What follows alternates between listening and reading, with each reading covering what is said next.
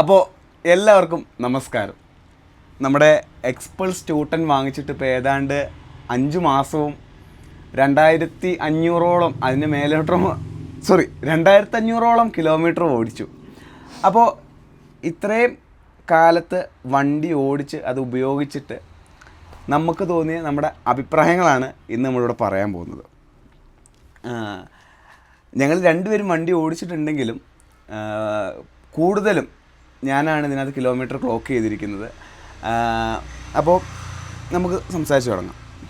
എന്തിനെക്കുറിച്ചാണ് ആദ്യം സംസാരിക്കേണ്ടത്? നീ പറഞ്ഞോ, നീ അല്ലേ മുതലാളി. നമുക്കെന്നാൽ ആദ്യം എന്തുകൊണ്ട് എക്സ്പൾസ് ട്യൂട്ടൻ എടുത്തു എന്നുള്ളത് വെച്ച് തുടങ്ങാം. നമ്മൾ ഈ വണ്ടി ബുക്ക് ചെയ്യുന്നത് 2025 സെപ്റ്റംബർ മാസത്തിലാണ്. ആ സമയത്ത് ഈ വണ്ടി ഇറങ്ങിയിട്ട് ഏതാണ്ട് 4 മാസമേ ആയിട്ടുള്ളൂ. ഈ വണ്ടി ഇറങ്ങിയപ്പോൾ തന്നെ എനിക്കിതിൻ്റെ ഡിസൈനാണ് ആദ്യം സ്ട്രൈക്ക് ചെയ്തത്. ഇതിനെ കാണാനുള്ള, പ്രത്യേകിച്ച് ഇതിൻ്റെ എൻജിൻ്റെ ആ ഷേപ്പ്, ഇപ്പുറത്തെ സൈഡിലാണത് എടുത്ത് കാണിക്കുക, അതെല്ലാം എന്നെ ഭയങ്കര സ്ട്രൈക്ക് ചെയ്തായിരുന്നു. അപ്പോൾ എക്സ്പൾസ് 200 ഞാൻ 1-2 വട്ടം ഓടിച്ചിട്ടുണ്ട്. പക്ഷേ എനിക്ക് ആ വണ്ടി ഓടിച്ചിട്ട് ഒരു ഫീല് തോന്നാത്തൊരു വണ്ടിയാണ്. കാരണം ഞാൻ പൊതുവെ വണ്ടീനെ എൻജിൻ്റെ ഇത് ഫീലും കാര്യങ്ങളും നോക്കി ഓടിക്കുന്നൊരു വ്യക്തിയാണ്. അപ്പോൾ അത് ഓഫ് റോഡിൽ ഭയങ്കര അടിപൊളി വണ്ടിയായിരുന്നു. പക്ഷേ ആ വണ്ടിക്ക് ഇപ്പോൾ കൈ കൊടുത്താൽ അല്ലെങ്കിൽ ആ എൻജിനിൽ നിന്ന് നമുക്ക് ഇടുന്നൊരു കണക്ഷൻ ആ വണ്ടിക്ക് ഉണ്ടായിരുന്നില്ല. അപ്പോഴും ട്യൂട്ടൻ ഇറങ്ങിയപ്പോൾ ഞാൻ ആ എൻജിൻ്റെ കാര്യം നോക്കിയിട്ടുണ്ടായിരുന്നില്ല. അതിനേക്കാളൊക്കെ ഉപരി രണ്ടാമതൊരു ബൈക്ക് വാങ്ങണം എന്നുള്ളൊരു അവസ്ഥയിൽ എത്തിപ്പോയായിരുന്നു ഞങ്ങൾ. കാരണം ഈ ബൈക്ക് വാങ്ങുന്നതിൻ്റെ ഒരു 2-3 മാസം മുമ്പ് ഞങ്ങളൊരു ലോങ് ട്രിപ്പ് കാസർഗോഡേക്ക് പോയി. ഞങ്ങൾ രണ്ടുപേരും കൂടെ ഹിമാലയൻ എടുത്താണ് പോയത്. ആ ട്രിപ്പിൽ ഞങ്ങളുടെ ഊപ്പാട് ഇളകിപ്പോയി.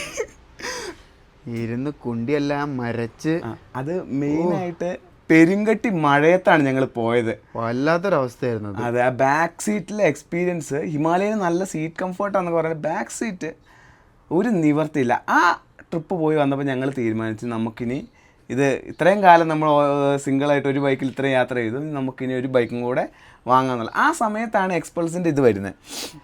അപ്പോൾ പിന്നെ എക്സ്പൾസ് കഴിഞ്ഞാൽ പിന്നെയുള്ള ആ ഓപ്ഷൻ എന്ന് പറഞ്ഞാൽ ഹിമാലയൻ 450, KTMൻ്റെ അഡ്വഞ്ചർ 250. അഡ്വഞ്ചർ ആ സമയത്ത് ഇറങ്ങിയിട്ടുണ്ടായിരുന്നില്ല. അഡ്വഞ്ചർ ഇല്ലായിരുന്നു. അഡ്വഞ്ചർ അത് കഴിഞ്ഞിട്ട് ഇറങ്ങിയെന്ന് തോന്നുന്നു. ആണോ? അതല്ലേ, ഇത് വന്നതിന് ശേഷമാണ് അഡ്വഞ്ചർ വന്നതെന്ന് എനിക്ക് തോന്നുന്നത്. അല്ല, നമ്മളിത് ബുക്ക് ചെയ്തിട്ടാണ്. പിന്നെ 250യുടെ കാര്യം ചർച്ച ചെയ്തില്ലായിരുന്നോ? ഇല്ല, ആ സമയത്ത് ഇറങ്ങിയിട്ടുണ്ട്. അല്ല, ഇത് ഇറങ്ങിയ സമയത്ത് അത് ഉണ്ടായിരുന്നില്ല. ഇറങ്ങിയ സമയത്ത് ഉണ്ടാവില്ല, പക്ഷെ നമ്മളിത് വാങ്ങുന്ന സമയത്ത് നമ്മുടെ ഇതിനകത്ത് ഉണ്ടായിരുന്നു. നമ്മുടെ ബഡ്ജറ്റിൽ നമ്മൾ നോക്കിയപ്പോൾ ഒതുങ്ങുന്ന വണ്ടികളായിരുന്നു ഇത് എക്സ്പൾസ് ട്യൂട്ടൻ, അഡ്വഞ്ചർ 250, 450 ഭയങ്കര ദൂരേക്ക് നമ്മൾ നോക്കിയിട്ട് വെച്ചൊരിതായിരുന്നു. അപ്പോൾ പിന്നെ റിവ്യൂ ഒക്കെ വരാൻ തുടങ്ങി. റിവ്യൂ വന്നപ്പോൾ ഒരിക്കലും ഇല്ലാത്ത പോലെ ഈ വണ്ടിക്ക് എല്ലാവരും നല്ല നല്ല അഭിപ്രായം പറയുന്നു. മോശത്തേക്കാൾ ഉപരി ഫുള്ളും നല്ല അഭിപ്രായങ്ങൾ. അപ്പോൾ എനിക്ക് ഓൾറെഡി ഇറങ്ങിയപ്പോൾ ഈ ഒരു കളറും ഇതിൻ്റെ ആ ഒരു ഷേപ്പും കാര്യങ്ങളൊക്കെ എനിക്ക് ഓൾറെഡി എൻ്റെ കണ്ണിലുണ്ടായിരുന്നു, മനസ്സിലുണ്ടായിരുന്നു. അപ്പോൾ പിന്നെ അവസാനം ഞങ്ങൾ തീരുമാനിച്ചു നമുക്ക് ഈ വണ്ടി ബുക്ക് ചെയ്യാമെന്ന്. അപ്പോൾ സെപ്റ്റംബർ എനിക്ക് തോന്നുന്നു ആദ്യ ആഴ്ചയിൽ നമ്മൾ വണ്ടി ബുക്ക് ചെയ്തു. 2 ആഴ്ച വെയിറ്റ് ചെയ്തു. ഏതാണ്ട് സെപ്റ്റംബർ 18-നാണ് ഞങ്ങൾ വണ്ടി ഡെലിവറി എടുക്കുന്നത്. അതിലും ഒരു കോമഡി ഉണ്ട്. കാരണം ഈ വണ്ടി ഹീറോയുടെ പ്രീമിയ ഷോറൂമുകളിൽ മാത്രം കിട്ടുന്ന വണ്ടിയാണ്. പ്രീമിയ എന്ന് പറഞ്ഞു കഴിഞ്ഞാൽ അവരുടെ പ്രീമിയം വണ്ടികൾ വിൽക്കുന്ന നെറ്റ്വർക്ക്. ഹീറോയിനെ സംബന്ധിച്ച് അവരുടെ പ്രീമിയം എന്ന് പറയുന്നത് 200 cc മേലെ വരുന്ന എല്ലാ വണ്ടികളും പ്രീമിയമാണ്. ഇത് കഷ്ടകാലത്തിന് 210 cc ഉണ്ട്. അതുകൊണ്ട് നമുക്ക് ഈ വണ്ടി ബത്തേരി നമുക്കൊരു നോർമൽ ഹീറോയുടെ ഷോറൂമുണ്ട്, അവിടുന്ന് ബുക്ക് ചെയ്തു. അവർ ഇത് കോഴിക്കോടുള്ളൊരു ഷോറൂമിൽ നിന്ന് ഇങ്ങോട്ട് വരുത്തിച്ച് തരികയാണ് ചെയ്തത്. ഡെലിവറി എടുക്കാൻ പോയതിൽ കോമഡി ഉണ്ട് അല്ലേ. വണ്ടി ഞങ്ങൾ വലിയ കാര്യത്തിൽ നമ്മൾ സാധാരണ വിചാരിക്കുന്ന ഇത് കീ ഒക്കെ തരുന്നു, അങ്ങനത്തെ ചില ചടങ്ങുകളൊക്കെ ഉണ്ടല്ലോ വണ്ടി എടുക്കുന്നത്. ഞങ്ങളിവിടെ ഫോൺ എടുത്ത് വീഡിയോ എടുത്ത് വണ്ടി കാണാൻ വേണ്ടി ഷോറൂമിൽ ചെന്നപ്പോൾ തന്നെ അവർ അയ്യോ ഫോൺ തത്തു ഇതിൻ്റെ വീഡിയോ എടുക്കാൻ പറ്റില്ല എന്ന്. ഞങ്ങൾ വെച്ചത് എന്തത് വീഡിയോ. അപ്പോഴാണ് അവർ പറഞ്ഞത്, സത്യമാണോ എന്നറിയില്ല, ഇവരുടെ നോർമൽ ഷോറൂമിൽ ഇങ്ങനത്തെ പ്രീമിയം ഷോറൂമിലെ വണ്ടി കടന്നു കഴിഞ്ഞാൽ അവർക്ക് കേസ് വരും, മറ്റേതാണ് മറ്റേത് പുറത്ത് കാണാൻ പാടില്ല, അവർക്ക് എന്തോ പ്രശ്നമാണെന്ന് പറഞ്ഞു. അപ്പോൾ അവർ മറ്റവർ കേസ് കൊടുത്തു. ഈ പ്രീമിയക്കാർ ഇവിടെ ഹീറോയിൽ പറഞ്ഞ പ്രശ്നം ഉണ്ടാക്കി ആണ് ഇതാക്കിയത്. ഇപ്പോൾ സാധാ വണ്ടികൾ, ചെറിയ വണ്ടികൾ ഈ സാധാ ഷോറൂമുകളിലും, ഈ വണ്ടികൾ അവിടെ മാത്രമേ വിൽക്കാൻ പാടുള്ളൂ. അപ്പോൾ ഇങ്ങനെ കണ്ടു കഴിഞ്ഞാൽ ഇവർക്കൊരു പ്രശ്നം വരുമെന്ന് പറഞ്ഞിട്ട് അവർ സമ്മതിച്ചില്ല. പക്ഷെ നമുക്ക് ഇവിടുന്ന് വണ്ടി കിട്ടി. ഒരു ഫോട്ടോ എടുപ്പിച്ചില്ല, വണ്ടി വേഗം ഒരു ഇൻഷുറൻസിന്റെ പേപ്പർ ഒന്ന് വേഗം ഇറങ്ങിക്കോളം പറഞ്ഞു. അത് കണക്കിന് സൗകര്യമായി. അതെ, അതുകൊണ്ട് അലമ്പൊന്നും ഇല്ലാണ്ട് കാര്യങ്ങൾ പെട്ടെന്ന് ചടങ്ങോ കാര്യങ്ങളോ ഒന്നും ഉണ്ടായിരുന്നില്ല. വണ്ടി കിട്ടി, പോയി വണ്ടി എടുത്തോ തിരിച്ചു വന്നു. ഒരു 2 മിനിറ്റ് പോലും എടുത്തില്ല, അപ്പോഴത്തേക്കും വണ്ടി എടുത്ത് ഞങ്ങൾ ഇറങ്ങി. ഞങ്ങൾ കയറി, അവർ താക്കോല് വന്നു, അതേപോലെ അങ്ങ് വണ്ടി കൊണ്ട് പുറത്തിറങ്ങി. അതെ, എന്നിട്ട് ഞാൻ ഫസ്റ്റ് വണ്ടി ഓടിക്കുന്നത് ഓടിച്ച് ആദ്യത്തെ ഇതിൽ തന്നെ വണ്ടി സ്റ്റാർട്ട് ചെയ്തു കേട്ടോ. ഷോറൂമിൻ്റെ അകത്തുനിന്ന് സ്റ്റാർട്ട് ചെയ്തപ്പോൾ തന്നെ ഞങ്ങളെല്ലാം ഒന്ന് ഇതായിപ്പോയി. കാരണം ഇതിൻ്റെ എക്സോസ്റ്റ് നോട്ട് കേട്ടപ്പോൾ തന്നെ നമ്മൾ നല്ല രസമുള്ളൊരു എക്സോസ്റ്റ് നോട്ട്. ഇത്രയും കുഞ്ഞു ഇതിൽ നിന്ന് ഈ വണ്ടിയിൽ നിന്നാണ് ആ ഒച്ച കേൾക്കുന്നതെന്ന് വിശ്വസിക്കൂല. അങ്ങനത്തെ ഒച്ച നല്ല കേൾക്കാൻ രസമുള്ള. അതെ, ഈ ചെറിയ വണ്ടിയിൽ നിന്ന് അത് വരും, നമുക്ക് വിശ്വസിക്കാൻ പറ്റില്ല. നമ്മൾ സാധാ കേട്ട് പരിചയമില്ലാത്തൊരൊച്ചയാണ്. ഒരു നല്ല രസമുള്ള ഒരു ത്രോട്ടിയുള്ള ഒച്ച.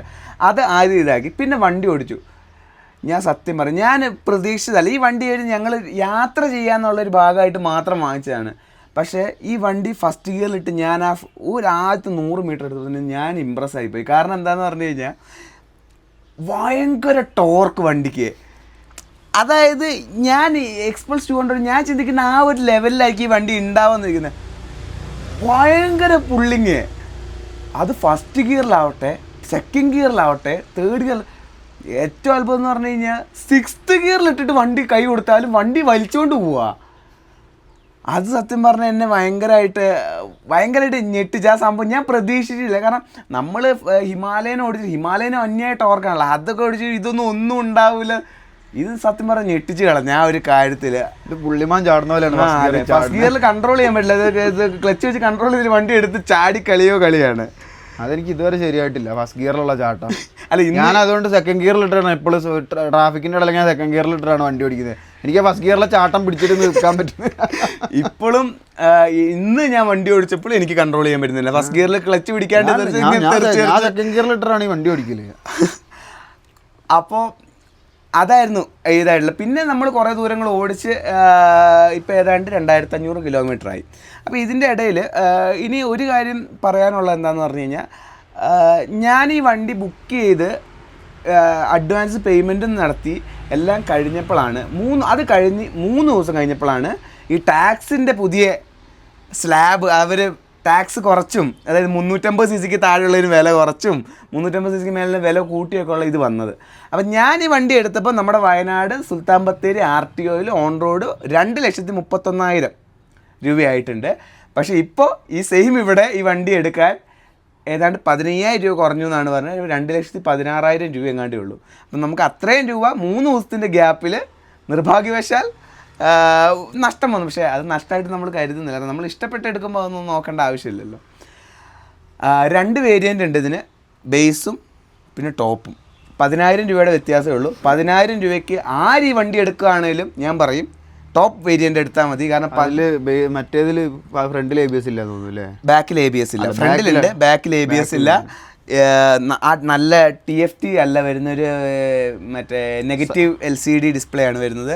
പിന്നെ ഈ നക്കിൾ ഗാർഡ് ഇല്ല, ഈ ചെറിയ ഇതാണ് ഇവിടെ വരുന്നത്. പിന്നെ എന്തൊക്കെയായിരുന്നു ഇല്ലാത്ത, ഈ ഗ്രാബ് റെയിലില്ല, പിന്നെ അങ്ങനെ കുറേ സാധനങ്ങൾ. പക്ഷെ ഞാൻ പറയുമ്പോൾ 10,000 രൂപയ്ക്ക് അത്രയും കൂടുതൽ കിട്ടുമല്ലേ? ഒറ്റക്കാലം 10,000 രൂപയ്ക്ക് ABS കിട്ടുന്നുണ്ട്. അതാണ് ഏറ്റവും പ്രധാനം. ABS കിട്ടുന്നുണ്ട്, 2 സൈഡിലും കിട്ടുന്നുണ്ട്. അത് ഈ വണ്ടിയെ സംബന്ധിച്ച് അത്യാവശ്യം. അത് പിന്നെ പറഞ്ഞുതരാം എന്തുകൊണ്ടാണ്. അപ്പോൾ ആ വണ്ടി വാങ്ങുക. പക്ക ഓഫ് റോഡ് മാത്രമേ പോകുന്നുള്ളെങ്കിൽ മറ്റേത് വാങ്ങുന്നതിന് തെറ്റില്ല. ഞാൻ ഇപ്പോൾ പറഞ്ഞ ബേക്കിൽ പിന്നെ ഫ്രണ്ടിൽ ഒരെണ്ണം മാത്രം നോക്കിയാൽ. അതെ. അപ്പോൾ ഇനി നമുക്ക് നമ്മുടെ വണ്ടിയുടെ ഓവറോൾ ലുക്കിൻ്റെ കാര്യത്തെ പറ്റി സംസാരിക്കാം. കാരണം ഞാൻ ഈ വണ്ടി എടുത്തതിൻ്റെ ഒരു പ്രധാന കാര്യം ഇതിൻ്റെ ലുക്കിൽ ഇമ്പ്രസ് ആയിട്ടാണ്. ഒന്നാമത്തെ ഈ കളറ്, 2 കളറാണ് ടോപ്പ് വേരിയൻറ്റിൽ ഇതുവരെ വരുന്നുള്ളൂ. ഒന്ന് ഈ അസേർ ബ്ലൂ എന്ന് പറയുന്ന ഈ കളറും പിന്നെ ആൽപൈൻ സിൽവർ എന്ന് പറഞ്ഞിട്ട് റെഡും സിൽവറും ബ്ലാക്കും വരുന്നൊരു കറുപ്പും. അത് എനിക്ക് സത്യം പറഞ്ഞാൽ ആദ്യം ഇഷ്ടപ്പെട്ടില്ല. കാരണം ഈ ബ്ലൂവിൻ്റെ ഒരു തെറിച്ച ഒരു, അതായത് കണ്ണിൽ പെട്ടെന്ന് ആകർഷിക്കുന്ന കളർ ആയതുകൊണ്ട് ഞാൻ ഇതിലായിരുന്നു. പിന്നെ അത് മാത്രമല്ല ഈ BMW ചില ബൈക്ക് പറയാൻ വേണ്ടി വരുമായിരുന്നു. ഞാൻ ആദ്യം അത് ഓടിച്ച് ഞാൻ ഇങ്ങനെ കുറേ ദൂരം ഇങ്ങനെ ആദ്യത്തെ ഒരു റൈഡ് പോയിട്ട് ഇങ്ങനെ വരുന്ന സമയത്ത് ഞാൻ അവസാനം ഞാൻ ചിന്തിച്ചു കഴിഞ്ഞാൽ ഇത് സത്യം പറഞ്ഞാൽ ഈ ദൂരെ നിന്ന് കാണുന്ന സമയത്ത് ആൾക്കാരെ സംബന്ധിച്ചിടത്തോളം ഇത് കണ്ടു കഴിഞ്ഞാൽ മറ്റേ BMW GS, അതുപോലെ ആ GS ആ വണ്ടി പോലെ അതിന് ദൂരെ നിന്ന് കാണുമ്പോൾ ഇതിൻ്റെ ഒച്ചയും ഇത് കാണുമ്പോൾ ഇത് 210 cc വണ്ടിയാണെന്ന് മനസ്സിലാവില്ല. അത് ദൂരെ നിന്ന് കാണുമ്പോൾ അതിന് ആ ഒരു എടുപ്പുണ്ട്. അതായത് ദൂരെ നിന്ന് കാണണം, അടുത്തുനിന്ന് നോക്കരുത്. ദൂരെ നിന്ന് കണ്ടു കഴിഞ്ഞാൽ ഇതിന് BMW ഒരു ഇതുണ്ട് നല്ല. അതെന്തുകൊണ്ടാന്ന് പറഞ്ഞാൽ എനിക്ക് തോന്നുന്നു ഈ നീലയും വെള്ളയും ചുമപ്പിന്റെ കോമ്പിനേഷൻ ആണ്, കളറിന്റെ ഒരു കോമ്പിനേഷൻ കൊണ്ടാണ്. അപ്പോൾ ചിലപ്പോൾ കമ്പനി അതായിരിക്കും ഉദ്ദേശിച്ചിട്ടുണ്ടാവുക. പക്ഷെ ഡിമാൻഡ് കൂടുതൽ മറ്റേതിനാന്ന് പറഞ്ഞത്. അത് അതിന് സ്റ്റോക്ക് പോലും കിട്ടാനില്ല എന്നാണ് ചെറിയ BMW. അതെ, കമ്പനി ഉദ്ദേശിച്ചിട്ടുണ്ടാവുക. കാണുമ്പോൾ ദൂരെ നോക്കിയിട്ട് ഇത് BMW വണ്ടിയാണോ, ഒച്ചയും കൂടെ ആകുമ്പോൾ അതായിരിക്കും സംഭവം ആയിരിക്കും. അപ്പോൾ ഡിസൈൻ അതാണ്. പിന്നെ വേറൊരു കാര്യം, ഇത് എൻ്റെ കണ്ണിലാദ്യമായിട്ട് ഇതിൻ്റെ ഒരു സിലവറ്റാണ്. അതായത് ഒരു റാലി ബൈക്കിൻ്റെ ഒരു ഇതാണ് ഇതിനകത്ത് മൊത്തത്തിൽ ഇവർ കൊടുത്തിരിക്കുന്നത്. ഇതിൻ്റെ ഇവിടെ നിന്നുള്ള ഷേപ്പ്, ഈ ടാങ്കിൻ്റെ ഈ ഒരു സ്ലിം ആയിട്ടുള്ള ഭാഗവും പിന്നെ ബാക്കിലോട്ട് വരുന്നതിൻ്റെ ഷാർപ്പായിട്ടുള്ള ഇതെല്ലാം വരുമ്പോൾ ഒരു പക്ക റാലി ബൈക്കിൻ്റെ ഇതാണ്. പക്ഷെ നമ്മൾ ബൈക്ക് കിട്ടി പിറ്റേ ദിവസം തന്നെ ഇതിനകത്ത് കുറേ സാധനം അഴിച്ചു മാറ്റിയായിരുന്നു. 3 സാധനം കൃത്യം പറഞ്ഞു കഴിഞ്ഞാൽ. ഒന്ന് ബാക്കിലൊരു ഇത് വന്നിട്ടുണ്ടായിരുന്നു, നമുക്ക് ടോപ്പ് ബോക്സ് ഒക്കെ വെക്കാനുള്ള റാക്ക് വന്നിട്ടുണ്ടായിരുന്നു. ടെയിൽ റാക്ക് അത് നമ്മൾ ഊരിക്കളഞ്ഞു. സാരി ഗാർഡ് നമ്മൾ ഊരിക്കളഞ്ഞു. ഞാൻ ഒറ്റൊരാളെ വണ്ടി ഓടിക്കുന്നുള്ളൂ, നിയമപരമായിട്ട് ഒരാളെ ഓടിക്കുന്നുള്ളൂ, സാരി ഗാർഡിൻ്റെ ആവശ്യമില്ല, അത് ഊരിക്കളഞ്ഞു. സാരി ഗാർഡ് സത്യം അത് കമ്പനിക്കാർക്കുള്ളതാണ്. അതെ, കമ്പനിയിൽ നിന്ന് വരുമ്പോൾ സാരി ഗാർഡ് വേണം എന്നുള്ളൂ, അത് വെക്കണം വേണ്ടെന്നുള്ള നമ്മുടെ തീരുമാനമാണ്. അതെ, പിന്നെ ഈ വണ്ടിയിൽ ആരും സാരി എടുത്ത് കയറാനും അതൊക്കെയാണ് ചില സമയത്ത് ഇതിൽ പാൻറ് ഇട്ട് കയറിയിരിക്കാൻ പറ്റില്ല, ഇരുന്നേക്കുമ്പോഴേക്ക് മൂഡ് വേനിച്ചിട്ട് അത് നമുക്ക് പറയാനുണ്ട്. അതെല്ലാം സാരി ഗാർഡിന് ഇതിന് പ്രസക്തി ഇല്ല.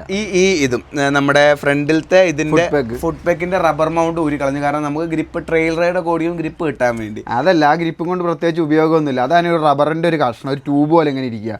നമ്മുടെ കാലിങ്ങനെ വെച്ച് ഇങ്ങനെ ആടിക്കളിക്കുക. അത് എനിക്ക് തോന്നുന്നത് ഈ വൈബ്രേഷൻ കുറയ്ക്കാൻ വേണ്ടി ആയിരിക്കും അതിന്റെ ലക്ഷ്യം. പക്ഷേ എനിക്കിതുവരെ പക്ഷെ നമ്മുടെ ഹിമാലയനിലുള്ള പോലത്തെ പരന്ന ഒരു ഷേപ്പ് അല്ല അതിന് ഇങ്ങനത്തെ ഒരു ഷേപ്പ്, ഒരു വട്ടപ്പകുതി അർദ്ധവൃത്താകൃതിയാണ് അതിന്റെ മുകളിലിരിക്കുന്നത്. പിന്നെ അപ്പൊ എന്താ നമ്മുടെ ഷൂ ഇങ്ങനെ ആടിക്കളിക്കും ഇതിനകത്ത് വെച്ച് കഴിഞ്ഞാൽ.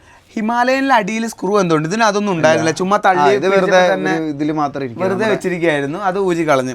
അപ്പം ഒരു രീതിയിൽ പറഞ്ഞു കഴിഞ്ഞാൽ കുറെ വെയിറ്റ് സേവിങ് ഉണ്ടായിട്ടുണ്ട്. കാരണം ടെയിൽ റാക്കിന് അത്യാവശ്യം നല്ല വെയിറ്റ് ഉണ്ടായിരുന്നു. എനിക്ക് തോന്നുന്നു എല്ലാം കൂടി ഒരു 1.25 കിലോ ഒക്കെ കുറഞ്ഞിട്ടുണ്ടാവും. 2.5 കിലോയുടെ അടുത്ത് പോകും. ഓക്കെ, അപ്പോൾ അതാണ്. പിന്നെ ഇതിൻ്റെ ക്വാളിറ്റിയുടെ കാര്യമാണ്. ഡിസൈൻ്റെ കാര്യം നമ്മൾ പറഞ്ഞു. ഈ ഒരു ഇതിൻ്റെ ഡിസൈൻ്റെ പാറ്റേൺ കാരണം നമ്മളിതായ ക്വാളിറ്റി ഇതുവരെയും എനിക്ക് പറയാനുള്ള ഇതുണ്ട്. ഹീറോ ആയതുകൊണ്ട് അതിൻ്റേതായിട്ടുള്ള ചില ക്വാളിറ്റിയുടെ പോരായ്മകൾ കണ്ടായിരുന്നു. ഒന്നാമതായിട്ട് ഇപ്പോൾ പറയുകയാണെങ്കിൽ ഇവിടെ നോക്കിയാൽ കാണാൻ പറ്റുന്നില്ല, ഈ ബോൾട്ടുകളൊക്കെ നമുക്ക് കിട്ടി ഒരാഴ്ച കഴിഞ്ഞപ്പോൾ തന്നെ ഇത് തുരുമ്പെടുക്കാൻ തുടങ്ങിയില്ലേ. ഈ സാധനം ഇതിൻ്റെ അത് പുറത്തല്ല, ഉള്ളിലത്തെ നമ്മുടെ സ്ക്രൂ ഇട്ട് തിരിക്കുന്ന ഭാഗത്താണ് പ്രശ്നം. അത് ഇതാണ്ട് ഇതൊക്കെ തുരുമ്പ് പിടിച്ചിട്ടുണ്ട്. എനിക്ക് തോന്നുന്നു ഇത് മറ്റേ കോട്ട് ചെയ്ത് വന്ന ലോ ക്വാളിറ്റി ബോൾട്ടുകളായിരിക്കും. കാരണം ഇത് അവരിട്ട് ടൈറ്റ് ആക്കിയ സമയത്ത് വന്ന ഇതാണത്. വലിയ പ്രശ്നമുണ്ടോ വെച്ചാൽ വലിയ പ്രശ്നമുള്ള കാര്യമല്ല. പിന്നെ ഒരെണ്ണം പറഞ്ഞു കഴിഞ്ഞാൽ ഇതിന്റെ അകത്ത് ബോഡി പാനലിൽ ഒരു സ്ക്രൂ മിസ്സിംഗ് ആയിരുന്നു. എടുത്തു പറയാൻ ഒരു സ്ക്രൂ ഇതിനെ ഉറപ്പിച്ചു നിർത്തുന്ന ഒരു സ്ക്രൂ മിസ്സിംഗ് ആയിരുന്നു കിട്ടിയപ്പോ തന്നെ. അതൊന്നും ഇല്ല, അതൊന്നും വലിയ ഡീൽ ബ്രേക്കർ ആണോന്ന് പറഞ്ഞാൽ അല്ല, പക്ഷെ പറഞ്ഞു നമ്മുടെ വണ്ടിയിൽ നമ്മൾ ശ്രദ്ധിച്ച കാര്യം. പിന്നെ എനിക്ക് തോന്നിയത് ഇതിന്റെ പാനലുകൾ കൃത്യമായിട്ടുള്ളൊരു ഇതിലല്ല ഇരിക്കുന്നത്. പാനലിന് ഭയങ്കര അലൈൻമെന്റ് വ്യത്യാസമുണ്ട്, പ്രത്യേകിച്ച് ഈ ഒരു സാധനത്തിന്. ഇതൊരു ഇതാണ് മറ്റേ ബോക്സ് ആണ്, നമ്മുടെ ഇത് സാധനങ്ങളൊക്കെ ഇട്ട് വെക്കാനുള്ള. ഈ സാധനം ശരിക്കും കുറച്ചുകൂടെ ഇങ്ങനെ ഇരിക്കണം, ഇതിങ്ങനെയല്ല ഇരിക്കുന്നത്. ഇതുണ്ടോ, ഇത് ഈ ലൈനിനോട് ചേർന്നിരിക്കും, ഇത് കുറച്ച് താഴ്ന്നായിരിക്കുന്നത്. ഇതൊന്നും ഒരു പ്രശ്നമല്ല എന്നുള്ള കാര്യമാണ്. ഇത് കാണുമ്പോൾ സത്യം പറഞ്ഞാൽ ഇങ്ങനെ നോക്കുമ്പോഴേ കാണുള്ളൂ, അല്ലാണ്ട് നമ്മൾ ശ്രദ്ധിക്കുന്നില്ല. ഇതൊരു ദൂരെ നിന്ന് കാണുമ്പോൾ കുഴപ്പമൊന്നുമില്ല. അതെ. പിന്നെ അങ്ങനത്തെ പാനൽ ഗ്യാപ്പുകളിൽ ഇങ്ങനെ കൃത്യമായിട്ട് വേണമെന്നുള്ള അങ്ങനെ ആൾക്കാർക്ക് ഇതൊരു പ്രശ്നമായിരിക്കും. ശരിയാ, നമ്മളെ സംബന്ധിച്ചിടത്തോളം ഇതൊരു പ്രശ്നമല്ല. ഇതൊന്നും ഇപ്പം പറയുന്നതിന് മുന്നേ വരെ ഇത് ശ്രദ്ധിച്ചിട്ടില്ല ഈ കാര്യം. അതിന് കണ്ടപ്പോൾ പറഞ്ഞല്ലാണ്ട് ഇതല്ലാണ്ട് ഇപ്പം ഈ പറയുന്ന വരെ ഇതിൻ്റെ ഇടയിൽ ഇതിനെപ്പറ്റി ശ്രദ്ധിച്ചിട്ട് പോലുമില്ല. ഒരു കാര്യം കൂടി പറയാനുണ്ട്. വണ്ടി കിട്ടിയപ്പോൾ തന്നെ നമുക്ക് ഇവിടെ ഇതിന് ഈ സ്റ്റാൻഡ് തിരിച്ചു പോയിട്ട് അടിക്കാൻ വേണ്ടി അവിടെ ഒരു ബുഷ് വരുന്നുണ്ട്. ഈ സാധനം ഞാൻ വണ്ടി കിട്ടിയിട്ട് ഞാൻ ആദ്യം എൻ്റെ 1-2 പേരെ കാണിക്കാനൊക്കെ പോയപ്പോൾ ഒരിടത്ത് ഞാൻ നിർത്തിയിട്ട് വണ്ടി എടുത്ത് നമ്മുടെ ഒരു ഫ്രണ്ടിന് വണ്ടി കൊടുത്ത് അവനെ ഓടിക്കാൻ പോയി. അപ്പം ഞാൻ നോക്കുകൊണ്ട് വണ്ടി നിർത്തിയോട് നോക്കുമ്പോൾ ഒരു സാധനം. അപ്പോൾ എനിക്കെന്തോ സംശയം, ഇത് വണ്ടിയുടെ ആണ്. അതാണ് ഞാനിത് പോക്കറ്റിലിട്ടു. എന്നിട്ട് ഞാൻ അതെല്ലാം കഴിഞ്ഞ് അവൻ്റെ വണ്ടി തിരിച്ച് വീട്ടിൽ വന്നിട്ടാണ് ഈ സാധനം ഞാൻ കാണിക്കുക. അപ്പം നോക്കുമ്പോഴാണ് നൈസായിട്ട് ഈ സാധനമായിരുന്നു, ഇത് ഊരിപ്പോയി. അന്ന് ഒരു വട്ടേ അത് ഊരിയിട്ടുള്ളൂ. അത് വണ്ടി ഡെലിവറി എടുത്ത അന്നാണ്. അതിന് ശേഷം ഇതുവരെ അത് പോയിട്ടില്ല. ഇതെവിടെ നിന്നിട്ട് ഞാനാണ് തിരിച്ചിട്ട്, അതെനിക്ക് ഓർമ്മയുണ്ട്. പക്ഷെ വേറെ കോമഡി ഉണ്ട്. ഞാൻ ഫസ്റ്റ് സർവീസിന് പോയപ്പോൾ 1-2 പേരെന്നോട് പറഞ്ഞു ആ സാധനം ഗ്ലൂ ചെയ്തെങ്ങാനും വെച്ചോ, അവരുടെ ഒക്കെ ഊരിപ്പോയിന്ന്. കാരണം ഇത് പുതിയ വണ്ടി പാർട്സ് കിട്ടാനും ഭയങ്കര പാടാണ്. ഗ്ലൂ ചെയ്തിട്ടുണ്ടായിരുന്നു കേട്ടോ. അത് കൃത്യമായിട്ട് തിരിച്ച മൊത്തം അതിൻ്റെ ഉള്ളിൽ ഒരു പിടുത്തമുണ്ട്, അതിൻ്റെ ഉള്ളിലേക്ക് തള്ളിക്കയറ്റി അങ്ങ് ഇട്ടാൽ മതി. നമ്മുടെ വണ്ടിയിൽ അന്ന് ആ ഊരി പോയതല്ലാണ്ട് പിന്നെ ഇതുവരെ അത് പോയിട്ടില്ല. ഇപ്പൊ പൊന്നെ ഊരി എടുത്ത കാരണം ആ സാധനം അത് കാണുമ്പോൾ നമ്മളിങ്ങനെ പകുതി കയറ്റി കഴിഞ്ഞാൽ അത് മുറുകിയിരിക്കും. അത് ഫുള്ള് തള്ളിയിട്ട് അതിങ്ങനെ ഫ്രീ ആയിട്ട് കിടന്ന് കറങ്ങണം. അതിൻ്റെ ഉള്ളിൽ ഇങ്ങനെ ഒരു കൊളുത്ത് പോലത്തെ ഒരു സാധനം ഉണ്ട്. അതിൻ്റെ ഉള്ളിലേക്ക് ഈ റബ്ബറിൻ്റെ ആ സാധനം കയറി ഇരുന്ന് കഴിഞ്ഞാലാണ് ഇതിങ്ങനെ തിരിഞ്ഞു കഴിഞ്ഞാൽ ഇത് അതിൻ്റെ ഇനി വിട്ടു പോരില്ല. ഇനി നമുക്ക് അടുത്ത ഒരു കാര്യം ഇതാക്കേണ്ട ഇതിൻ്റെ ലുക്കിൻ്റെ കാര്യം പറയുമ്പോൾ നമ്മൾ എന്തെങ്കിലും ആക്സസറി എക്സ്ട്രാ ആഡ് ചെയ്തോ അല്ലെങ്കിൽ കമ്പനി നിന്ന് ചെയ്തോ എന്നുള്ളതാണ്. ഇതുവരെ നമ്മൾ ഒരു ആക്സസറി ഈ വണ്ടിയിൽ ആഡ് ചെയ്തിട്ടില്ല, പക്ഷേ ചെയ്യാൻ പ്ലാൻ ഉണ്ട്. കാരണം നമുക്ക് ചില ആക്സസറീസ് ഇപ്പോഴത്തെ ഈ ഒരു ഡിസൈനിൽ ഇതിൽ കമ്പൽസറി ആയിട്ട് വെക്കേണ്ടതുണ്ട്. പ്രത്യേകിച്ച് നമ്മുടെ ഈ ബാക്കിലത്തെ ഈ എന്ത് റാക്കായിരുന്നു മറന്നു, ടെയിൽ റാക്ക് ഊരി കളഞ്ഞതോടെ ഈ വണ്ടി ബാക്കോട്ടേക്ക് തള്ളാൻ പറ്റാത്ത അവസ്ഥയായി. അതായത് വണ്ടിക്ക് പിടുത്തല്ല ഇപ്പോൾ, എവിടെ പിടിക്കാൻ പറ്റില്ല. ഇത് ബാക്ക് ഇവിടെ അപ്പൊ ആകെ പിടിക്കാൻ പറ്റുന്ന എവിടെയാ, ആ പാനലിൽ അല്ലെങ്കിൽ പിടിക്കണം, അല്ലെങ്കിൽ ഇങ്ങനെ പിടിച്ചിട്ടാണ്. അപ്പോൾ കുറച്ച് നമ്മൾ ഇതാക്കി. അപ്പോൾ ഇങ്ങനെ റാലി ബൈക്കുകളിൽ ഇങ്ങനത്തെ ടെയിൽ റാക്കിന് ഊരിക്കളയുമ്പോൾ ഇത് ബാക്കോട്ട് തള്ളാൻ വേണ്ടി ഒരു സാധനം ഉണ്ട്, ഒരു റാലി സ്ട്രാപ്പ് എന്ന് പറഞ്ഞിട്ടൊരു സാധനം ഉണ്ട്. അത് സീറ്റിനോട് ചേർന്നാണ്. ഈ പുതിയ KTM-കളിലൊക്കെ നോക്കിയാൽ കാണാം അതിൻ്റെ സീറ്റിൻ്റെ ബാക്കിൽ ഒരു സ്ട്രാപ്പ് കിടക്കുന്നുണ്ട്. പുൾ സ്ട്രാപ്പ് എന്നാണ് കൃത്യം പറഞ്ഞാൽ അതിന് പറയുക. അത് പിടിച്ചിട്ട് ആണ് ബാക്കോട്ട് വലിക്കുക. അപ്പോൾ നമ്മൾ വൈറ്ററയുടെ ഒരു പുൾ സ്ട്രാപ്പ് കണ്ടിട്ടുണ്ട് എക്സ്പൾസ് 200-ൻ്റെ. ഇതിൽ ഡയറക്റ്റ് ഫിറ്റ് അല്ല, കുറച്ച് മോഡിഫൈ ചെയ്യേണ്ടി വരും. അത് വാങ്ങിച്ച് മോഡിഫൈ ചെയ്ത് ഇതിൽ ഫിറ്റ് ചെയ്യാമെന്നാണ് ഇപ്പോൾ വിചാരിക്കുന്നത്. അതോടെ ആ പ്രശ്നം മാറും. അടുത്ത ഒരു മെയിൻ മാറ്റാൻ ഉദ്ദേശിക്കുന്ന ഒരു സാധനം എന്ന് പറഞ്ഞു കഴിഞ്ഞാൽ ഇതിൻ്റെ ഈ സ്റ്റാൻഡാണ്. അതെന്താണെന്ന് പറഞ്ഞു കഴിഞ്ഞാൽ ഞങ്ങൾ എൻ്റെ ഒരു ആവറേജ് ഹൈറ്റേ ഉള്ളൂ. ഹിമാലയൻ നമ്മൾ സൈഡിലോട്ട് വെച്ച് കഴിഞ്ഞാൽ അത് 2 സ്റ്റെപ്പാണ്. ആദ്യം അത് കുറച്ച് സ്ട്രെയിറ്റ് ആയിട്ടിരിക്കും, പിന്നെ ഒന്ന് വലിച്ചു കഴിഞ്ഞാൽ നൈസായിട്ട് ചെരിയും. ഇത് വെക്കുമ്പോൾ തന്നെ ഒടുക്കത്തെ ചെരിച്ചിലാണ്. ഈ വണ്ടിക്കാണെങ്കിൽ ഹൈറ്റും കൂടുതലാണ്. അപ്പോൾ ഇത് നമ്മൾ ഇങ്ങനെ സ്റ്റാൻഡിലിട്ടിട്ട് എടുത്ത് മേലിട്ട് വരാൻ ഭയങ്കര ബുദ്ധിമുട്ടാണ്. അപ്പോൾ ഈ സ്റ്റാൻഡ് എനിക്ക് മനസ്സിലാകും ഇങ്ങനത്തെ ഓഫ് റോഡ് ബൈക്കുകൾ ഇത്രയും കിടത്തിയുള്ള സ്റ്റാൻഡ് ആണോ, അല്ലെങ്കിൽ കുറച്ചും കൂടെ ഇവരുടെ ലൈനപ്പിലുള്ള വേറെ ഏതെങ്കിലും സ്റ്റാൻഡ് തന്നെ ആയിരിക്കും. അപ്പോൾ പുതിയ ഇതിനു വേണ്ടി സ്റ്റാൻഡ് ഉണ്ടാക്കണമെന്ന് വിചാരിച്ച് ചെയ്തതായിരിക്കണം. സാധാ റോഡ് ബൈക്കുകൾക്കുള്ള സ്റ്റാൻഡ് ആയിരിക്കും അത്. പൊന്നിന് ഓർമ്മയുണ്ട് ഈ വണ്ടി കിട്ടിയിട്ട് കൊണ്ടുവന്നിട്ട് നമ്മൾ സംശയിച്ചത് ബെൻഡായി പോയതാണ് സ്റ്റാൻഡ്, ഇമാതിരി വളവുകാരനെ എടുത്തിട്ട് നമ്മൾ സ്റ്റാൻഡിലിട്ട് തിരിച്ചതാണ് അല്ലേ, സ്റ്റാൻഡിലിട്ട് ഇങ്ങനെ തിരിച്ച് കറക്കിയെടുത്തതാണ്. വണ്ടി തിരിച്ച് കറക്കിയെടുത്തപ്പോൾ നോക്കുമ്പോൾ ഇതിന് ഇത്ര ചരിവ്, അപ്പം ഇതിന് സ്റ്റാൻഡിലിട്ട് തിരിച്ചിട്ട് എങ്ങാനും ഇതിന്റെ അമ്മയൊക്കെ അത് പറയുകയും ചെയ്തു. സംഭവമല്ല, ഇതിന് ഇവിടെ ഒരു ബെൻഡ് ഉണ്ട്. എനിക്ക് തോന്നുന്നത് ഇത് ഇവരുടെ ഇൻവെന്ററിയിലുള്ള തന്നെ ഒരു സ്റ്റാൻഡ് ആയിരിക്കണം. കാരണം ഇതിനു വേണ്ടി ഇപ്പൊ പ്രത്യേക ഒരു നീളത്തിലുള്ള സ്റ്റാൻഡ് ഉണ്ടാക്കണ്ടെന്ന് വിചാരിച്ചിട്ടായിരിക്കും. അതെ, അതായിരിക്കാം. എന്തായാലും അത് ഒരു എംബോറിയം എന്ന് പറഞ്ഞിട്ട് ഒരു ഷോപ്പുണ്ട് മലപ്പുറത്തുള്ള. അവരൊരു സ്ട്രെയിറ്റ് സ്റ്റാൻഡ് ഉണ്ടാക്കുന്നുണ്ട് ഇതിനു വേണ്ടി. കസ്റ്റമായിട്ട് 1200 രൂപ എങ്ങാണ്ടേ ഉള്ളൂ. OEM ഫിറ്റിംഗ് ആയി സെൻസറും കാര്യങ്ങളൊക്കെ വെക്കാൻ പറ്റുന്ന പ്ലേസ്മെൻ്റ് ഉള്ള രീതിയിലുള്ള. അപ്പോൾ അതൊരെണ്ണം വെക്കണമെന്നും വിചാരിക്കുന്നുണ്ട്. ബാക്കി കാര്യമായിട്ട് പിന്നെ വെക്കാൻ ഉദ്ദേശിക്കുന്ന ഒരു സാധനം ഇപ്പം ഉണ്ടാവൂല, പക്ഷേ ഒരു ഈ ഗാർഡ്, എൻജിൻ ഗാർഡ് ഒന്ന് കുറച്ചും കൂടെ നല്ലത് വെച്ചാലെന്ന് വിചാരിക്കുന്നുണ്ട്. കാരണം ഇത് ഇതും എനിക്ക് തോന്നുന്നു ടോപ്പ് മോഡലിൽ മാത്രമേ ഉള്ളൂ കേട്ടോ. ബേസ് വേരിയൻറ്റിൽ ഈ ഗാർഡും വരുന്നില്ല, ടോപ്പ് മോഡലിൽ മാത്രമേ ഉള്ളൂ. ഇത് കൊണ്ട് പ്രൊട്ടക്ഷൻ സത്യം പറഞ്ഞാൽ ഇല്ല. ഇത് പേരിന് വെച്ചിരിക്കുന്നത്, ഇതിൻ്റെ കമ്പിക്ക് തന്നെ കട്ടി എന്ന് പറഞ്ഞ സാധനം ഇല്ല. അപ്പോൾ ഇതെനിക്ക് ഒന്ന് ഹാൻഡിലും വീണ് കഴിഞ്ഞാൽ ഈ സൈഡ് കുത്തൂല, അത്ര ഉണ്ടാവുള്ളൂ. അതെ, ഇവിടെയാണ് നമ്മുടെ റേഡിയേറ്റർ വരുന്നത്. അപ്പോൾ ഇതിനെ സംരക്ഷിക്കണം. അപ്പോൾ കുറച്ചും കൂടി ഒന്ന് റാപ്പ് അറൗണ്ട് ചെയ്യുന്ന ടൈപ്പ് കുറച്ച് കട്ടി കൂടിയ ഒരു ഗാർഡ് വാങ്ങിച്ചാലും വിചാരിക്കുന്നുണ്ട്. കുറച്ച് അന്വേഷിക്കുന്നുണ്ട്. അത്യാവശ്യം കാണാൻ വൃത്തിയുള്ള ഇത് വെക്കുന്നത് ഒരിക്കലും ഭംഗിക്ക് വേണ്ടിയല്ല. ഞാൻ എപ്പോഴും എതിർക്കുന്ന ഒരാളാണ്, അതായത് ഈ ഗാർഡ് വെക്കുന്നത് ഇതിൻ്റെ ഭംഗി നശിപ്പിക്കുകയാണ്. പക്ഷേ പ്രൊട്ടക്ഷനും നമുക്ക് വേണ്ടതാണ്. കാരണം ഇത് പോയി കഴിഞ്ഞ് കഴിഞ്ഞാൽ പിന്നെ മെനക്കേടാണ് നമുക്ക്. അപ്പോൾ ഇതിനെ കവർ ചെയ്യുന്ന രീതിയിലുള്ള ഒരു ഗാർഡ് വെക്കണം എന്ന് വിചാരിക്കുന്നില്ല. അപ്പോൾ അത് നല്ല ഒരെണ്ണം അത്യാവശ്യം നല്ല ക്വാളിറ്റിയുള്ള കാണാനും ഒരു ഭംഗിയുള്ളത് കിട്ടുവാണെങ്കിൽ അപ്പോൾ വെക്കാമെന്ന് വിചാരിച്ചിട്ടാണ്. ഇനി നമുക്ക് ഇതിൻ്റെ ഹൃദയത്തെക്കുറിച്ച് സംസാരിക്കാം. വണ്ടിയുടെ എൻജിൻ പേരിലുള്ള പോലെ തന്നെ 210cc എൻജിനാണ്. അത് നമ്മുടെ കരിസ്മയുടെ XMR എന്ന് പറയുന്ന ബൈക്കിൻ്റെ സെയിം എൻജിനാണ് ഇതിലേക്ക് എടുത്തിരിക്കുന്നത്. ഗിയർ റേഷ്യോ പോട്ടെ, സ്പ്രോക്കറ്റിങ്ങിൻ്റെ റേഷ്യോയിൽ വ്യത്യാസം വരുത്തിയാണ് സെറ്റ് ചെയ്തിരിക്കുന്നത്.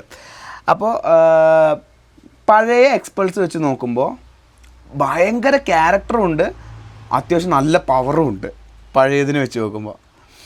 പോട്ടെ, ഞാൻ വിചാരിച്ചു 411 നമ്മുടെ 411cc ആണ്, ഇതിനെക്കാട്ടിലൊക്കെ BHP ഒക്കെ കൂടുതലാണ് എല്ലാം ഇതാ. പക്ഷേ രണ്ടും കമ്പയർ ചെയ്ത് നോക്കുമ്പോൾ പെട്ടെന്നുള്ള സ്പീഡും കാര്യങ്ങളൊക്കെ പിക്ക് ചെയ്തെടുക്കുന്നത് എക്സ്പൾസാണ്. അത് ഒരു 0 to 120 നോക്കിയാലും ഇതാണ് കൂളായിട്ട് എടുക്കുന്നത് അതിനെ വെച്ച് നോക്കുമ്പോൾ. അത് കുറച്ച് സാവകാശം കയറത്തുള്ളൂ. ഇതെന്ന് പറഞ്ഞാൽ ഒരു ഹൈ റവിങ് എഞ്ചിനാണ്.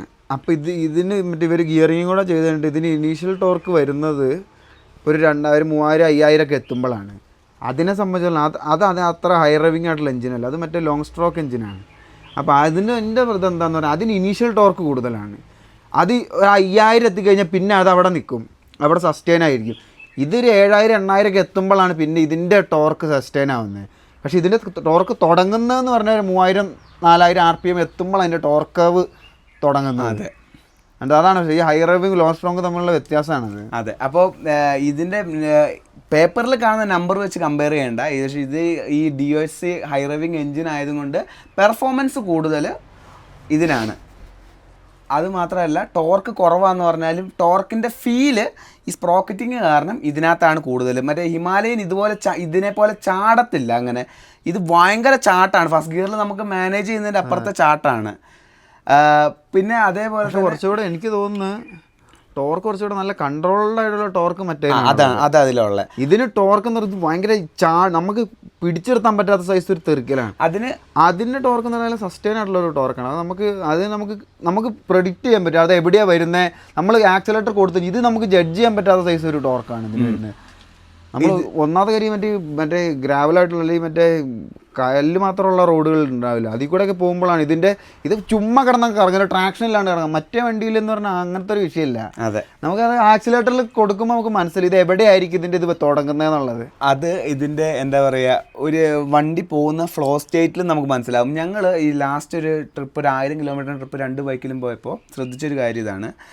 ഒരു 80-90 ക്രൂസ് ചെയ്യണമെങ്കിൽ ഹിമാലയനിലാണെങ്കിൽ സുഖമായിട്ടൊരു 3000 RPM അല്ലെങ്കിൽ അതിൻ്റെ താഴെയിൽ കിട്ടും 5th ഗിയറിൽ.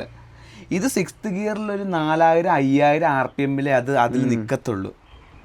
അതെ, അത്രയും വ്യത്യാസം. ഇത് കുറേയും കൂടെ ഓടണം വണ്ടി, ഓടിയാലേ എന്തൊക്കെ. ഇത് അങ്ങനെ നമുക്ക് ആ 2 വണ്ടി ഓടിക്കുമ്പോൾ ആ ഫീൽ കിട്ടും കേട്ടോ. ഹിമാലയൻ എപ്പോഴും, ഞാൻ എല്ലാവരോടും പറയുന്ന കാര്യമാണ്, ഹിമാലയൻ എപ്പോഴും നമുക്ക് തരുന്ന ഫീൽ ഇങ്ങനെയാണ്. എടാ നീ പതിയെ പൊക്കോ, നിൻ്റെ കൂടെ ഞാൻ വന്നേക്കാം, നീ കാഴ്ചകളൊക്കെ കണ്ട് സാവകാശം പോയാൽ മതി. അതാണ് ആ വണ്ടിയുടെ ഇത്. അതായത് അത് ഭയങ്കര ലേസിയാണ്, ഭയങ്കര മടിയനെ പോലെ ഓടുക. അത്ര സുഖമാണത് ഓടിക്കാൻ. ഇവൻ നേരെ തിരിച്ചാ, എടാ പതിയൊക്കെ പോയിട്ട് എന്താ കാര്യം, കൈ കൊടുക്കുക, അപ്പോഴല്ലേ രസം. ആ ഒരു മെൻറ്റാലിറ്റി. അതുകൊണ്ട് തന്നെ എന്താ, ഇത് നമുക്ക് ഈ പതിയെ ഓടിക്കുന്ന കൂടുതൽ കൈ കൊടുക്കാനുള്ള ടെൻഡൻസി കൂടും. അത് ഈ വണ്ടി വേറെ ഓടിച്ച എൻ്റെ ഫ്രണ്ട്സൊക്കെ പറഞ്ഞൊരു കാര്യം. പൊന്നങ്ങനെ തോന്നിയിട്ടുണ്ടോ? എനിക്കങ്ങനെ തോന്നിയിട്ടില്ല. ഞാൻ എല്ലാ വണ്ടികളും പതുക്കെയാണ് ഓടിക്കാറ്. ഇവന് അത് നമ്മൾ ഓടിക്കുന്നൊരിതാണ്. നീ ഓടിക്കുന്നതെന്ന് പറഞ്ഞാൽ രണ്ടും കുറച്ച് സ്പീഡിലാണ് ഓടിക്കുന്നത്. നമ്മൾ അന്ന് തന്നെ വന്നപ്പോൾ 2 വണ്ടി മാറി ഓടിച്ചപ്പോൾ ഞാൻ ഈ വണ്ടി കൊണ്ടും പതുക്കെയായി, ആ വണ്ടി കൊണ്ട് ഞാൻ രണ്ടാമതായിരുന്നു. ഞാൻ ഇപ്പോഴും വണ്ടികൾ പതുക്കെ ഓടിക്കാൻ ആഗ്രഹിക്കുന്നു. പക്ഷെ എനിക്ക് അങ്ങനത്തെ ഒരു ഇത് തോന്നിയിട്ടില്ല. എനിക്ക് തോന്നിയത് ഇങ്ങനെയാണ്. അത് അതിൻ്റെ കാരണം എന്താണെന്ന് പറഞ്ഞു കഴിഞ്ഞാൽ, ഈ വണ്ടി നേരത്തെ പൊന്നം പറഞ്ഞ പോലെ ഇതിൻ്റെ ടോർക്കിൻ്റെ ഒരു ഇത് ഇരിക്കുന്നതെന്ന് പറഞ്ഞാൽ മിഡ് റേഞ്ചിലാണ്. അതായത് ഒരു 4000 തൊട്ടാണ് ആ ടോർക്കിൻ്റെ, 3000 തൊട്ടെങ്കിലും വേണം.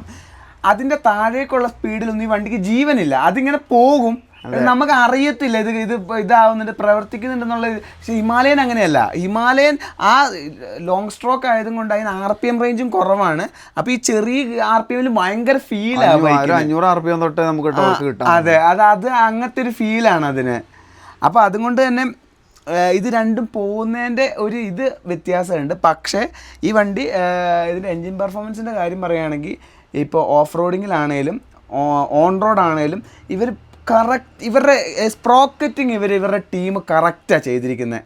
രണ്ടിടത്തും നല്ല രീതിക്ക് ഉപയോഗിക്കാൻ പറ്റുന്ന രീതിയിലാണ്. ഇപ്പോൾ ഹിമാലയൻ എനിക്ക് തോന്നിയിട്ടുള്ള കാര്യം എന്ന് പറഞ്ഞു കഴിഞ്ഞാൽ, അത് ഹൈവേയിൽ ഓടിക്കാം. ഒരു 80-ലൊക്കെ ക്രൂസ് ചെയ്യുന്നവരാണെങ്കിൽ അത് ഓടിക്കാം, അത് നല്ല കംഫർട്ടായിരിക്കും. അതിൻ്റെ മേലോട്ട് പോകുന്നവർക്ക് പറ്റിയ ടൈപ്പ് ഒരു വണ്ടിയല്ല അത് ആ ഒരു ഇതിന്. അത് ഓഫ് റോഡിങ്ങിൽ പക്ഷേ അതിൻ്റെ ഗുണം കാണിക്കും. കാരണം അത് ഇനി ലോവർ RPM ഇതുള്ളതുകൊണ്ട് നല്ല കയറി അങ്ങ് പൊക്കോളൂ, ട്രാക്ടർ പോകുന്ന പോലെ. പക്ഷേ ഈ വണ്ടി അങ്ങനെയല്ല. ഇത് ഒരു 110 വരെ ക്രൂസ് ചെയ്യാൻ ആഗ്രഹിക്കുന്നവർക്ക് ഈ വണ്ടിയിൽ സുഖമായിട്ട് പോകാൻ പറ്റും. കാരണം ഇതിൻ്റെ സ്പ്രോക്കറ്റിങ് ആ രീതിയിലാണ് സെറ്റ് ചെയ്യുന്നത്. പക്ഷേ ഓഫ് റോഡിലും അന്യായമായിട്ട് ടോർക്കിൻ്റെ ഇനീഷ്യൽ RPMകളിൽ വരുന്നുമുണ്ട്. അതേപോലെ ഞാൻ പറയാൻ വന്ന ഒരു കാര്യം ഇതിൻ്റെ ക്രൂസിങ് സ്പീഡിനെ കുറിച്ചാണ്. നമ്മൾ ലാസ്റ്റ് പോയപ്പോൾ ഇതായൊരു കാര്യമാണ്. അതൊരു ഞാൻ ശ്രദ്ധിച്ചൊരു കാര്യമുണ്ട് പിന്നെ 80-85 വരെ ഒരു വൈബ്രേഷനും ഇല്ല, വണ്ടിക്ക് ഒരു സ്ട്രെസ്സും ഇല്ല, വണ്ടി ഇങ്ങനെ പൊക്കോളും. 90 എത്തിക്കഴിഞ്ഞാൽ 90 തൊട്ട് 100 വരെ വിറയാണ്. 90 തൊട്ട് 100 വരെ പറ്റത്തില്ല, നമുക്ക് അതിൽ ക്രൂസ് ചെയ്യാൻ പറ്റില്ല. അതിൽ എൻ്റെ വണ്ടിയുടെ പ്രശ്നമാണോന്നറിയില്ല, വിറയാണ് കയ്യിലും 100 എത്തുമ്പോൾ ഒരു വിറയുണ്ട്. വേറെ രസം എന്താണെന്ന് പറഞ്ഞാൽ 100 തൊട്ട് 110 വരെ വിറയില്ല. ഞാൻ ഇതെല്ലാത്തിലും ക്രൂസ് ചെയ്ത് നോക്കിയായിരുന്നു ഹൈവേയിൽ. 100 തൊട്ട് 110 വരെ, 120 വരെ ഈ വണ്ടി സ്മൂത്തായിട്ട് കയറും. അത് കഴിഞ്ഞാൽ പിന്നെ വണ്ടി മടുക്കും, പിന്നെ പതിയെ കയറത്തുള്ളൂ. ഞാൻ ഈ വണ്ടിയിൽ ടോപ്പ് സ്പീഡ് പോയത് 138 കിലോമീറ്റർ വരെ ടോപ്പ് സ്പീഡ് ഞാൻ പിടിച്ചിട്ടുണ്ട്. പക്ഷേ ആ സ്പീഡിൽ വണ്ടി സ്റ്റേബിൾ ആണെന്ന് ചോദിച്ചാൽ എൻ്റെ കാഴ്ചപ്പാടിൽ അല്ല, എനിക്ക് കോൺഫിഡൻസ് കിട്ടിയില്ല. ഞാൻ കിടന്നൊക്കെ പോയിട്ടാണ് ആ സ്പീഡിലായ. അതൊന്നും ഈ വണ്ടിയെ കൊണ്ട് ചെയ്യിപ്പിക്കരുത്. കാരണം 21 ഇഞ്ച് വീലും വെച്ചിട്ട് ഈ വണ്ടി നല്ല ലോങ് ട്രാവൽ സസ്പെൻഷൻ, ഇങ്ങനെ കിടന്ന് ബൗൺസിങ് ആണ് ഫുള്ളും. അപ്പോൾ അങ്ങനെ കുതിര ഓടിക്കുന്ന ഇങ്ങനെ പോകേണ്ടി വരും. അപ്പോൾ ആ സ്പീഡൊന്നും നല്ലതെന്ന് ഞാൻ പറയില്ല. ഞാനും പൊന്നനും പൊതുവെ ഞങ്ങൾ 85-90 മാക്സിമം അല്ലേ അതിൽ നമ്മൾ ക്രൂസ് ചെയ്യാറുള്ളൂ. അതിൽ ഭയങ്കര എൻ്റെ വണ്ടിയിൽ 60-80 ഇത്രേ ഉള്ളൂ. 80 ഞാൻ കുറേ നാളിന് ശേഷം 100 കിലോമീറ്റർ ഹിമാലയൻ കയറ്റി ഓടിച്ചത് അന്ന് മറ്റേ ഹൈവേ കൂടെ പോയപ്പോഴാണ്. അത് പിന്നെ കാലി ഹൈവേ ആയതുകൊണ്ട് ആ സമയത്താണ് ഞാൻ 100 എത്തിച്ചത്. അല്ലെങ്കിൽ 60-80 ഇതിൻ്റെ അപ്പുറത്തേക്ക് ഞാൻ പോകാറില്ല. അതായത് എനിക്ക് പൊതുവെ ഞാൻ പോകുന്നതെന്ന് പറഞ്ഞാൽ ഇതേ സ്പീഡിൽ തന്നെയാണ്. ഇത് കിട്ടിയതിന് ശേഷം കുറച്ചും കൂടെ സ്പീഡ് കൂടാറുണ്ട്. പക്ഷേ ഇവിടെയല്ല, മെയിൻ ഹൈവേകളിൽ മാത്രം. അല്ലാത്തടത്ത് നമുക്ക് പറ്റത്തില്ല. കാരണം വളവും തിരിവുള്ള റോട്ടിൽ കൂടെ എങ്ങനെ 100-90 പോകാനാ? 60-70 അതിൽ നമുക്ക് പോകാൻ പറ്റത്തുള്ളൂ. ആ സ്പീഡിലൊക്കെ ഭയങ്കര കംഫർട്ടാണ്. അപ്പോൾ എഞ്ചിൻ്റെ കാര്യത്തിൽ വേറെ എന്തെങ്കിലും പ്രത്യേകിച്ച് പറയാനുണ്ടോ? എഞ്ചിൻ്റെ കാര്യത്തിൽ ഞാൻ പറഞ്ഞ വേറെ പ്രശ്നങ്ങളൊന്നും ഇതുവരെ ഉണ്ടായിട്ടില്ല.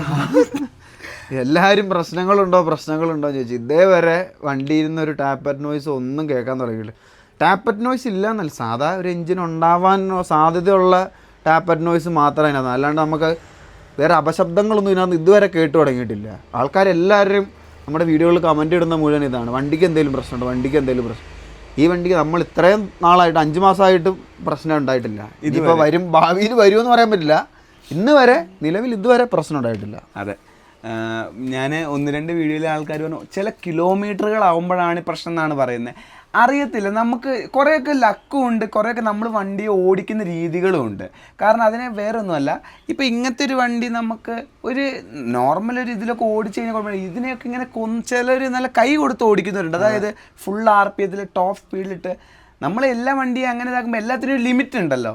അപ്പോൾ നമ്മൾ ഒരു വണ്ടി ഒരു കെയർ ചെയ്തൊക്കെ ഓടിച്ച് കഴിഞ്ഞാൽ വലിയ കുഴപ്പമുണ്ടാവില്ലായിരിക്കും. വണ്ടിയുടെ ലിമിറ്റ് എവിടെയാണെന്ന് മനസ്സിലാക്കി ഓടിക്കുക. പിന്നെ അതുമല്ല, ആ വണ്ടി ഓടിക്കാൻ നമുക്കൊരു കഴിവില്ലെങ്കിൽ, ഇത്രയും പവർ കൂടിയ വണ്ടിയും മെരുക്കാൻ നമുക്കൊരു കഴിവില്ലെങ്കിൽ അത് വിഷയം. അപ്പോൾ നമ്മൾ ചുമ്മാ ഇങ്ങനെ മറ്റേ റേസിങ്ങിന് പോകുന്ന പോലെ ഓടിച്ചതിൻ്റെ കാര്യമില്ല. ആ വണ്ടിയെ സ്നേഹിച്ച് അതിന് ഒരു സ്നേഹമൊക്കെ കൊടുത്തങ്ങ് ഓടിക്കുക, ഒരു മയത്തിൽ ഓടിക്കുക, എന്നിട്ട് അതിൻ്റെ കഴിവ് പുറത്തെടുത്തിക്കുക. അതെ, ഇതല്ലാണ്ട് കിട്ടിയ പാടാൻ തന്നെ 100-100 പാഞ്ഞു കഴിഞ്ഞാൽ ചിലപ്പോൾ കേട്ടില്ലെങ്കിലും. ഞാൻ 1-2 വീഡിയോ ഇതേ കണ്ട് നമ്മുടെ ഷോറൂമിൽ നിന്ന് എടുത്തുകൊണ്ട് വന്ന വണ്ടി ഫുൾ സ്പീഡിലൊക്കെ കൊടുത്ത് കൈ കൊടുത്ത് ഓടിക്കുന്നത്. നമ്മളെ എൻജിൻ ബ്രേക്കിംഗ് എന്ന് പറയുന്ന സംഭവമുണ്ട്. ആദ്യത്തെ ഒരു 500 കിലോമീറ്റർ ഫ്രഷ് പുതിയ കട്ട് ചെയ്ത എൻജിൻ മെറ്റൽ പീസുകളാണ്. അപ്പോൾ അതിനെ ചൂട് കൊടുത്തും കുറച്ചൊക്കെ അതിനെ മെരുക്കി ആ ഒരു ഇതിലേക്ക് കൊണ്ടുപോയി കറങ്ങി അതിൻ്റെ സൈഡിലുള്ള ഇതെല്ലാം തേഞ്ഞ് തന്ന് ഈ ഗിയറുകൾ തമ്മിലൊരു സിറ്റിംഗ് ഉണ്ടാവണം. അതിനാണ് പതുക്കെ ഓടിക്കാൻ പറഞ്ഞത്. അതിങ്ങനെ ഒഴുകി എന്നിട്ട് ആ പൊടിയെല്ലാം പോയി കഴിയുമ്പോഴേക്ക് എൻജിൻ നല്ല വൃത്തിയായിട്ട് ഓടാൻ തുടങ്ങും. നമ്മൾ ആ ഫസ്റ്റ് സർവീസ് കഴിയുന്നവരെ അധികം ഒന്നും അർപ്പിച്ചിട്ടില്ല. ഇല്ല ഞങ്ങൾ 80 എന്നെ ഓടിച്ച 80 6th ഗിയറിൽ സ്മൂത്ത് ആയിട്ട് പോകും. അത് ഒരു സ്ട്രെസ്സും ഇല്ലാതെ. അത് മാക്സിമം അതിലേ പോയിട്ടുള്ളൂ. ഫസ്റ്റ് സർവീസ് കഴിയുമ്പോഴാണ് ഈ ആ എൻജിൻ്റെ ആ പൊടിഞ്ഞു പോയ പീസുകളെല്ലാം ആ ഓയിലിനകത്ത് ഉണ്ടാവും. അതെല്ലാം എടുത്ത് മാറിയിട്ട് ഫ്രഷ് ഓയിൽ ഒഴിച്ച് കഴിഞ്ഞ ശേഷമാണ് പിന്നെ നമ്മൾ ഇതിൻ്റെ പവർ അൺലോക്ക് ചെയ്യാൻ പാടുള്ളൂ. കാരണം ഇല്ലെങ്കിൽ ആണ് എന്താ പറയുക കുറേയൊക്കെ ഡാമേജ് നമ്മൾ വൃത്തിയായിട്ട് മര്യാദക്കൊന്ന് കൊടുത്ത് ഓടിച്ചത്. അതെ, അന്ന് ഫസ്റ്റ് സർവീസ് കഴിഞ്ഞ് വന്നതിന് ആ വരുന്ന വഴിക്ക് ഞാൻ കൈ കൊടുത്ത് ഓടിച്ചായിരുന്നു എങ്ങനെ പോകുമെന്ന് അറിയാൻ വേണ്ടി. അപ്പോൾ ഇനി അടുത്ത് പറയാനുള്ളത് എൻജിൻ്റെ കാര്യം നമ്മൾ പറഞ്ഞു. എൻജിൻ്റെ ഒപ്പം പറയേണ്ട ഒരു കാര്യമാണ് ഗിയർ ബോക്സ്. എന്ത് തോന്നി പൊന്നോടിച്ചിട്ട്? എനിക്കിതിൻ്റെ ഗിയർ ഞാൻ നിന്നോട് അന്ന് പറഞ്ഞ എനിക്ക് തോന്നുന്നത്, അതായത് ഇത് സത്യം പറഞ്ഞാൽ 5 ഗിയറാണ് ഇതിൻ്റെ സ്പീഡ്, 5 സ്പീഡാണ് ഇതിൻ്റെ. ഫസ്റ്റ് എന്ന് പറഞ്ഞാൽ ഫസ്റ്റ് കട്ട് ചെയ്തിട്ട് ഫസ്റ്റും സെക്കൻഡും ആക്കിയതാണ് നമ്മുടെ സെയിം. ഇത് 5ആണ്. ഇതിൻ്റെ ഫസ്റ്റ് മുറിച്ച് 2 ഇതാക്കി. ഫസ്റ്റത്തെ ഗിയർ നമുക്ക് തൊടാൻ പറ്റാത്ത രീതിയിൽ, അതായത് ഫസ്റ്റ് ഗിയറിൻ്റെ ഏറ്റവും ഇനീഷ്യൽ ഭാഗവും സെക്കൻഡ് ഗിയർ എന്ന് പറഞ്ഞാൽ ഫസ്റ്റ് ഗിയറിൻ്റെ സാധാ വണ്ടിയുള്ള ഫസ്റ്റ് ഗിയറിൻ്റെ മേൽഭാഗമാണ് ഇതിൻ്റെ ഫസ്റ്റ് ഗിയർ. ബാക്കിയെല്ലാം അങ്ങോട്ട് പുറകിലേക്ക് അതേപോലെയാണ് പോകുന്നത്. അതെ. പിന്നെ എനിക്ക് ഭയങ്കര രസമായിട്ട് തോന്നിയൊരു കാര്യം, സാധാരണ എല്ലാവരും പറയുന്നത് 6th ഗിയർ എന്ന് പറഞ്ഞാൽ ഒരു ക്രൂസിങ് ചെയ്യാനുള്ളതാണ്. പക്ഷേ എനിക്ക് ഈ വണ്ടിയിൽ തോന്നിയൊരു കാര്യം ഉണ്ടല്ലോ, ഇതിൻ്റെ സ്പ്രോക്കറ്റിങ്ങിന് ഇതുകൊണ്ടാണെന്ന് അറിയില്ല, 6th ഗിയറിലാണെങ്കിലും കൈ കൊടുത്താൽ വണ്ടി തെറിച്ച് പോകും. ഞാൻ എന്നോട് പറഞ്ഞു ഇതാണ് ഇതിന് 5 ഗിയറാണ് ശരിക്കും, ഇതിൻ്റെ ഫസ്റ്റ് ഗിയർ 2 ആക്കിയതാണ്. ഇതിന് 5 ഗിയറേ ഉള്ളൂ. അതെ, കാരണം ഫസ്റ്റ് ഗിയർ നമുക്ക് ഉപയോഗിക്കാൻ പറ്റാത്ത ഗിയറാണ്. ഒരു കാരണവശാലും നമുക്ക് ഉപയോഗിക്കാൻ എന്നെ കൊണ്ട് ഇതുവരെ പറ്റിയിട്ടില്ല. അത് കഴിവുണ്ടാവും, ചിലപ്പോൾ ആൾക്കാർക്ക് കഴിവുണ്ടാവുമായിരിക്കും. എനിക്ക് തോന്നുന്നത് പറ്റും എപ്പോഴാണെന്നറിയോ, ഇതിൻ്റെ ബേക്കിലത്തെ സ്പ്രോക്കറ്റിൻ്റെ ടീത്ത് 2 കുറച്ചാൽ മതിയായിരിക്കും. അപ്പോൾ ചിലപ്പോൾ ഫസ്റ്റ് ഗിയർ ഉപയോഗിക്കാൻ പറ്റുമായിരിക്കും. അതെ, അത് പറ്റുമായിരിക്കും. കാരണം ഈ സെയിം എഞ്ചിനിൽ കരിസ്മയിൽ വരുന്നത് 40 ടീത്താണ് ബാക്കിൽ സ്പ്രോക്കറ്റ് വരുന്നത്. അതിന് ടോപ്പ് സ്പീഡ് 155 വരെ പോകും. ഇത് 46 ടീത്ത് ബാക്കിൽ വരുന്നുണ്ട്. 46 ഉണ്ട് എൻ്റെ പിന്നെ അത്രയുണ്ട്. അപ്പോൾ അമ്മാതിരി ഇതായിരിക്കും, ഇനീഷ്യൽ ടോർക്ക് അമ്മാതിരി ആയിരിക്കും. അതുകൊണ്ട് തന്നെ ഇതിന് ടോപ്പ് സ്പീഡ് കുറവാണ്. ഇത് 140 എങ്ങാണ്ടേ പോകത്തുള്ളൂ. അതാണ് ആ എഞ്ചിന്റെ സ്പീഡ് കുറച്ചതാണ്, അതിന്റെ ഔട്ട്പുട്ട് ഗിയർ ചെയ്ത് കുറച്ചതാണ്, കുറച്ചാണ് സംഭവം. അപ്പോൾ അത് എനിക്കും സെയിം ഇത് തന്നെ. എനിക്ക് ഹിമാലയൻ്റെ അതേ ഗിയറിംഗ് ആണ് തോന്നിയത്. സ്മൂത്താണ്, അത് പറയാതിരിക്കാൻ പറ്റില്ല. അതായത് പുതിയ വണ്ടി ആയതുകൊണ്ടാണ് എന്താണെന്ന് അറിയത്തില്ല, ഹിമാലയൻ വെച്ച് നോക്കുമ്പോൾ നല്ല ഇടാൻ നല്ല സ്മൂത്ത്, കറക്റ്റ് വീഴുന്നുണ്ട്. ഇടയ്ക്ക് ഫോൾസ് ന്യൂട്രൽ വീഴുന്നുണ്ട് ഇടയ്ക്ക്. എനിക്കിതുവരെ ഫാൾസ് ന്യൂട്രൽ വീണിട്ടില്ല. എനിക്ക് 1-2 വട്ടം എനിക്ക് ചില സമയത്ത് ഫസ്റ്റും സെക്കൻഡും ഇടുമ്പോഴാണ് ഗിയർ കുടുങ്ങി പോകുന്ന ഒരു ഫീല് തോന്നിയിട്ടുണ്ട്. അത് എപ്പോഴാന്ന് പറഞ്ഞു കഴിഞ്ഞാൽ ഫസ്റ്റ് സർവീസിന് ശേഷമാണ് എനിക്ക് ആ സംഭവം കാണാൻ തുടങ്ങിയത്. ഫസ്റ്റ് സർവീസിന് ശേഷം എനിക്ക് ചില എന്നിട്ട് ഞാൻ കാലും കൊണ്ട് ചവിട്ടിയാണ് താത്തുന്നത്. എനിക്ക് ചില സമയത്ത് കിട്ടാറില്ല. എനിക്ക് അതേപോലെ ഇതിൻ്റെ ഞാൻ അത് ഫസ്റ്റ് ഓടിച്ചപ്പോൾ ഞാൻ ആ വീഡിയോയിൽ ഞാൻ പറഞ്ഞിട്ടുണ്ടായിരുന്നു, എനിക്ക് ഇതിൻ്റെ പൊസിഷൻ എനിക്ക് എൻ്റെ കാലിന് ഭയങ്കര ദൂരെ ഇരിക്കുന്നത്. ഞാൻ ഹിമാലയൻ ഓടിക്കുന്ന സമയത്ത് എൻ്റെ കാല് ഇങ്ങനെ വെക്കുക, കൃത്യം നമ്മുടെ ഇതിൻ്റെ ഇത് നടുവിൽ വെക്കുക. ഇത് ഞാൻ ഇങ്ങനെ വെക്കണം. എനിക്കിത് ഭയങ്കര ബുദ്ധിമുട്ടാണ് ഈ സാധനം. ഞാൻ അപ്പോൾ എനിക്കത് അങ്ങനെ ശീലമായിട്ടാണ് അത് ശരിയാണെന്നറിയാം. നമുക്ക് ഹിമാലയന് നമ്മുടെ പാദത്തിൻ്റെ ആ ഇതുണ്ടല്ലോ, ഈ അടിഭാഗത്തൊരു കുഴിയില്ലേ, അതിനകത്താണ് ഞാൻ എൻ്റെ ഫുഡ് പെഗ് വെച്ചിട്ടാണ് ഞാൻ തട്ടുന്നത്. ഇതിലെനിക്ക് ഇങ്ങനെ മുന്നോട്ട് വെക്കണം. എനിക്കപ്പോൾ ഇത് കിട്ടാൻ ഭയങ്കര ബുദ്ധിമുട്ടാണ്. എനിക്ക് ഇത് ഓടിച്ചപ്പോൾ തോന്നിയത് ഇതിൻ്റെ ഒരു നല്ലൊരു ഇതായിട്ടുള്ള എനിക്ക് തോന്നുന്നത് ഈ ഓഫ് റോഡ് ബൂട്ട് ഇടുന്ന സമയത്തുണ്ടല്ലോ, അപ്പൊ ചിലപ്പോൾ ഈ നീളം ഗുണകരമായിരിക്കും ചിലപ്പോൾ ഇതിങ്ങനെ ഡിസൈൻ സാധാ ഷൂട്ട് ഓടിക്കുന്നതുകൊണ്ടായിരിക്കും. എനിക്ക് ഹിമാലയനിൽ ഏറ്റവും ഇഷ്ടമുള്ള ഒരു കാര്യം അതാണ്. നമുക്ക് അധികം എഫേർട്ട് എടുക്കാണ്ട് തന്നെ ഗിയർ തട്ടി മുകളിലേക്ക് എത്തിക്കുക. ഇത് കുറേ നമ്മൾ അത്യാവശ്യം കാല് നീട്ടി വെച്ചിട്ട് തള്ളണം. അപ്പം ഈ നമ്മുടെ കാഫിനൊരു ഇത് വരുന്നുണ്ട്. അതെ. പിന്നെ അതുമല്ല, ഹിമാലയനിൽ നമ്മൾ ഇത് കുറച്ച് താത്തിയും വെച്ചിട്ടുണ്ടല്ലോ. ഇത് ചിലപ്പോൾ കുറച്ച് നമ്മളൊന്ന് ഇതിന്റെ ഗിയറിന്റെ സാധനം ലൂസാക്കിയിട്ട് താത്തി കൊടുത്താൽ ചിലപ്പോൾ ഈ പ്രശ്നം കുറേ കാര്യമില്ലടാ. ഇതിന്റെ നീളം ഇതിനകത്തുനിന്ന് ഇങ്ങോട്ടേക്കുള്ള നീളമാണ് വിഷയം. ശരിയാ അല്ലേ? അത് ആ നീളമാണ് വിഷയം. ഇത് താത്തിയിട്ട് കാര്യമില്ല. അപ്പോൾ നമ്മൾ അഡ്ജസ്റ്റ് ചെയ്യുക, അത്രേ ഉള്ളൂ. അതൊന്നും വലിയൊരു കുഴപ്പമുള്ള കാര്യമൊന്നുമല്ല. അതൊക്കെ ശീലൊക്കെയാന്ന് പറയും. ഞാൻ പിന്നെ സ്ഥിരം അതല്ലേ ഓടിക്കുന്നേ. എനിക്ക് അതിന്റെ ഒരു ഇതാണ്. ക്ലച്ച് ഫീലോ? കാരണം ഇതിൽ സ്ലിപ്പർ ക്ലച്ച് ഉണ്ട്. അത് വലിയൊരു ഫീച്ചർ ആയിട്ടാണ് ഇവിടെ SAC എന്നൊക്കെ കൊണ്ട് കൊടുത്തിട്ടുണ്ട്. സ്ലിപ്പർ ക്ലച്ച് സത്യം പറഞ്ഞിട്ടുണ്ടല്ലോ, ഇത് ആദ്യം ഓടിച്ച സമയത്ത് ഇത് മാച്ച് ചെയ്തിടുമ്പോൾ ഇതിനൊരു കുത്തില്ല. ഞാനിപ്പോൾ അയ്യോ ഇത് പഴം പോലെ വീടുള്ള സാധനം, ഇത് എന്ത് രസം. എന്നിട്ട് ഞാൻ അതിലെങ്ങനെ വീഡിയോയിൽ പറയുകയും ചെയ്തിട്ടുണ്ടായിരുന്നു, ഇതിലെന്തോ ടെക്നോളജി ഉണ്ട്. ഇത് എന്ത് ടെക്നോളജിയാണെന്ന് എനിക്കിത് മനസ്സിലായി. ഞാനത് പോയിട്ട് അന്വേഷിക്കുന്നത്, ഞാനത് അന്വേഷിച്ചു അതുമില്ല. പിന്നെ ഈ അടുത്ത് ഇപ്പം പറയുമ്പോഴാണ് ഈ സ്ലിപ്പർ ക്ലച്ചിന്റെ കാര്യം ഞാൻ അറിയുന്നത്. ഇതാണ് കാരണം സ്ലിപ്പർ ക്ലച്ച് ഇടുമ്പോൾ എന്താന്ന് പറഞ്ഞാൽ ലൈറ്റർ ആവും. അതേപോലെ നമ്മൾ അഗ്രസീവ് ആയിട്ടുള്ള ഡൗൺ ഷിഫ്റ്റ് ചെയ്യുമ്പോൾ നമ്മൾ എത്ര സ്പീഡിൽ നിന്ന് പറഞ്ഞാൽ ഡൗൺ ഷിഫ്റ്റ് ചെയ്ത് താഴെ എത്തിക്കുക. ഇതുവരെ കുത്തിയിട്ടില്ല. എൻ്റെ ഞാൻ ഇതാക്കിയിട്ട് ഫസ്റ്റ് ഗിയർ വരെ മേളിൽ നിന്ന് ടോപ്പ് ഗിയറിൽ നിന്ന് അടിച്ചടിച്ച് താഴെ ഫസ്റ്റ് ഗിയർ എത്തിച്ചിട്ടുണ്ട്. ഒരു കുത്താണ്ട് ടക്ക് ടക്ക് ടക്ക് ടക്ക് അറിയത്ത് പോലും ഇല്ല. അത് ഗിയർ ലോക്ക് ആവുമല്ല, ടയർ ലോക്ക് ആവില്ല. അതാണ് സ്ലിപ്പർ ആൻഡ് അസിസ്റ്റ് ക്ലച്ച്. അതൊരു സംഭവിച്ചു. അതൊരു നല്ല ഗുണം. അതുകൊണ്ട് തന്നെ ലൈറ്റ് ഫീലാണ് ക്ലച്ച് വലിക്കുമ്പോൾ. ഇതെല്ലാം ഈ നമ്മുടെ ഇതിനകത്ത് ഞങ്ങൾ പറയുന്ന പല കാര്യങ്ങളും നമ്മുടെ മറ്റേ ഹിമാലയനെ വെച്ചായി കമ്പയർ ചെയ്യുക. കാരണം ഞങ്ങൾക്ക് ഏറ്റവും കമ്പയർ ചെയ്യാൻ പറ്റിയൊരിത്, കാരണം ഉപയോഗിച്ചത് അതാണ്. ഹിമാലയനെ വെച്ച് നോക്കുമ്പോൾ ഭയങ്കര ലൈറ്റാണ് ഇതിൻ്റെ ക്ലച്ച് വലിക്കുന്ന ഫീലും കാര്യങ്ങളൊക്കെ.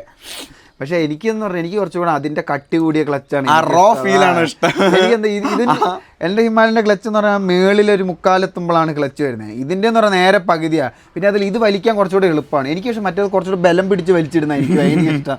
എനിക്ക് എന്തായാലും എനിക്ക് അത് കുറച്ചുകൂടെ ഇഷ്ടമാണ്. പക്ഷേ ഇത് ഓടിക്കാൻ സുഖമാണ്, രസമാണ്. അതെ, ഓടിക്കാൻ കുറച്ചും കൂടെ ഡൗൺ ഷിഫ്റ്റ് ചെയ്യാൻ ഇതാ രസം. പക്ഷേ മറ്റേ ഇത് രസം എന്താണെന്ന് പറഞ്ഞു കഴിഞ്ഞാൽ മറ്റേത് റവ് മാച്ച് ചെയ്യുമ്പോൾ വേറൊരു ഫീൽ അതെ. അത് നമ്മൾ കൃത്യം സ്ഥലത്തൊക്കെ ഇട്ടാലേ കിട്ടുള്ളൂ. കഴിവ് വേണം അത് ഇട്ടുന്ന സമയത്ത് നമ്മുടെ എക്സോസ്റ്റ് എന്നുള്ള ഒച്ച നല്ല പൊട്ടലും ഇതിനകത്ത് അതൊന്നുമില്ല. അങ്ങനത്തെ ഒരു എന്താ പറയാ, അങ്ങനത്തെ ഒരു റോനെസ് ഇല്ല ഈ വണ്ടി. അത് കാര്യ ഈ വണ്ടി പഴം പോലെ ഇങ്ങനെ വീണു നമുക്ക് നല്ല സുഖമാണ്. പക്ഷെ അതിലുപരി ആ ഒരു എന്നെ എനിക്ക് അതാണ് അത് റോയൽ എൻഫീൽഡിന്റെ ഏത് ബൈക്ക് ഓടിച്ചാലും അതിനൊരു റഫ്നെസ് ഉണ്ട് ആ വണ്ടിക്ക്. അതിനെ മയക്കി എടുക്കണം നമ്മള്. അത് എനിക്കത് ആ വണ്ടിക്ക് ഇതിനെ വെച്ച് നോക്കുമ്പോൾ ഞാൻ ഈ വണ്ടി അധികം ഓടിക്കാറില്ല. എനിക്ക് മറ്റേ വണ്ടി അതിന്റെ ഒരു സുഖം ഉണ്ടല്ലോ, അത് ഇതിനകത്ത് കിട്ടാറില്ല. അത് കാര്യം ഇത് കുറച്ചും കൂടി എളുപ്പമാണ്. അതിനെ സാധനം വെയിറ്റ് കുറവാണ്, ഹാൻഡിൽ ചെയ്യാൻ എളുപ്പമാണ്, ഗിയറിങ് രസമാണ്, സ്പീഡിൽ കയറി പോകാൻ പറ്റും.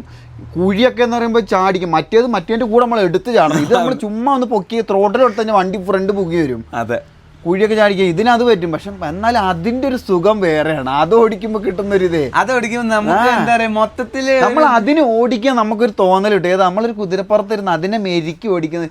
ഇതെന്ന് പറഞ്ഞാൽ അങ്ങനെയൊന്നുമില്ല, നമ്മൾ ചിന്തിക്കാൻ പോവുക, അത്രേ ഉള്ളൂ. അതെ, നമുക്ക് റൈഡിങ് കംഫർട്ടിനെ കുറിച്ച് പറയാം. കാരണം അതിൽ കുറച്ച് കാര്യങ്ങൾ പറയാനുണ്ട്.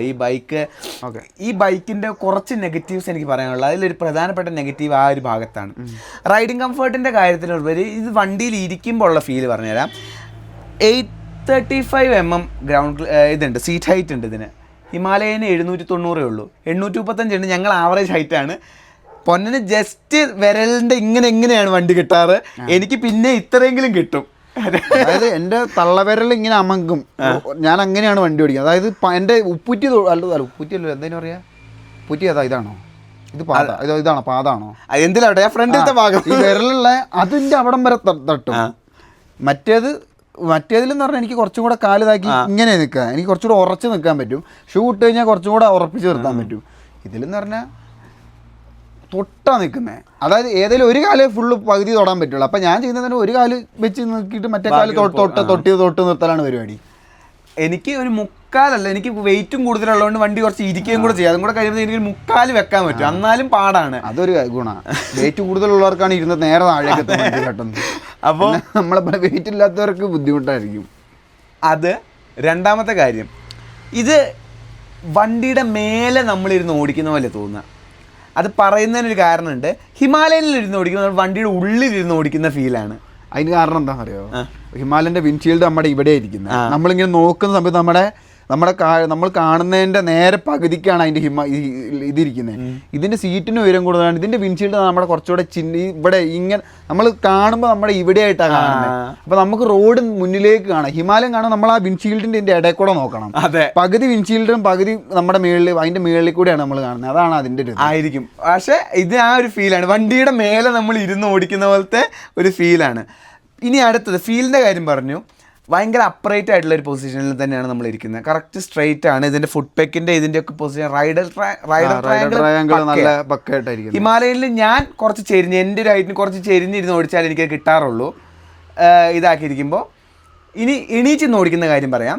അത് ഹിമാലയനിൽ ഇതിനെ വെച്ച് നോക്കുമ്പോൾ കുറച്ചും കൂടെ സുഖമാണ്. അതിന് കുറച്ചും കൂടെ ഇത് ഭയങ്കര പാടാണ്. ഇത് ഇങ്ങനെ നിൽക്കണം നമ്മൾ. ഇതിന്റെ കുറച്ചും കൂടെ എർഗണോമിക്സ് കുറച്ചുകൂടെ നല്ലതാക്കുകയാണെങ്കിൽ ഇതിന്റെ ഹാൻഡിൽ ബാർ ഒരു 1 ഇഞ്ച് ലിഫ്റ്റ് ചെയ്താൽ മതി. ഇതിൻ്റെ ഹാൻഡിൽ ബാർ, കാരണം ഇതിൻ്റെ ഹാൻഡിൽ ബാർ കുറച്ച് താഴെ ഇരിക്കും. നമ്മൾ എണീക്കാൻ നിൽക്കുമ്പോഴാണ് ഈ പ്രശ്നം വരുന്നത്. അതെ, ഹാൻഡിൽ ബാർ താഴെ. മറ്റേ ഹിമാലയൻ്റെ ഹാൻഡിൽ ബാർ കൃത്യം നമ്മൾ അധികം എഫേർട്ട് എടുക്കണം. വെറുതെ കാലൊന്ന് പൊക്കി കൊടുത്താൽ മതി. എന്ന് വെച്ച് ഇതൊരു പ്രശ്നമുള്ള കാര്യമല്ല. ശരിക്കും മറ്റേ ഓഫ് റോഡ് ചെയ്യുന്ന സമയത്ത് നമ്മൾ ശരിക്കും ഇങ്ങനെ നമ്മുടെ ഇതിൻ്റെ ഹാൻഡിൽ ബാറിന്റെ മുകളിൽ വരണം. ഇങ്ങനെ എന്നാലാണ് ഇത് ചെയ്യാൻ പറ്റുക. അപ്പൊ നല്ലതാണ്. പക്ഷെ എനിക്കൊന്ന് കുറച്ചും കൂടെ ഒരു ഇത് കൂട്ടാനായിട്ട് എനിക്ക് തോന്നുന്നു റൈസേഴ്സ് വെച്ച് കഴിഞ്ഞാൽ നമുക്കത് കുറച്ചും കൂടെ മെച്ചപ്പെടുത്താൻ പറ്റുമെന്ന് എനിക്ക് തോന്നുന്നു. റൈസേഴ്സ് അല്ലെങ്കിൽ ഇപ്പോൾ 1-2 കമ്പനികൾ കുറച്ചും കൂടെ വലിയ ഹാൻഡിൽ ബാർ എന്നാലും മതി, അത് വെച്ചാലും മതി. എനിക്കൊന്ന് ഈ ROB എന്നൊക്കെ പറയുന്ന കമ്പനി, പിന്നെ മോട്ടോ ടോർക്കാരൊക്കെ ഇറക്കുന്നുണ്ട്. അപ്പോൾ അങ്ങനത്തെ ഒക്കെ വെച്ചാലും അതും പരിഹരിക്കാവുന്ന കാര്യമുള്ളൂ. പിന്നെ അതൊക്കെ നല്ലതാണ്. ഇതിൻ്റെ ഏറ്റവും മോശം സാധനം, ഇത്രയും ഓടിച്ചിട്ട് എനിക്ക് ഈ വണ്ടിയിൽ ഞാൻ മോശമായിരിക്കുന്നു വിചാരിച്ച സാധനങ്ങളൊന്നും മോശമായില്ല. മോശമാവില്ല. അങ്ങനെ അതിൻ്റെ 7 അയൽവക്കത്തുള്ള എത്താത്ത സാധനമാണ് ഏറ്റവും മോശമായിട്ട് തോന്നിയത്. അത് സീറ്റാണ്. ഇത് കാണുമ്പോൾ നല്ല ഉരുക്ക് സാധനമെന്നൊക്കെ തോന്നും. പക്ഷെ ഇതൊരുമാതിരി പന്ന സീറ്റ്. ഒരു 10-12 കിലോമീറ്റർ എത്തൂല. അതിന് മുന്നേ സീറ്റ് അങ്ങ് ഇരുന്നങ്ങ് താഴേക്ക് അങ്ങ് എത്തും. ഭയങ്കര നമ്മൾ ഇരിക്കുന്ന ഇതിനകത്താണ് ഇരിക്കുന്നത്, ഈ ഒരു കഷ്ണത്തിലാണ് ഇരിക്കുന്നത്. ഭയങ്കര സോഫ്റ്റ് ആണ്. ഒരു ട്രാവൽ ബൈക്കിൽ നല്ല സോഫ്റ്റ് സീറ്റ് വന്നാൽ അപ്പം തന്നെ ശ്രദ്ധിച്ചോളൂ അത് മിസ്റ്റേക്ക്, അത് കൊള്ളൂല എന്നുള്ളത്. കാരണം ഈ ലോജിക്കാണ്. നമ്മൾ ലോങ് ഡിസ്റ്റൻസ് ട്രാവൽ ചെയ്യുന്നതോറും സീറ്റ് ഓട്ടോമാറ്റിക്കായിട്ട് ഇരിക്കാൻ തുടങ്ങും. സ്പോഞ്ചാണ് ഞെങ്ങി ഇരിക്കാൻ തുടങ്ങും. സോഫ്റ്റ് ആയിട്ടുള്ള സീറ്റ് ആണെങ്കിൽ പെട്ടെന്ന് ഇരിക്കും. ഇത് പൊന്നം പറഞ്ഞാൽ 10-20 കിലോമീറ്റർ കഴിഞ്ഞ് കഴിഞ്ഞാൽ പിന്നെ അതിന് മുന്നേ താണം കിടത്തും. അത് റൈഡറിൻ്റെ കാര്യമായിട്ടാണ്, പില്ലിൻ്റെ കാര്യം പിന്നെ പറയാം. ഇരുന്ന് നമ്മൾ പിന്നെ ശാസിയിലായിരിക്കുന്നത്. പിന്നെ വണ്ടിയുടെ വേറെ ഇടിയെല്ലാം നമ്മൾ കൊള്ളും. പിന്നെ എണീച്ച് നിൽക്കണം. എണീച്ച് നിന്ന് കഴിഞ്ഞാൽ നമുക്ക് ഇതാക്കാൻ പറ്റത്തുള്ളൂ. ഇതിൻ്റെ ഇത് ഭയങ്കര സോഫ്റ്റാണ്. ഇത്രയും സോഫ്റ്റ് ആവണ്ടായിരുന്നു ഒന്നാമത്തെ പ്രശ്നം. രണ്ടാമത്തെ പ്രശ്നം വെള്ളത്തിൻ്റെ കേസിലാണ്. മഴ നനഞ്ഞ് സീറ്റ് ഇതായി കഴിഞ്ഞ് കഴിഞ്ഞാൽ ഈ സീറ്റിന് വെള്ളത്തോട് ഭയങ്കര സ്നേഹം തോന്നും, വലിച്ചങ്ങ് എടുക്കും. പിന്നെ നമ്മൾ ഇരുന്ന് കഴിഞ്ഞാൽ നമ്മുടെ ബാക്ക് സൈഡല്ല നല്ല സൂപ്പറായിട്ട് നനഞ്ഞ് ഇതായിരുന്നോളും, ഒട്ടി അവിടെ ഇരിക്കും. അങ്ങനത്തെ 2 പ്രശ്നമാണ് ഇതിനുള്ള. ബാക്കിൽ പിന്നെ ഇരുത്തണ്ട. നിങ്ങൾക്ക് ആരോടെങ്കിലും വെറുപ്പുണ്ടെങ്കിൽ അവരെ ഇരുത്തുക ബാക്ക് സീറ്റിൽ. ബാക്കിൽ ഇരുന്നിട്ട് ഒന്നാമത്തെ കാര്യം അതിനകത്ത് അവിടെ സീറ്റില്ല. ഇത് തോന്നുന്നു ഇവിടെ സീറ്റ് ഉണ്ടെന്ന്, ഇവിടെ സീറ്റില്ല. ഇത് മറ്റേ അതിൻ്റെ അടിയത്തെ പ്ലാസ്റ്റിക്കും പിന്നെ എനിക്ക് തോന്നുന്നു 1/2 ഇഞ്ച് പഞ്ഞിയാണ് അതിനകത്ത്. വേറെ അതിനകത്ത് സീറ്റില്ല. അവിടെ ഇരുന്ന് കഴിഞ്ഞാൽ ചന്തി വേനച്ചിട്ടുണ്ടല്ലോ. ഇത് ഇപ്പം റൈഡറിന് 10 കിലോമീറ്ററാണ്, ഇത് 100 മീറ്റർ എത്തുമ്പോഴേക്കും നമ്മളെ തീരുമാനം ഒരു തുള്ളി അടി അടിച്ചവർ അതിൽ കിട്ടും. പിന്നെ അതല്ല ഈ സസ്പെൻഷന്റെ ഇതെന്ന് പറയുമ്പോൾ നല്ല ട്രാവൽ കൂടിയ സസ്പെൻഷൻ ആയതുകൊണ്ട് അത് നമ്മൾ ഓരോ ചാട്ടവും നമുക്ക് അത് കിട്ടും. നമ്മൾ സീറ്റിൽ അത് നമ്മൾ ഈ ഷാസീറ്റ് പുറത്തായിരിക്കുന്നത്. അപ്പൊ അതെല്ലാം നമ്മുടെ പുറകിൽ വന്നാ കൊള്ളുന്നത്. അതെ. അപ്പൊ ഈ വണ്ടി വാങ്ങുന്ന ആൾക്കാർ ഒരാളെ ഓടിക്കാൻ പറ്റുള്ളൂ. അതെ, അല്ലെങ്കിൽ സീറ്റ് മോഡിഫൈ അതന്നെ മൊത്തത്തിൽ. ഒന്നുകിൽ റാലി സീറ്റ് വെച്ചാലും 2 പേരായിട്ട് പോവാന്ന് പറഞ്ഞാൽ ഭയങ്കര കഷ്ടം പിടിച്ചായിരിക്കും ഈ വണ്ടിയിൽ. അതെ, റാലി സീറ്റ് വരും. പക്ഷെ റാലി സീറ്റ് വെക്കുമ്പോൾ ഹൈറ്റ് കൂടും. റാലി സീറ്റ് നല്ല കട്ടിയുള്ള ഫോമാണ്. അത് വെച്ചാൽ പ്രശ്നം മാറുമായിരിക്കും, പക്ഷെ ഹൈറ്റ് കൂടും. അല്ലെങ്കിൽ വല്ല സീറ്റ് പണിയുന്നവരെ കൊണ്ട് ഇതാക്കിയിട്ട് എനിക്കൊന്ന് ഒരു 1 ഇഞ്ച് 1.5 ഇഞ്ച് പഞ്ഞി വെപ്പിച്ചാൽ മതിയായിരിക്കും. കുറച്ച് കട്ടി കൂടിയ പഞ്ഞി വെപ്പിച്ചാൽ മതി. അല്ലെങ്കിൽ മറ്റേ ജെല്ല് കിട്ടൂല, നീല ഒരു ജെല്ലൊരു പാളി കിട്ടൂല, അത് വെച്ചാലും മതി.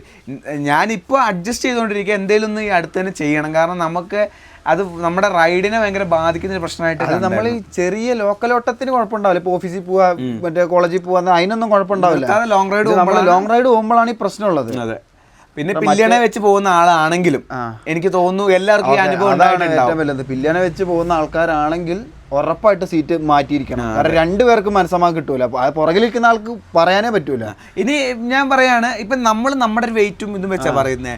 ഇനി വേറെ ഏതെങ്കിലും ഇപ്പൊ ഈ വീഡിയോ കാണുന്ന ആരെങ്കിലും ഇതുണ്ട്, നിങ്ങളുടെ അഭിപ്രായം പറയാം. വെയിറ്റ് കുറഞ്ഞ ആൾക്കാരാണ് എനിക്ക് തോന്നുന്നു നമ്മൾ ഒരു സാധാരണ ആൾക്കാരെക്കാളും അത്യാവശ്യം വെയിറ്റ് കൂടുതലുള്ള ഒരു ഇതിലാണ് നമ്മളിരിക്കുന്നത്. നമ്മളൊരു സാധാരണ നമ്മളിപ്പോ നമ്മുടെ ഉയരത്തിന് വെച്ച് നോക്കുമ്പോൾ നമുക്ക് വെയിറ്റ് കൂടുതലാണ്. അപ്പൊ അതിന്റെ ഒരു ഇതുണ്ട്. ഇപ്പൊ വെയിറ്റ് കുറഞ്ഞ ആൾക്കാരാണെങ്കിൽ കുഴപ്പമുണ്ടാവില്ലായിരിക്കും. അതെ, എന്തായാലും സീറ്റ് മാറ്റിയാൽ നല്ലതായിരിക്കും. യാത്ര കുറച്ചുകൂടെ സുഖകരമാക്കാം. അതെ. അപ്പോൾ ഇതൊക്കെ സീറ്റ് സത്യം പറഞ്ഞ ഒരു പ്രശ്നം തന്നെയാണ്, ഒരു നെഗറ്റീവ് തന്നെയാണ്, പറയാതിരിക്കാൻ പറ്റില്ല. അപ്പോൾ നമ്മൾ എർഗണോമിക്സ്, നമ്മുടെ വണ്ടിയുടെ റൈഡിങ് കംഫർട്ടും കാര്യങ്ങളൊക്കെ സംസാരിച്ചു. ഇനി നമുക്ക് ഈ വണ്ടിയെ ഏറ്റവും ഹൈലൈറ്റ് ചെയ്യുന്ന സാധനം അത് ഇതിൻ്റെ സസ്പെൻഷനാണ്. സസ്പെൻഷനെ കുറിച്ച് സംസാരിക്കാം. ഫ്രണ്ടിൽ വണ്ടിയുടെ പേര് പോലെ തന്നെ 210 mm ട്രാവൽ വരുന്ന സസ്പെൻഷനും ബാക്കിൽ 205 mm ട്രാവൽ വരുന്ന സസ്പെൻഷനാണ് ഉള്ളത്. ബാക്കിൽ നമ്മുടെ ഹിമാലയനിലുള്ള പോലെ തന്നെ ലിങ്കേജ് സിസ്റ്റത്തിൽ വരുന്ന സസ്പെൻഷനാണുള്ളത്. ലിങ്ക് ഘടിപ്പിച്ച് ഡോഗ് ബോണൊക്കെ ഇതാക്കിയിട്ട് അങ്ങനത്തെ ടൈപ്പ് സസ്പെൻഷനാണുള്ളത്. ഹിമാലയനിൽ ഫ്രണ്ടിൽ 200 mm ബാക്കിൽ 150 mm ആണ് ട്രാവലുള്ളത്. ആ വണ്ടി എനിക്ക് തോന്നുന്നു 1-2 വട്ടം മാത്രമേ ഞങ്ങൾക്ക് ബോട്ടം ഔട്ട് ചെയ്യാൻ പറ്റിയിട്ടുള്ളൂ ഇതുവരെയായിട്ടും. അത് മൊത്തം സസ്പെൻഷൻ യൂസ് ചെയ്ത് അടിച്ച് സസ്പെൻഷൻ കയറ്റാൻ പറ്റിയിട്ടുള്ളത്. അന്ന് പറഞ്ഞ വീണു നിങ്ങൾ ഒരു കുഴിയിൽ ചാടിയെന്നല്ല, അപ്പോഴല്ലേ അത് മൊത്തം താന്നു പോയി നിങ്ങണ്ട് പറഞ്ഞത്. അല്ല, അത് ഏത് ബൈക്ക് കൊണ്ട് ഇതും കൊണ്ടാണ്. അങ്ങനെ 1-2 സാഹചര്യങ്ങളെ പറ്റിയിട്ടുള്ളൂ. ഈ ബൈക്ക് ഇതുവരെ എനിക്ക് ബോട്ടം ഔട്ട് ചെയ്യാൻ പറ്റിയിട്ടില്ല. ഏറ്റവും വലിയ രസം എന്താണെന്ന് പറഞ്ഞു കഴിഞ്ഞാൽ ഒരു 150 mm ട്രാവലുള്ള വണ്ടികൾ തന്നെ നമ്മുടെ കേരളത്തിലെ 90% റോഡുകളിലും ഒരിക്കലും അടിക്കത്തില്ല. മൊത്തം അടിക്കത്തില്ല. അത് മതി. ഇതൊക്കെ എന്ന് പറഞ്ഞാൽ ഇത് കൂടുതലാണ്. ഇനി സസ്പെൻഷൻ്റെ ഫീലിൻ്റെ കാര്യം പറയാം. ഹിമാലയനിൽ ഞങ്ങൾ കുറച്ച് ഫോർക്കിൻ്റെ ഓയിൽ മാറ്റിയപ്പോൾ ഗ്രേഡ് കൂടി കട്ടി കൂടി ഓയിൽ മാറ്റിയതിന് ശേഷം അതിൻ്റെ ഒരു ഫ്ലോ ഉണ്ട്. അതായത് സ്മൂത്തായിട്ട് ഇങ്ങനെ അത് ഇറങ്ങിപ്പോവുക, കുഴി ചാടുമ്പോൾ സ്മൂത്തായി ആദ്യം പെട്ടെന്ന് കംപ്രഷൻ സ്ലോ ആയി. അതെ, വെയിറ്റ് കൂടി കട്ടി കൂടി ഓയിൽ ഒഴിച്ചപ്പോൾ. ഇതിൻ്റെ ഫ്രണ്ടിനും സെയിം ഫീലാണ്. ബാക്കിലാണ് രണ്ടിനും വ്യത്യസ്ത ഫീല് എനിക്ക് തോന്നിയത് ഓടിച്ചപ്പോൾ. ഹിമാലയൻ്റെ നല്ല സോഫ്റ്റാണ്. അപ്പോൾ അതിങ്ങനെ പതിഞ്ഞ് ഇതായിട്ട് പതിയെ പൊന്തി അങ്ങനെയാണ് വരുന്നത്. ഇതിൻ്റെ സസ്പെൻഷൻ്റെ ഫീൽ എങ്ങനെയാണെന്ന് പറഞ്ഞു കഴിഞ്ഞാൽ അടി പെട്ടെന്ന് വലിച്ചെടുക്കും, പെട്ടെന്ന് തിരിച്ചു വരും. അതായത് ഭയങ്കര ഹാർഡ്, ഭയങ്കര ലൈറ്റ് ആയിട്ടുള്ള ഒരു ഫീൽ, അതായത് ഭയങ്കര ഇതിന് കട്ടിയില്ലാന്ന് തോന്നുന്നു നമ്മുടെ ബേക്കിലെ സസ്പെൻഷൻ. അതെ, അതായത് കുറച്ച് ഹാർഡ്നെസ് ഉള്ളത് കൊണ്ടാണ്. അതെനിക്ക് ഓഫ് റോഡിൻ്റെ ഒരു ഇതിന് വേണ്ടിയാണ് തോന്നുന്നത്. കാരണം ഓഫ് റോഡ് ചെയ്യുമ്പോൾ നമുക്ക് വണ്ടി കൺട്രോളിൽ കിട്ടണമെങ്കിൽ ഭയങ്കര സോഫ്റ്റ് ആയാൽ നമുക്ക് വണ്ടി കൺട്രോളിൽ കിട്ടൂല.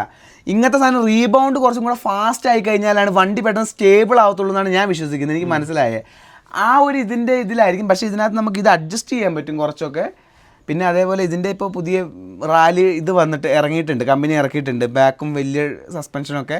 നമുക്ക് അതൊക്കെ വെച്ച് കഴിഞ്ഞാൽ നമുക്ക് കാല് കുത്താൻ പോലും പറ്റൂല, കാരണം അമ്മാതിരി ഉയരായിപ്പോ വിമാനത്തിൽ പോകുന്ന. അതെ. അപ്പോൾ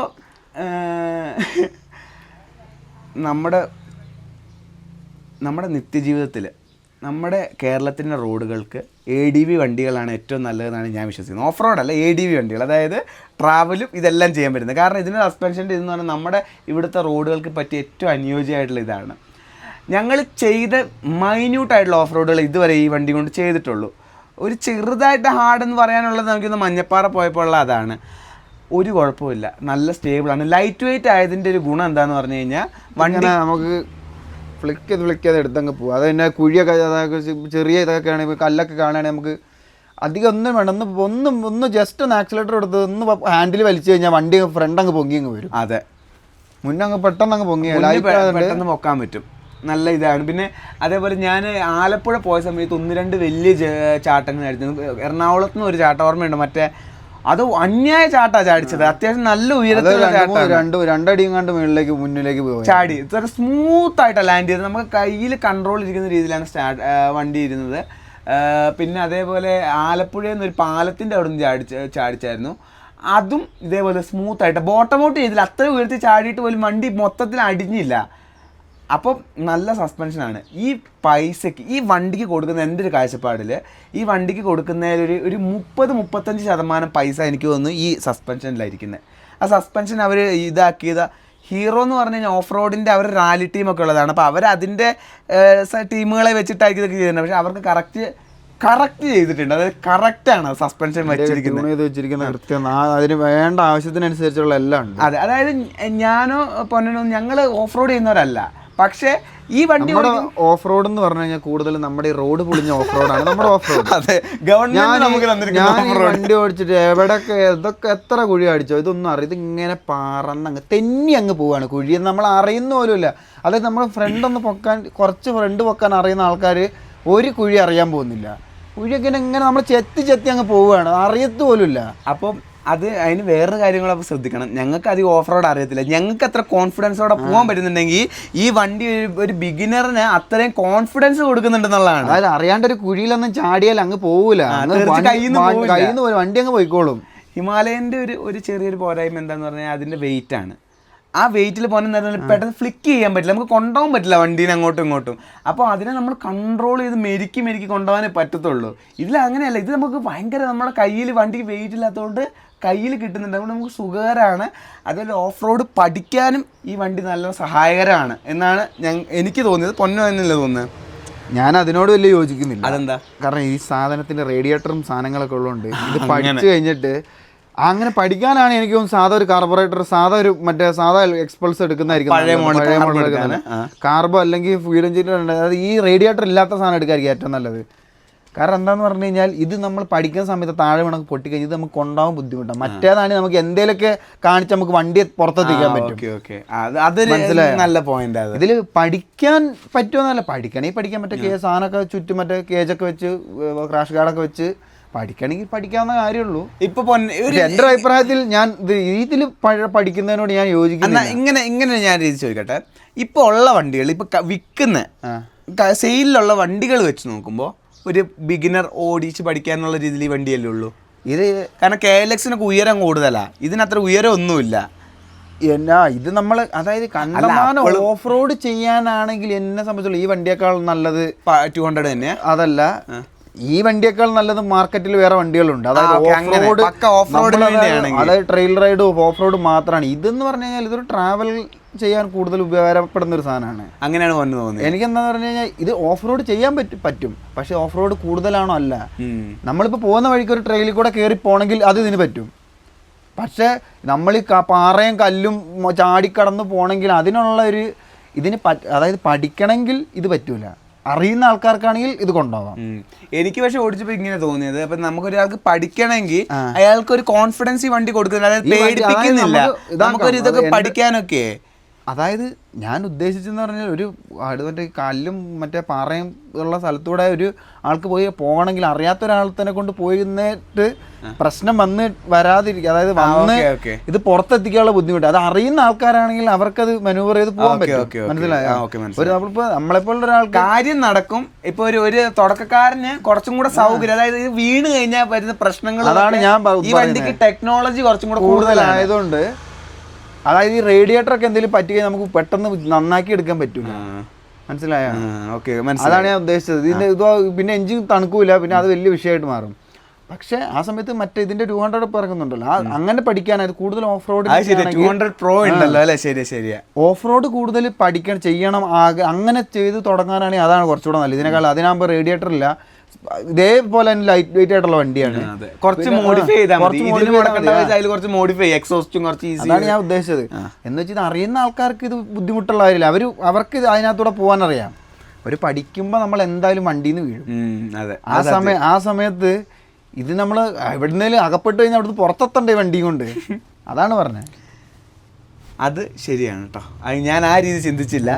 പക്ഷെ മൊത്തത്തിൽ നോക്കിക്കഴിഞ്ഞാൽ നമുക്ക് ഓഫ് റോഡ് സെക്ഷനുകളിൽ കോൺഫിഡൻസ് തരുന്നുണ്ട് വണ്ടി, നമ്മളെ പേടിപ്പിക്കുന്നില്ല. അപ്പോൾ ഇത് ചെയ്ത് ശീലമുള്ള ഒരാൾക്ക് ഇപ്പോൾ യാത്രയുടെ ഇടയിൽ പെട്ടെന്ന് ഒരു ഡീടൂർ വരികയാണ്, ഇവിടുന്ന് വരെ കുറേ ടാറില്ലാത്ത റോട്ടിൽ കൂടെ പോകണം, അല്ലെങ്കിൽ ഒരു അറിയാത്ത ഒരു ഗ്രാമത്തിൻ്റെ ഉള്ളിൽ കൂടെ എങ്ങനെ മണ്ണിട്ട വഴി കൂടെ പോകണം, കട്ടറില്ലാത്ത റോഡില്ലാത്തൊരു വഴി കൂടെ പോകണം എന്ന് പറഞ്ഞാൽ ഇത് ഒരു വിഷയമല്ല, അത് പോയിക്കോളും സുഖമായിട്ട്.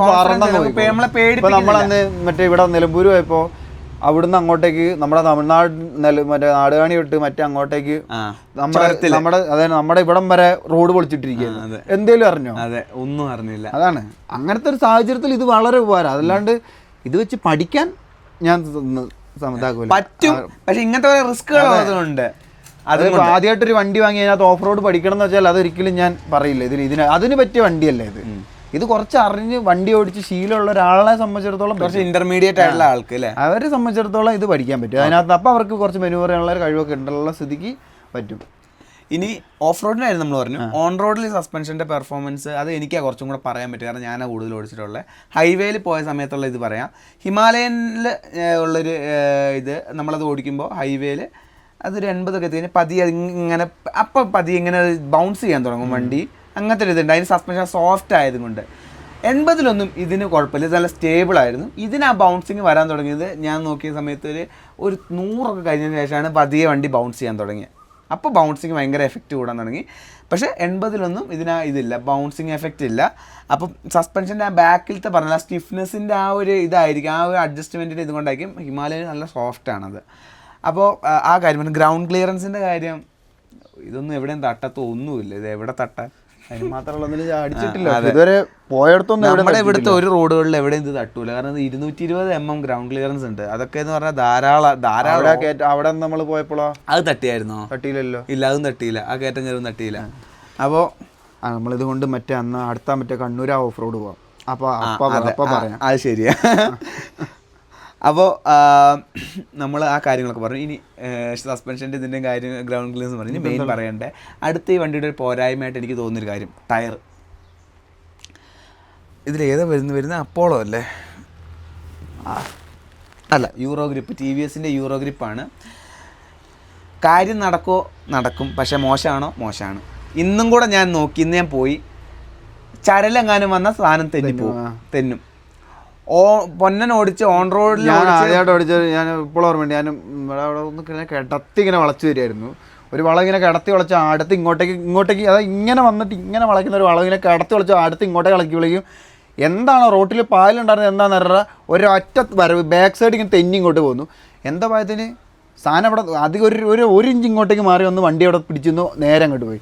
അതേ സംഭവം എനിക്ക് പിന്നെ അതേ റൈഡിൽ തന്നെ എനിക്ക് അതേപോലെ വേറൊരു സ്ഥലത്ത് ഇതേപോലെ സംഭവിച്ചു. വളവ് വളച്ച് വരിക, ഒരു ഒറ്റ പോക്ക് ബാക്ക് സ്ലൈഡ് ചെയ്തങ്ങ് പോയി. ഇതേപോലത്തെ എനിക്കുണ്ടായ അനുഭവം എന്താണെന്ന് പറഞ്ഞു കഴിഞ്ഞാൽ, ചുരത്തിലൂടെ വണ്ടി ഇറങ്ങിക്കൊണ്ടിരിക്കുകയാണ്. അപ്പോൾ പെട്ടെന്ന് ഓപ്പോസിറ്റ് ഒരു വണ്ടി ഓവർടേക്ക് ചെയ്ത് കയറി വന്നു. പാനിക്കായിട്ട് ബ്രേക്ക് പിടിച്ചു, ബാക്ക് ബ്രേക്കാണ് ഫുള്ള് പിടിച്ചത്. സാധാരണ ABS ഉള്ള വണ്ടികൾ ബാക്ക് ബ്രേക്കിൽ ലോക്കായി സ്ലോ ചെയ്യുക. ഇത് പിടിച്ച ഇതിൽ തെന്നി അങ്ങ് ഒരു പോക്ക് പോയത് ബാക്കിലത്തെ ഇത്. അപ്പോൾ ABS ഉണ്ടെന്ന് പറഞ്ഞിട്ട് കാര്യമില്ല, അത് ടയറിന് ഗ്രിപ്പില്ല, അതുകൊണ്ട് പിടിക്കാണ്ട് അങ്ങ് അത് തെന്നി അങ്ങ് പോയി. അപ്പോൾ ഓഫ് റോഡിലാണല്ലോ ഓൺ റോഡിലാണ് കാര്യം നടത്താൻ പറ്റും, നടക്കും. പക്ഷേ ഈ ടയർ ഭയങ്കര മോശമാണ്. ഇത് പെട്ടെന്ന് പിന്നെ അതുപോലെ കുറേ പരാതികൾ ഞാൻ കേട്ടു, ഈ ടയറിന് ലൈഫ് കുറവാന്ന് പറഞ്ഞിട്ട്. 6000-7000 കിലോമീറ്റർ കഴിയുമ്പോൾ തന്നെ ടയർ തീരും. നമ്മുടെ ഇതുവരെ 2500 ആയിട്ട് അധികം ഒന്നും പോയിട്ടില്ല, ഇനി ഓടാനുണ്ട് അത്യാവശ്യം. അപ്പോൾ ഇത് കഴിയുമ്പോൾ മാറ്റാം. കാരണം നമുക്ക് ഇത് എത്രത്തോളം, ചിലപ്പോൾ ഇത് കുറച്ചും കൂടെ ഓടിക്കഴിഞ്ഞാൽ ചിലപ്പോൾ ശരിയായാലോ പറയാൻ പറ്റത്തില്ല. പക്ഷെ ആ തെന്നലുണ്ട് വണ്ടിക്ക്, അത് റോട്ടിൽ കൂടെ തെന്നുന്നുണ്ട്. അല്ലാത്ത വഴി തന്നെ നമുക്ക് പിന്നെ അംഗീകരിക്കാം. തെന്നുന്നുണ്ട്. എനിക്കൊരു 3, ഞാൻ ആദ്യം ഓടിച്ചപ്പോൾ 2 വട്ടം പറ്റി, അല്ലാണ്ട് എനിക്കൊരു 2-3 വട്ടം അല്ലാണ്ടും പറ്റിയിട്ടുണ്ട് ഇതേപോലെ തെന്നിപ്പോയിട്ട്. അത് കൂടുതൽ വളവ് വളയ്ക്കുമ്പോഴാണ് പ്രശ്നം വരുന്നത്. അപ്പൊ ഇത് കോർണറിങ്ങിന്റെ ഈ സാധനത്തിന്റെ കുഴപ്പമാണ്, കൂടുതൽ വളവ് വളയ്ക്കുമ്പോൾ എനിക്ക് സംഭവിച്ചിട്ടുള്ള സംഭവം. പിന്നെ പറയാൻ പറ്റില്ല, ചിലപ്പോൾ നല്ല ടയർ ഇട്ട് കഴിഞ്ഞാൽ ആ പ്രശ്നമൊക്കെ മാറുമായിരിക്കും. കാരണം ഹിമാലയനിൽ റൈസിന്റെ ടയർ കയറ്റിയപ്പോൾ ഫുള്ളും വണ്ടിയുടെ ഫീലേ മാറിപ്പോയായിരുന്നു. പിന്നെ അതാ ഞാൻ ആ വണ്ടി കൊണ്ട് എന്തോരം കടത്തി കളിച്ചിട്ടുണ്ടെന്ന്. അത് ഇതുവരെ ഒരു കുഴപ്പമില്ല. ഇപ്പോഴും അത് ടയർ തേഞ്ഞ് തീരാറായി, അത് കുറച്ചും കൂടെ ഉണ്ട് നടുവിൽ തീരാൻ. അതിൻ്റെ മൂല ഇപ്പോഴും ഉണ്ട്, ഇപ്പോഴും കടത്തി കളിച്ച് ഞാൻ പിടിച്ചു വെക്കും. അതാണ് ഇത്ര കട്ടയിൽ പിടിച്ചു. അത് വല്ലാത്തൊരു ടയർ തന്നെ കേട്ടോ. അതെ. അപ്പോൾ കാരണം എന്താണെന്ന് പറഞ്ഞു കഴിഞ്ഞാൽ നമ്മുടെ വണ്ടി എന്ത് പെർഫോമൻസ് എന്തുണ്ടെന്ന് പറഞ്ഞാൽ ഈ സാധനം മൊത്തം തറയിലേക്ക് തൊടിക്കുന്ന സാധനം ഈ ടയറാണ്. ടയർ മോശമാണെങ്കിൽ നമ്മുടെ എക്സ്പീരിയൻസ് മൊത്തത്തിൽ ഇതാവും. ഇത് ഞാൻ പറഞ്ഞല്ലോ ആവറേജ് ടയറാണ്. ഇതിന് കുഴപ്പങ്ങൾ കുറേ ഉണ്ട്. കാര്യങ്ങൾ നടത്താൻ പറ്റുമോ നമുക്ക് നടത്താം, പക്ഷേ ഇത് മാറ്റുന്നതാണ് നല്ലത്. പിന്നെ ഇത് കിട്ടുന്ന വാടകയ്ക്ക് മാറ്റേണ്ട കാര്യമൊന്നുമില്ല. കാരണം ഇത് 2 ടയറത്തിൽ ഒരു സാധാരണ രീതിയിൽ ഓടിക്കുകയാണെങ്കിൽ, അതായത് സാധാ ഇപ്പോൾ ഒരു കോളേജിൽ പോവുക അല്ലെങ്കിൽ ഓഫീസിൽ പോയി തിരിച്ചു വരിക, ഇടയ്ക്ക് ഒരു റൈഡ് പോവുക, അതിനൊന്നും കുഴപ്പമില്ല. നമ്മൾ അതായത് കണ്ടിന്യൂസ് ഹൈ സ്പീഡിൽ പോവുക, അല്ലെങ്കിൽ നമ്മൾ മറ്റേ കിടത്തി വളച്ചുകൊണ്ട് പോവുക, നമ്മൾ കുറച്ച് ഡിഫെൻസീവായിട്ട് റൈഡ് ചെയ്യുമ്പോൾ അല്ല ഒഫെൻസീവായിട്ട് റൈഡ് ചെയ്യുന്ന സമയത്താണ് ഈ പ്രശ്നം സംഭവിക്കുന്നത്. നമുക്കപ്പോൾ വേണ്ടതെന്ന് പറഞ്ഞാൽ ടയറിന് കൂടുതൽ ഗ്രിപ്പാണ് വേണ്ടത്, നമ്മളെ സപ്പോർട്ട് ചെയ്യാനാണ് വേണ്ടത്. നമ്മളപ്പോൾ അങ്ങനത്തെ സാഹചര്യത്തിൽ ഇത് ടയർ വളരെ മോശം ഗ്രിപ്പ് വരുന്നൊരു സാധനമാണ്. അപ്പോൾ അങ്ങനത്തെ ഒരു രീതിയിൽ നോക്കുന്ന ആൾ ടയർ മാറ്റുന്നതായിരിക്കും നല്ലത്. ഓടിച്ചു തീർക്കുക, ടയർ മാറ്റുക. അതുകൊണ്ട് നല്ല ടയർ ഇട്ട് കഴിഞ്ഞാൽ ഈ പ്രശ്നം മാറും. അതെ, എല്ലാത്തിലും എല്ലാം കൊണ്ടും നല്ല മെച്ചപ്പെടും. പിന്നെ ഇത് പ്രശ്നം എന്ന് പറഞ്ഞാൽ ഇത് സാധാ രീതിയിൽ ഓടിക്കുന്ന ആളെ സംബന്ധിച്ചിടത്തോളം വലിയ സ്പീഡൊന്നും എടുക്കാണ്ട് ഓടിക്കുകയാണെങ്കിൽ വലിയൊരു കുഴപ്പം വരില്ല. ഇപ്പം എന്നെ സംബന്ധിച്ചോളം ഞാനെപ്പോഴും എനിക്ക് കടത്തി വളയ്ക്കാൻ ഭയങ്കര ഇഷ്ടമുള്ള, ഈ വലിയ വണ്ടിയിൽ കടത്തി വളയ്ക്കുമ്പോൾ നല്ല രസമുള്ളൊരു കാര്യമാണ്. ഉയരത്തിൽ നിന്ന് കടത്തി വളയ്ക്കുമ്പോഴേ അങ്ങനെ കടത്തി വളയ്ക്കാത്ത ആൾക്കാരെ സംബന്ധിച്ചിടത്തോളം കിടത്തി വളയ്ക്കുന്ന കാര്യം പറഞ്ഞപ്പോഴാണ് ഞാൻ അടുത്ത് ചോദിക്കാൻ വരുമായിരുന്നു. ഈ സസ്പെൻഷൻ്റെ ഈ ഉയരത്തിൻ്റെ ഒക്കെ ഇത് വെച്ച് നോക്കുമ്പോൾ ഈ വണ്ടി വളവിലും തിരിവും കൺട്രോൾഡ് ആണോ? പൊന്നോടിച്ചപ്പോൾ എന്ത് തോന്നി? എനിക്ക് ചില സമയങ്ങളിൽ ടയറിൻ്റെ പ്രശ്നമാണ്. ആ ടയറിൻ്റെ പ്രശ്നം കാരണം ഞാൻ അധികം ഈ വണ്ടി കടത്തിയിട്ടില്ല. ഞാൻ മറ്റേ വണ്ടി കടത്തുന്ന അത്ര ഈ വണ്ടി കടത്തിയിട്ടില്ല. പക്ഷേ ഞാൻ കടത്തിയിട്ടുണ്ട്. കൺട്രോൾഡ് ആണോ? അതായത് എനിക്ക് വലിയ ഇത് തോന്നിയിട്ടില്ല എനിക്ക്. പക്ഷേ ഈ സമയത്ത് ഞാൻ എപ്പോഴും ഞാൻ വളവ് അളയ്ക്കുന്ന സമയത്ത് ഇത് എപ്പോൾ വരും ചിന്തിച്ചുകൊണ്ടാണ് ഞാൻ വണ്ടി കിടത്തുന്നത്. അപ്പോൾ ഞാൻ അതുകൊണ്ട് അധികം ലീൻ ചെയ്യാറില്ല വളവിൽ ഇത് ഈ വണ്ടി കൊണ്ട്. മറ്റേതാകുമ്പോൾ എനിക്ക് പേടിയില്ല, അത് പിടിച്ചു വെക്കുമെന്ന് എനിക്കറിയാം. അപ്പോൾ അതിൽ ടയറിന് വലിയ പ്രാധാന്യമുണ്ട്. പിന്നെ പൊതുവെ ഈ ഉയരം കൂടിയ വണ്ടികൾ വളവിൽ ഇതൊക്കെ കുറച്ച് ബുദ്ധിമുട്ടേറിയതാണ്. അതാണ് നമ്മൾ കിടത്തി വളയ്ക്കാന്ന് പറഞ്ഞാൽ നമ്മൾ ഈ മോട്ടോ GP കിടത്തി വളയ്ക്കുന്ന പോലെയല്ല വളയ്ക്കും. നമുക്കൊരു കുറച്ചൊരു ലീൻ ആംഗിളേ കിട്ടുള്ളൂ ഇതിനകത്ത്. പക്ഷെ അതൊരു രസമാണ്. ഈ ഉയർന്ന വണ്ടിയിൽ ചെയ്യുമ്പോൾ ഒരു രസമാണെന്ന് ഞാൻ പറഞ്ഞു. ആ രസം, ആ ത്രില്ല് കിട്ടിയാലും നമുക്ക് മനസ്സിലാവുള്ളൂ അതിൻ്റെ കാര്യം എന്താ. ഉയർന്ന വണ്ടിയുടെ കാര്യം പറഞ്ഞപ്പോഴാണ് നമ്മൾ വണ്ടി എടുത്തുകൊണ്ട് ഞാൻ സത്യം പറഞ്ഞ ഹിമാലയനാണ് ഇതിനേക്കാളും എല്ലാം കൊണ്ടും വലുതെന്ന് വിചാരിച്ചിരുന്ന ആളാണ്. അത് നമ്പർ കൊണ്ട് മാത്രമല്ല, ഫിസിക്കലി വലിപ്പം കൊണ്ടും ഹിമാലയനാണ് വലിയ വണ്ടി. സത്യം പറയാലോ, ഞങ്ങൾ വീട്ടിൽ വണ്ടി കൊണ്ടുവന്നു. ഇത് വണ്ടി എടുക്കുന്ന സമയത്തും അതന്നെ വിചാരിച്ചു, ഇത് ചെറുതാണെന്ന് ഞാൻ വിചാരിച്ചോണ്ടിരുന്നത്. ഇത് വീട്ടിൽ കൊണ്ടുവന്ന് നമ്മൾ ഇവിടെ വണ്ടി മറ്റേന്റെ കൂടെ വെച്ച് കഴിഞ്ഞപ്പോഴാണ് എന്റെ ദൈവമേ ആ വണ്ടി ഇങ്ങനെ ഇരിക്കുന്നേ, ഈ വണ്ടി ഇങ്ങനെ ഇരിക്കുന്നേ ഷേപ്പ്. അത് ഇതൊരുമാതിരി വലിയ, അതായത് 2 കാളക്കുട്ടന്മാർ, ഒരുത്തൻ ജിമ്മിൽ പോയി വന്നു, ഒരുത്തൻ എന്താ പറയാ അധികം ഇതിൽ അവൻ കാർഡിയൊക്കെ ചെയ്ത് ഹിമാലയൻ മേലിൽ ചെറിയ വണ്ടിയായിട്ട് തോന്നിപ്പോയി ഇത് വെച്ച് കഴിഞ്ഞപ്പോഴത്തേക്ക്. അതിന്റെ പ്രധാന ഒരു കാര്യം എന്ന് പറഞ്ഞാൽ ഈ ഒരു ഷേപ്പ് ഒക്കെ ആട്ടോ, ഇതിന്റെ ഈ ആ റേഡിയേറ്ററിന്റെ ഫെയറിംഗ് എടുത്ത് മാറ്റി കഴിഞ്ഞാൽ ചെറുതാകും, പക്ഷെ ഇതിന് ഉയരം കൂടുതലാണ്. അതെ, അപ്പോൾ അതുകൊണ്ട് ആ ഒരു കാര്യം പെട്ടെന്ന് ഇപ്പോഴാണ് ഓർത്തത്, ആ വലിപ്പത്തിന്റെ കാര്യം പറഞ്ഞപ്പോൾ. ഇനി അടുത്തൊരു കാര്യം നമുക്ക് പറയാനുള്ള ബ്രേക്കിന്റെ കാര്യമാണ്. ആദ്യമേ പറയാം, ഒരു ആവറേജ് ബ്രേക്കാണ്. അതെ, അത് പറയുന്നതിൻ്റെ കാര്യം ഞങ്ങൾ പറഞ്ഞുതരാം. ഇത് 2 ഡിസ്ക്കാണ്. ഇത് ടോപ്പ് മോഡലിൽ നിന്ന് 2 ABS ആണ്. എനിക്കിതിന് ഹിമാലയൻ്റെ അതേപോലത്തെ ബ്രേക്കിംഗ് ഫീലാണ് കിട്ടിയത്. അത് ഇങ്ങനെ പറയുമ്പോൾ വലിയ ഇതായിട്ട് തോന്നുന്നില്ല. അത് എപ്പോഴാണ് പ്രശ്നം വരിക എന്ന് പറഞ്ഞു കഴിഞ്ഞാൽ 195 കിലോ വെയിറ്റുള്ള ഹിമാലയൻ പിടിച്ചു നിർത്തുന്ന ആ ബ്രേക്കിംഗ് ഫീല് ഈ 170 കിലോ ഉള്ള ബൈക്കിൽ അതേ ഫീലേ ഉള്ളൂ എന്ന് പറഞ്ഞു കഴിഞ്ഞാൽ അതൊരു അപകടമാണ്. ഞാൻ പറഞ്ഞ എത്ര പേർക്ക് മനസ്സിലാവുന്നറിയില്ല. ഈ വെയിറ്റ് കുറഞ്ഞ ബൈക്കിന് വെയിറ്റ് കൂടിയ ബൈക്കിൻ്റെ ബ്രേക്കിംഗ് ഫീലേ ഉള്ളൂ എന്ന് പറഞ്ഞു കഴിഞ്ഞാൽ അത് ഇതിൻ്റെ ഒരു കുഴപ്പമാണ്.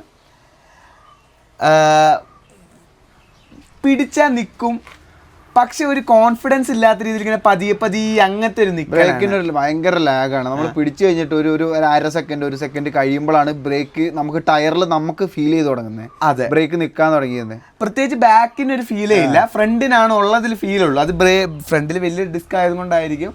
രണ്ടും ഈ നോർമൽ ഇതാണ് നമ്മുടെ എന്ത് റബ്ബറല്ല, എന്ത് പാഡെന്ന് അതിന് പറയാ?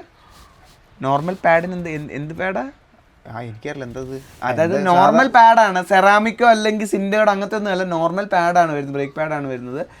എനിക്ക് തോന്നുന്നു 300-ഉം 250 mm ഡിസ്കുകളാണ് വരുന്നതെന്നാണ് എനിക്ക് തോന്നുന്നത്. അതെനിക്കൊന്ന് ഡിസ്കിൻ്റെ ആണെന്ന് തോന്നുന്നില്ല. എനിക്കൊന്ന് ആ സാധനത്തിൻ്റെ കോമ്പൗണ്ടിൻ്റെ പ്രശ്നമായിരിക്കണം, ബ്രേക്ക് പാഡുകളുടെ പ്രശ്നമായിരിക്കണം. പിന്നെ അതല്ല, ചിലപ്പോൾ പറയാൻ പറ്റില്ല ഇതിനകത്ത് മറ്റേ ബ്രേക്ക് ലൈനിലുള്ള ബ്രേക്ക് ഫ്ലൂയിഡ് എങ്ങനത്തെയാണെന്നും പറയാൻ പറ്റില്ല. അതെല്ലാം ഒരു കാരണമാണ്. ബ്രേക്ക് ഫ്ലൂയിഡിൻ്റെ ക്വാളിറ്റിക്ക് അനുസരിച്ച് ഇത് വരും. ഇതിൽ നിസൻ്റെ എങ്ങാണ്ടാണ് ബ്രേക്കിൻ്റെ സിസ്റ്റം വരുന്നതെന്നാണ് എനിക്ക് തോന്നുന്നത്. നിസൻ എന്ന് പറഞ്ഞ ബ്രാൻഡിൻ്റെ, മറ്റേ ഹിമാലയനിൽ ബൈബ്രേഡയാണ്. എന്തായാലും ഈ വെയിറ്റിൽ നമ്മൾ നോക്കുമ്പോൾ ഭയങ്കര മോശം ബ്രേക്ക് വേയാണ്. പക്ഷേ ഇത് പരിഹരിക്കാവുന്ന പ്രശ്നം എന്ന് പറഞ്ഞു കഴിഞ്ഞാൽ ഈ വണ്ടി വെയിറ്റ് പറഞ്ഞാൽ നമുക്ക് അത്യാവശ്യം സ്പീഡിൽ പോകാൻ പറ്റും. ആ സ്പീഡിൽ പോകുന്ന സമയത്ത് ഇത് പെട്ടെന്ന് പിടിച്ചു നിർത്തണം. അത് ആ സമയത്താണ് നമുക്ക് പിടിക്കുമ്പോൾ ഇത് ബ്രേക്കിന് ലാഗ് വന്നു കഴിഞ്ഞാൽ നമുക്ക് പിടിച്ചെടുത്ത് നമ്മുടെ ജഡ്ജ്മെൻറ്റ് തെറ്റിപ്പോൾ നമ്മൾ പിടിക്കുന്ന സ്ഥലം ആലോചിച്ചിട്ട്. അതെ, അതൊരു വിഷയമാണ്. ചിലപ്പോൾ ഈ ബ്രേക്ക് പാഡ് മാറ്റിക്കഴിഞ്ഞാൽ ചിലപ്പോൾ ശരിയാവുമായിരിക്കും. അതെ, അതിന് സാധ്യതയുണ്ട്. സെറാമിക് ബ്രേക്ക് പാഡുകൾ ഇപ്പോൾ ഓരോ കമ്പനികൾ ഇറക്കി തുടങ്ങിയിട്ടുണ്ട്. അപ്പോൾ നമുക്ക് ഇത് ഇപ്പോൾ നമ്മൾ എന്തായാലും നമുക്ക് ഇതിൻ്റെ ഫ്യൂൽ മറ്റേ ബ്രേക്ക് ഫ്ലൂയിഡും ഇതൊന്നും മാറ്റി നോക്കുമ്പോൾ അറിയാം അത് ബ്രേക്കിങ്ങിൻ്റെ എന്താണ്. അത് ശരിയാണ്. അതോ ഇനി ബ്രേക്കിങ്ങിൻ്റെ ടയറിൻ്റെ പ്രശ്നം കാരണമാണോ ബ്രേക്കിങ്ങിൻ്റെ എന്ന് അറിയണ്ടേ. പക്ഷെ ബൈറ്റ് നമുക്കൊരിക്കലും അതിൻ്റെ ഒരു ഫാക്ടർ അല്ലല്ലോ, ബൈറ്റ് നമുക്ക് കിട്ടേണ്ടേ അല്ലേ. ബാക്കിലത്തെ ബ്രേക്കിൽ ഇപ്പം തന്നെ കിലി വെച്ച് തുടങ്ങിയിട്ടുണ്ട്. അപ്പോൾ ഇതൊക്കെ പറഞ്ഞേക്കുന്നത് ബ്രേക്ക് പിടിച്ചാൽ നിൽക്കില്ല എന്നല്ല, വണ്ടി ബ്രേക്ക് പിടിച്ചാൽ നിൽക്കും. അര സെക്കൻഡ് 1 സെക്കൻഡ് ഗ്യാപ്പ് ഉണ്ട്. പക്ഷെ നമ്മൾ എന്താ പറയുക, ഇതാണ് ആ വെയിറ്റ് ഉള്ള വണ്ടിക്ക് കിട്ടുന്ന അതേ ഫീൽ ഈ വെയിറ്റ് കുറഞ്ഞ വണ്ടിക്ക് ഉള്ളെങ്കിൽ എന്തൊരു മിസ്റ്റേക്ക് ആണെന്നാണ് അതിൻ്റെ അർത്ഥം. അത്രേ ഉള്ളൂ. പിന്നെ അതേപോലെ ബ്രേക്കിൻ്റെ കാര്യം പറഞ്ഞപ്പോഴാണ് ABS ഉണ്ടെന്ന് പറഞ്ഞു. ഇതിന് 3 മോഡ് വരുന്നുണ്ട്. ABS ഓഫ് ആക്കാൻ പറ്റും. Road, trail, off road. Trail എന്ന് പറയുമ്പോൾ ബാക്കിലത്തെ മാത്രം, ഓഫ് റോഡ് എന്ന് പറഞ്ഞാൽ രണ്ടും ഓഫാവും. ഭയങ്കര സിമ്പിളാണ്. TFT ആയതുകൊണ്ട് നമുക്ക് വേറെ ഇതൊന്നുമില്ല. ഹിമാലയയിലൊക്കെ നമ്മൾ കറക്റ്റ് എയിം ചെയ്ത് ഞെക്കി പിടിക്കണം. അത് അങ്ങനെ ഇങ്ങനെയൊന്നും ഉണ്ടാവില്ല, ഭയങ്കര പാടാണ്. ഓഫായി കിട്ടുള്ളൂ. ഇതിനകത്ത് ഭയങ്കര സിമ്പിളാണ്. പക്ഷെ റണ്ണിങ്ങിൽ തന്നെ നമുക്ക് മോഡ് മാറ്റാൻ പറ്റും. അത് പറ്റില്ല. ഇല്ല, ഞാനൊരു ഞെക്കിയിട്ട് മാറി എനിക്ക് തോന്നുന്നു ഒരു മിനിമം സ്പീഡിലേ പറ്റത്തുള്ളൂ എന്ന് തോന്നുന്നു കേട്ടോ. 10-20 കിലോമീറ്റർ. കാരണം ഞാൻ ഇന്ന് ഇതാക്കി 40 കിലോമീറ്റർ സ്പീഡിൽ നോക്കുമ്പോൾ അത് മറ്റേ ഓണർ മറ്റേ ട്രെയിലിൽ കിടന്നിട്ട് ഞാനത് മറ്റേ റോഡിലേക്ക് അങ്ങനെയാണെങ്കിൽ ചിലപ്പോൾ കുറച്ച് സ്പീഡിലേ പറ്റത്തുള്ളായിരിക്കും. ഒരു ലിമിറ്റഡ് സ്പീഡിൽ മാത്രമേ ആ ഫീച്ചർ ഓൺ ആവാൻ സാധ്യതയുള്ളൂ. അത് ഞാൻ നിർത്തിയിട്ടാണോ മാറ്റി? ഇപ്പൊ എനിക്കൊരു സംശയം നീ പറഞ്ഞു കഴിഞ്ഞപ്പോൾ. ഇന്ന് ഞാൻ നോക്കി പറ്റിയില്ല, അതുകൊണ്ടാണ് ഞാൻ പറഞ്ഞത്. അപ്പൊ ചിലപ്പോൾ പറ്റിയില്ലായിരിക്കും, എനിക്ക് തോന്നിയതായിരിക്കും. ഞാൻ ചെയ്തതിൻ്റെ എൻ്റെ ഓർമ്മയുടെ തെറ്റായിരിക്കും. അപ്പോൾ എന്തായാലും അതൊക്കെ പ്രോപ്പറായിട്ട് വർക്കാവുന്നുണ്ട്. ഇതുവരെ ഓഫ് റോഡ് മോഡിൽ ഓടിച്ചിട്ടില്ല, കാരണം എനിക്ക് അതിനുള്ള കോൺഫിഡൻസ് കിട്ടിയില്ല. കാരണം ഫ്രണ്ട് ബ്രേക്കും കൂടെ തെന്നുക എന്ന് പറഞ്ഞു കഴിഞ്ഞാൽ അതിനുള്ള ധൈര്യം എനിക്കിതുവരെ ഉണ്ടായിട്ടില്ല. ഇന്നും കൂടെ ഞാൻ കുറച്ച് ട്രെയിലൊക്കെ ഓടിച്ചു, കുറച്ച് ചരലിലൂടെ ഓടിച്ചു, ബാക്കിലത്തെ ട്രെയിലിൽ ഇട്ടിട്ട് ഓടിച്ചു. അതിപ്പോൾ പഠിച്ച് വരുന്നുണ്ട്. നേരെ സ്കിഡൊക്കെ ചെയ്യാൻ വേണ്ടി ചെറുതായിട്ട് പഠിച്ചു തുടങ്ങിയിട്ടുണ്ട്. അതിനൊക്കെ നല്ല കോൺഫിഡൻസ് തരുന്നുണ്ട്. ഇനി ബ്രേക്കിൻ്റെ കാര്യങ്ങളെല്ലാം പറഞ്ഞു. ബ്രേക്കിൻ്റെ കാര്യം പറഞ്ഞ് ഇതായി വന്നപ്പോഴാണ് നമ്മൾ സ്ക്രീനിൻ്റെ കാര്യം ആലോചിച്ചുള്ളൂ. സ്ക്രീനിൻ്റെ കാര്യം കാരണം ഇതായി വന്നപ്പോഴാണ്. ഭയങ്കര സിമ്പിളാണ്, കൃത്യമായിട്ടുള്ള കുറച്ച് കാര്യങ്ങളേ ഉള്ളൂ. അത് നല്ല വൃത്തിക്ക് ലേ ഔട്ട് ചെയ്ത് വെച്ചിട്ടുണ്ട്. ഭയങ്കര എളുപ്പത്തിൽ നമുക്ക് നാവിഗേറ്റ് ചെയ്യാൻ പറ്റും. നോട്ടത്തിലെല്ലാം മനസ്സിലാവും. അതെ, ആവശ്യമുള്ള കാര്യങ്ങളെല്ലാം കാണാനുണ്ട്. നോട്ടത്തിൽ തന്നെ നമുക്ക് മനസ്സിലാവും. ഡാർക്ക് മോഡും ഇതൊക്കെ ഉണ്ട്. ഓട്ടോമാറ്റിക് ആയിട്ട് ഒരു സെൻസർ ഉണ്ട്. അത് രാത്രി ആകുമ്പോൾ ഓട്ടോമാറ്റിക് ആയിട്ട് കട്ടായി മാറുക, അങ്ങനെ ഇതാകുകയാണ് ചെയ്യുന്നത്. ലൈറ്റ് ഓൺ ആവുന്ന അങ്ങനെ. അതെ, നമുക്ക് പല സാധനങ്ങളും കൺട്രോൾ ചെയ്യാൻ പറ്റും. അതിൽ എടുത്തു പറയേണ്ട കുറച്ച് കാര്യങ്ങൾ എന്ന് പറഞ്ഞാൽ ABSൻ്റെ കൺട്രോൾ ഉണ്ട്, നാവിഗേഷൻ്റെ ഇതുണ്ട്. നാവിഗേഷൻ എന്ന് പറഞ്ഞു കഴിഞ്ഞാൽ നമുക്ക് മോഡുകൾ ഈ ചിഹ്നങ്ങൾ മാത്രമേ ഉള്ളൂ, അല്ലാണ്ട് ഇത് കാണിക്കത്തില്ല. നമുക്ക് ആരോ ഇട്ട് കാണിക്കും, പക്ഷെ അത് ഗുണകരമാണെന്ന് ചോദിച്ചാൽ ഒരു ഗുണവുമില്ല, ഒരു വെറുതെ പേരിനുള്ളൊരു സാധനമാണ്. പിന്നെ ഉള്ള സംഭവങ്ങൾ നമുക്ക് ഫ്യൂവലിൻ്റെ റിയൽ ടൈം ഇത് ഹൈലൈറ്റഡ് ആയിട്ടുള്ളൊരു സാധനം സ്പോട്ടിഫൈ കൺട്രോൾ. അതിനെക്കുറിച്ച് പറയുമ്പോൾ ഒരു കാര്യം പറയാനുണ്ട്. ഞാൻ ഈ വണ്ടി ഓടിക്കുമ്പോൾ ഉപയോഗിക്കുന്ന ഹെൽമെറ്റ് എന്ന് പറഞ്ഞാൽ ഹെഡ്ഫോക്സിൻ്റെ N2 ഫ്ലാഷ് എന്ന് പറഞ്ഞിട്ടൊരു ഹെൽമെറ്റാണ്. അതിലെന്ന് പറഞ്ഞു കഴിഞ്ഞാൽ ബ്ലൂടൂത്തിൻ്റെ കണക്ഷൻ ഉണ്ട്. ഞാൻ സത്യം പറഞ്ഞറിയാം, ഈ ബൈക്കും ആ ഹെൽമെറ്റ് മാച്ച് മെയ്ഡ് ഇൻ ഹെവനാണ്. അത് പറയുന്നതിൻ്റെ കാര്യം എന്ന് പറഞ്ഞു കഴിഞ്ഞാൽ എനിക്ക് ഫോണിലേക്ക് ഇത് രണ്ടും കണക്ട് ചെയ്യാൻ പറ്റും. കണക്ഷൻ്റെ കാര്യം പറഞ്ഞപ്പോഴാണ് ഇത്രയും ഫാസ്റ്റ് ആയിട്ട് ബ്ലൂടൂത്ത് കണക്ട് ആവുന്ന ഒരു വണ്ടി ഞാൻ വേറെ കണ്ടു. ഞാനത് പറയാൻ പറ്റി തുടങ്ങുമായിരുന്നു അതിൻ്റെ കാര്യം. ഞാൻ കഴിഞ്ഞ ദിവസം ജിമ്മിൽ ഇവൻ്റെ ഈ വണ്ടി കൊണ്ട് പോയിട്ട് തിരിച്ചു വന്ന് ഞാൻ കറങ്ങി തിരിഞ്ഞ് ഇവിടെ എത്തിയപ്പോഴേക്കും ഫോൺ കണക്റ്റഡ് കാണിച്ചു. ഇവിടെ നേരെ പോർച്ചിൽ കയറി അപ്പോഴേക്കും ഫോൺ കണക്റ്റഡ് എന്ന് പറഞ്ഞ് കാണിച്ചു. ഭയങ്കര ഒരു വട്ടം കാണിച്ചത്, പിന്നെ അത് വിട്ടുപോയില്ല നമ്മൾ. അങ്ങനത്തെ രീതിയിൽ വണ്ടി ഓണാക്കി അപ്പം കണക്ട്, അത് തേടി പിടിച്ച് കണക്ട്. അതെ, അത് ഭയങ്കര ഫാസ്റ്റാണ്. അപ്പോൾ അതും കണക്റ്റാക്കി ഇതും കണക്ട് ചെയ്ത് കഴിഞ്ഞാൽ ഓൺ ദ ഗോയിൽ നമുക്ക് പാട്ട് ഇതാക്കിയാൽ നമുക്ക് ഇതിനകത്ത് ഇതാക്കാം, സ്പോട്ടിഫൈ കൺട്രോൾ ചെയ്യാൻ പറ്റും. അതായത് നെക്സ്റ്റ്, പ്രീവിയസ്, പോസ് ഇത് ചെയ്യാൻ പറ്റും. ഭയങ്കര സൂപ്പർ ഫീച്ചറാണ്. കോൾ എടുക്കാനും പറ്റും. കോൾ എടുക്കാനുള്ള ഫീച്ചറുണ്ട്. അത് ഇതിലും കൂടെ കണക്ട് ചെയ്ത് കഴിഞ്ഞാൽ എളുപ്പമായി കാര്യം. കാരണം ഭയങ്കര സിമ്പിളാണ്. നാവിഗേഷൻ്റെ കാര്യം പറയുമ്പോൾ ബട്ടൺ അത്യാവശ്യം ക്ലിക്ക് ചെയ്യാണ്, നമുക്ക് അറിയാൻ പറ്റും. ഇപ്പോൾ ഗ്ലൗസ് ഇട്ടാലും ഞെക്കിയാൽ നമുക്ക് ഫീൽ വരും, ടക്ക് ടക്ക് എന്നുള്ള ഇതുണ്ട്. അതുകൊണ്ട് വലിയ ഇതൊന്നുമില്ല, തെറ്റിപ്പോലെ അങ്ങനെയൊന്നും കാര്യങ്ങളില്ല, കുഴപ്പമില്ല. അത് നാവിഗേറ്റ് ചെയ്യാനും ഭയങ്കര സിമ്പിളാണ്. അപ്പോൾ ഈ സ്പോട്ടിഫൈയുടെ കാര്യം എടുത്തു പറയണം. കാരണം അത് കൺട്രോൾ ചെയ്യുന്ന ഈ ഹെൽമെറ്റും കൂടി ഉള്ളത് കൊണ്ട് എനിക്ക് വണ്ടി തോന്നുന്നത് ഭയങ്കര നല്ല ഫീച്ചറാണ്. ഇതുള്ള ആൾക്കാരെ ഇന്റർകോം ഉപയോഗിക്കുന്നവർക്ക് പറ്റുമായിരിക്കും. അതെ, അത് ശരിയാണ്. അപ്പോൾ ആ കാര്യങ്ങൾ. പിന്നെ നീ ബട്ടൻ്റെ കാര്യം പറഞ്ഞപ്പോഴാണ് ഇതിൻ്റെ ബട്ടൺ എനിക്ക് പറ്റാത്തൊരു ഇതിൻ്റെ ഹോണാണ്. ഇതിൻ്റെ ഹോൺ എന്ന് പറഞ്ഞാൽ ഇങ്ങനെ പുറത്തേക്ക് തള്ളി വെക്കുക. എനിക്ക് ഒരിക്കലും ഞാനിങ്ങനെ കൈ എടുക്കുമ്പോൾ എപ്പോഴും ആ ഹോണിനകത്ത് എൻ്റെ കൈ ഇങ്ങനെ കൊളുത്തി വലിക്കും. അതേപോലെ ഇതും ഭയങ്കര വെറൈറ്റി ഒരു പൊസിഷനിലാണല്ലോ, മറ്റേ ഹൈ ബീമും ലോ ബീമും ബാക്കിലാണ്. ബാക്കിന് ഇങ്ങനെ തട്ടണം. അതെനിക്ക് വലിയ ബുദ്ധിമുട്ട് തോന്നിയില്ല. പക്ഷേ ഈ ഹോൺ അടിക്കാൻ നേരത്ത് നമ്മളിങ്ങനെ കൈ ഇങ്ങനെ എടുത്ത് പൊക്കി ഹോൺ അടിക്കുന്ന എനിക്ക് തോന്നി ഭയങ്കര പൊക്കണ്ടാവുന്ന പോലെ തോന്നി. അത് കുറച്ച് ചെറുതായാലും നല്ലതായിരിക്കും എനിക്ക് തോന്നുന്നു. അതെ, ഹോണിൻ്റെ ആ ബട്ടൻ്റെ നീളം. TFT ഇഷ്ടപ്പെട്ടെന്ന് ചോദിച്ചാൽ ഇല്ല. എനിക്ക് പൊന്നനുള്ള അനലോഗാണ് ഇഷ്ടം. ഹിമാലയൻ്റെ ആ മറ്റേ ഒരുമാതിരി UFO ഡയലുകൾ പോലത്തെ കുറെ 4-5 സൂചികൾ, അതിൻ്റെ ഒരു ഭംഗി വേറെ. പക്ഷേ ഞാൻ കുറേ വണ്ടികളുടെ റിവ്യൂ ഒക്കെ കണ്ടിട്ടുണ്ട്. പക്ഷേ ഇത്രയും ക്ലീനായിട്ട് സിമ്പിളായിട്ട് ഉപയോഗിക്കാൻ പറ്റുന്ന TFT ഈ ഒരു ബഡ്ജറ്റ് റേഞ്ചിൽ, ഈ ഒരു ബഡ്ജറ്റല്ല, ഇതിന് അപ്പുറത്തെ ബഡ്ജറ്റിലും കണ്ടിട്ടില്ല വേറെ വണ്ടിയിൽ. അത്ര സിമ്പിളായിട്ട്. ഒരു കുഴപ്പമുണ്ട് ഈ സ്ക്രീനിന്. അതെന്താന്ന് പറഞ്ഞാൽ ഡയറക്റ്റ് വെയിലടിച്ചാൽ ഒന്നും കാണൂല.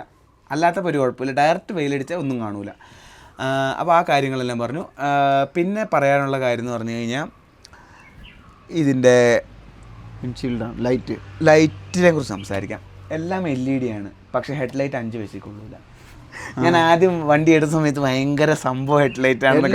എപ്പോഴാണെന്നറിയാം, വേറെ വണ്ടികളൊന്നും ഇല്ലാത്ത സമയത്ത് വലിയ കുഴപ്പമില്ല. അതെ, അല്ലാത്തപ്പോൾ വേറെ ലൈറ്റ് വന്നൊരു ചെറിയൊരു ലൈറ്റ് വന്നാൽ ഇതിൻ്റെ പെർഫോമൻസ് അങ്ങ് ഒറ്റയടിക്ക് ഇല്ലാണ്ടാവും. അങ്ങനത്തെ രീതിയിലാണ്. വേറെ പുറകിൽ ഒരു വണ്ടിയൊക്കെ വരുമ്പോഴാണ് നമുക്ക് മനസ്സിലായി ലൈറ്റ് എന്തോരും ഇതല്ല എന്നുള്ള കാര്യം മനസ്സിലായി. ഇതിങ്ങനെ ചെറിയൊരു ബീം മാത്രമേ ഉള്ളൂ. അത് നമ്മുടെ ഈ മറ്റേ ഇപ്പുറത്തെ ലൈൻ കട്ട് ചെയ്തിട്ട് അങ്ങനത്തെ ഒരു ഇതാണ്. അതായത് നമ്മുടെ ഇപ്പുറത്തെ ഓപ്പോസിറ്റ് വരുന്ന വണ്ടിയുടെ അവിടെ പവർ കുറവും നമ്മുടെ ഈ ലൈനിലേക്കായിരിക്കും ഇത് വരുന്നത്. പക്ഷേ വലിയ ഉപയോഗമൊന്നുമില്ല. അതുകൊണ്ട് ഈ സാധനം നോക്കി എങ്ങോട്ടാണ് പോയിന്റ് ഇരിക്കുന്നത് പറയാൻ പറ്റില്ല. ഇത് നമ്മൾ ഉദ്ദേശിക്കുന്ന സ്ഥലത്തേക്കല്ല ഈ സാധനം ഇരിക്കുന്നത്. അതിന് നമ്മുടെ ഈ വണ്ടിയുടെ ഡിഫക്റ്റ് ആണെന്നും പറയാൻ പറ്റില്ല. വേറെ കാര്യമുണ്ട്, ഞാൻ പറഞ്ഞല്ലോ ഒരു ഡാർക്ക് മോഡും ലൈറ്റ് മോഡും സ്ക്രീനിൽ വരുത്ത ഒരു സെൻസർ ഉണ്ടെന്ന്. ആ സെൻസർ തന്നെയാണ് ഹെഡ്ലൈറ്റിലേക്ക് കണക്ട് ചെയ്തിരിക്കുന്നത്. ഇപ്പം ഇറങ്ങുന്ന പല വണ്ടികളെയും പോലെ ഹെഡ്ലൈറ്റ് ഓൺ ആവുമല്ല ചെയ്യുന്നത് മൊത്തത്തിൽ. ഹിമാലയനിൽ അങ്ങനെയാണ് ഇരിക്കുന്നത്. BS6-ന് ശേഷം വന്നതിന് ഓണാക്കുമ്പോൾ തന്നെ ഹെഡ്ലൈറ്റ് ഓണാകും. ഇതിനെങ്ങനെയാണെന്ന് പറഞ്ഞു കഴിഞ്ഞാൽ ഓണാക്കുമ്പോൾ ഒരു H എന്ന് പറഞ്ഞ രീതിയിലൊരു DRL ഉണ്ട്, ഡേ ടൈം റണ്ണിംഗ് ലാമ്പ് ഉണ്ട്, അത് ഓണാവും. ആ സെൻസറിന് ഇരുട്ടായി എന്നെങ്ങാനും മനസ്സിലാവുന്ന സമയത്ത് അപ്പോഴാണ് ലൈറ്റ് ഓൺ ആവുന്നത്. അങ്ങനത്തെ രീതിയിലാണ് ഇത് ഇതാക്കി വെച്ചത്. അതിൻ്റെ ലൈറ്റ് ഓൺ ആക്കേണ്ട വിഷയമല്ല. അതെ, പക്ഷേ എന്താ കുഴപ്പമെന്ന് പറഞ്ഞു കഴിഞ്ഞാൽ അതിനെന്തെങ്കിലും പറ്റിക്കഴിഞ്ഞ് കഴിഞ്ഞാൽ നമ്മൾ രാത്രി വണ്ടി ഓടിക്കുന്ന സമയത്ത് ലൈറ്റ് ഉണ്ട്. അതെ, അത് അങ്ങനത്തെ ഒരു പ്രശ്നം, അങ്ങനെ ഒരു കുഴപ്പമില്ല. ഇനി ഇത് മിററും വിൻഷീൽഡ് ഒരു കാര്യമില്ല, വെറുതെ പറയാനല്ല, വലിയ ഷീൽഡിംഗ് ഒന്നും ഇല്ല. അതെ, എല്ലാ വിൻഡും നമ്മുടെ മുഖത്ത് അടിക്കും. അതെ, അത് വെറുതെ കാണാനുള്ള ഒരു ഭംഗി മാത്രമേ ഉള്ളൂ. അത് അത്രേ പറയാനുള്ളൂ, വേറെ ഒന്നുമില്ല. മിറർ അത്യാവശ്യം കുഴപ്പമില്ല, എല്ലാം കാണാം. അതെ, ഷേപ്പ് ഒരു ഭയങ്കര വെറൈറ്റി ഷേപ്പാണ്. പക്ഷെ ഇങ്ങനെ നീളത്തിലായതുകൊണ്ട് നമുക്ക് ഈ കാറിന്റെ പോലെ അത്യാവശ്യം വീതിയിൽ കാണാൻ പറ്റും. അതുകൊണ്ട് പക്ഷെ എനിക്കൊരു റൗണ്ട് ആയിരുന്നെങ്കിൽ കുറച്ചും കൂടെ ഭംഗിയായിരുന്നു. നമുക്ക് അത്ര സ്പേസ് ഉണ്ടാവില്ല കാണാനായിട്ട്. ഹിമാലയന്റെ ഒരു പ്രത്യേക കുഴപ്പം, നമുക്ക് കുറച്ച് ഇവിടെ നമ്മുടെ ഷോൾഡറിന്റെ അടുത്ത് കുറച്ചേ കാണാൻ പറ്റില്ല, നമ്മൾ തിരിച്ചിങ്ങോട്ട് വെക്കണം. ഇത് അത്യാവശ്യം നല്ല റോഡ്, അപ്പുറത്തെ ലൈൻ മുഴുവൻ നമുക്ക് കാണാൻ പറ്റും. അതൊരു ഗുണമുള്ളത്. അപ്പോൾ അതിന്റെ കാര്യം പറഞ്ഞു. ഹാൻഡ് ഗാർഡിന്റെ കാര്യം പറഞ്ഞാൽ വെറും പ്ലാസ്റ്റിക് ആണ്. കാര്യം നടക്കും, വല്ലാണ്ട് ഇതൊന്നും ഇത് ഹാൻഡ് ഗാർഡ് എന്ന് പറഞ്ഞാൽ ഇതിന് പ്രത്യേകിച്ച് ഗാർഡിങ് പവർ ഒന്നും ഇല്ല. ഇത് കാണുമ്പോൾ ഒരു ഷോ ആണ്. ചിലപ്പോ എനിക്ക് തോന്നുന്നു ഒരു വീഴ്ചക്കൊക്കെ കിട്ടുമായിരിക്കും, ഒരു വീഴ്ചയിലൊക്കെ എന്തെങ്കിലും ചെയ്യുമായിരിക്കും. പിന്നെ എന്താന്ന് പറഞ്ഞാൽ വിലക്കുറവാണ്, ഇത് പെട്ടെന്ന് മാറ്റാൻ പറ്റും. സംഭവം അതേപോലെ ഒരു വീഴ്ചക്ക് പൊട്ടാൻ പാകത്തിനാണ് സാധനം ഇരിക്കുന്നത്. പിന്നെ കാണുമ്പോൾ ഒരു ലുക്കാണ്, അത് പറയാതിരിക്കാൻ പറ്റും. മറ്റേ ഇത് ബേസ് വേരിയന്റിൽ ഈ സാധനം ഇല്ല, ഇത് ടോപ്പ് മോഡലിൽ മാത്രമേ ഇത് വരുന്നുള്ളൂ. അപ്പോൾ ഇതിൻ്റെ കാര്യങ്ങൾ സംസാരിച്ചു, സസ്പെൻഷൻ പറഞ്ഞു നമ്മൾ. ഇത് ഏറ്റവും വിട്ടുപോയൊരു കാര്യം എല്ലാവരും പരാതി പറയുന്നത് ഹീറ്റിംഗ്. എല്ലാവരും, എനിക്ക് സത്യസന്ധമായിട്ട് പറയാം, എല്ലാവരും ഭയങ്കര പരാതി പറയുന്നത് ഭയങ്കര ഹീറ്റിങ്, മുടിഞ്ഞ ഹീറ്റിങ്, വലിയ വണ്ടികളൊക്കെ ഹീറ്റിങ്. ഞാൻ ഇതുവരെ ആയിട്ടും എനിക്ക് വലിയ കുഴപ്പം തോന്നിയിട്ടില്ല. ഈ വണ്ടിയുടെ ഫാൻ ഓൺ ആവുന്ന എപ്പോഴാന്ന് പറഞ്ഞാൽ നമ്മൾ ഹൈ റിവ് ചെയ്ത് കഴിയുമ്പോൾ ഫാൻ ആവാറുള്ളൂ. അത് ഫാൻ ഓൺ ആവും, ഒരു 2-3 അല്ല 10-15 സെക്കൻഡ് കറങ്ങും, അപ്പം തന്നെ ഇത് കട്ടായി പോകും. നമ്മൾ സ്പീഡിൽ പോയിക്കൊണ്ടിരിക്കുന്നത് തന്നെ കട്ടായി പോകും. എനിക്കറിയത്തില്ല, ഞങ്ങൾ ഹിമാലയൻ ഇത്രയും കാലം ഉപയോഗിച്ചതിന്റെ പരിചയത്തിലാണോന്ന് അറിയത്തില്ല. ഹിമാലയനിൽ എങ്ങനെയായിരുന്നു പറഞ്ഞു കഴിഞ്ഞാൽ നമ്മൾ അത്യാവശ്യം ഓടിച്ച് കുറേ ദൂരം പോയിട്ട് പെട്ടെന്ന് നിർത്തുമ്പോൾ ഒരു തീക്കാറ്റ് 2 സൈഡിൽ കൂടെ നമ്മൾ ഹൈവേ വന്നിട്ട് നമ്മൾ ട്രാഫിക്കിൽ എത്തുമ്പോഴായിരിക്കും ചൂടറിയുന്നത്. നമ്മൾ ഇഴഞ്ഞഴിഞ്ഞ് പോകുന്ന സമയത്താണ് ഇതിന്റെ ചൂട്. നമുക്കത് കൊണ്ടുകൊണ്ട് ശീലമായിട്ട് ഇത് വണ്ടി ഇങ്ങനെയാണ് നമ്മുടെ മൈൻഡിൽ അങ്ങനെ കിടക്കുന്നത്. ഈ സാധനത്തിന്റെ എന്ന് പറഞ്ഞാൽ ഒരു സൈഡിൽ നിന്നാണ് വരുന്നത്, അതൊരു അസ്വസ്ഥത, അത് പറയാതിരിക്കാൻ പറ്റില്ല.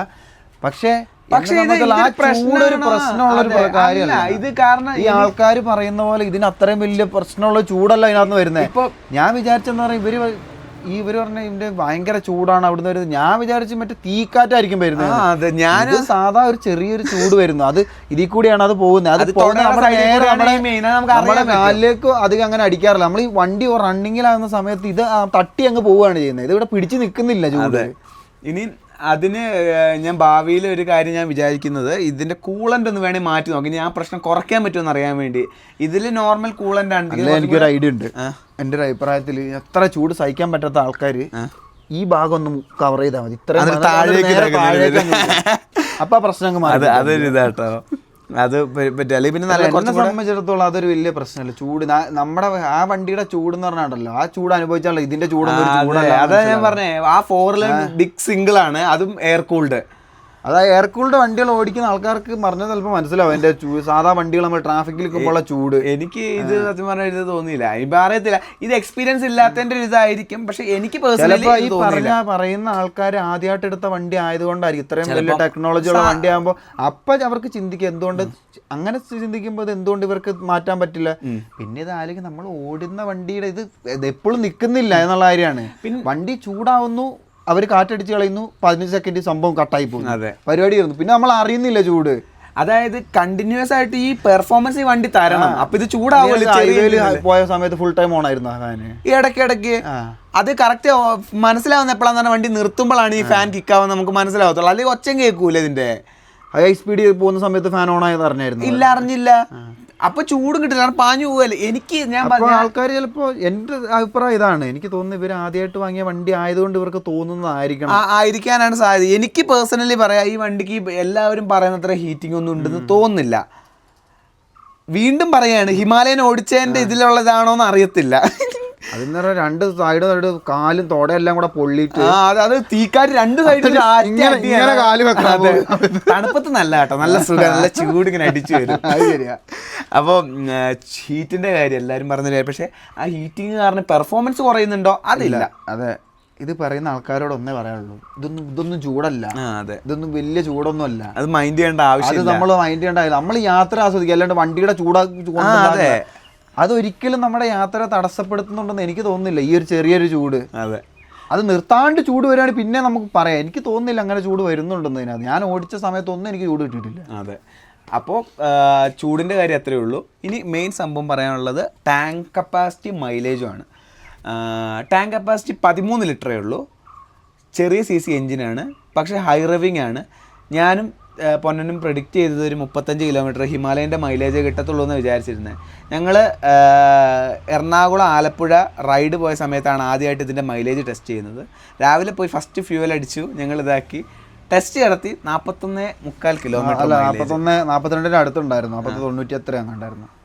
പിന്നെ നമ്മൾ തിരിച്ചു വരുമ്പോഴും നോക്കിയായിരുന്നു, ആ പോക്കിൽ 3 ടെസ്റ്റ് നടത്തി. അപ്പോൾ ഒരു ഐഡിയ കിട്ടി ഇതിൻ്റെ ഇതിൻ്റെ മൈലേജിൻ്റെ പോക്ക് എങ്ങനെയാണ്.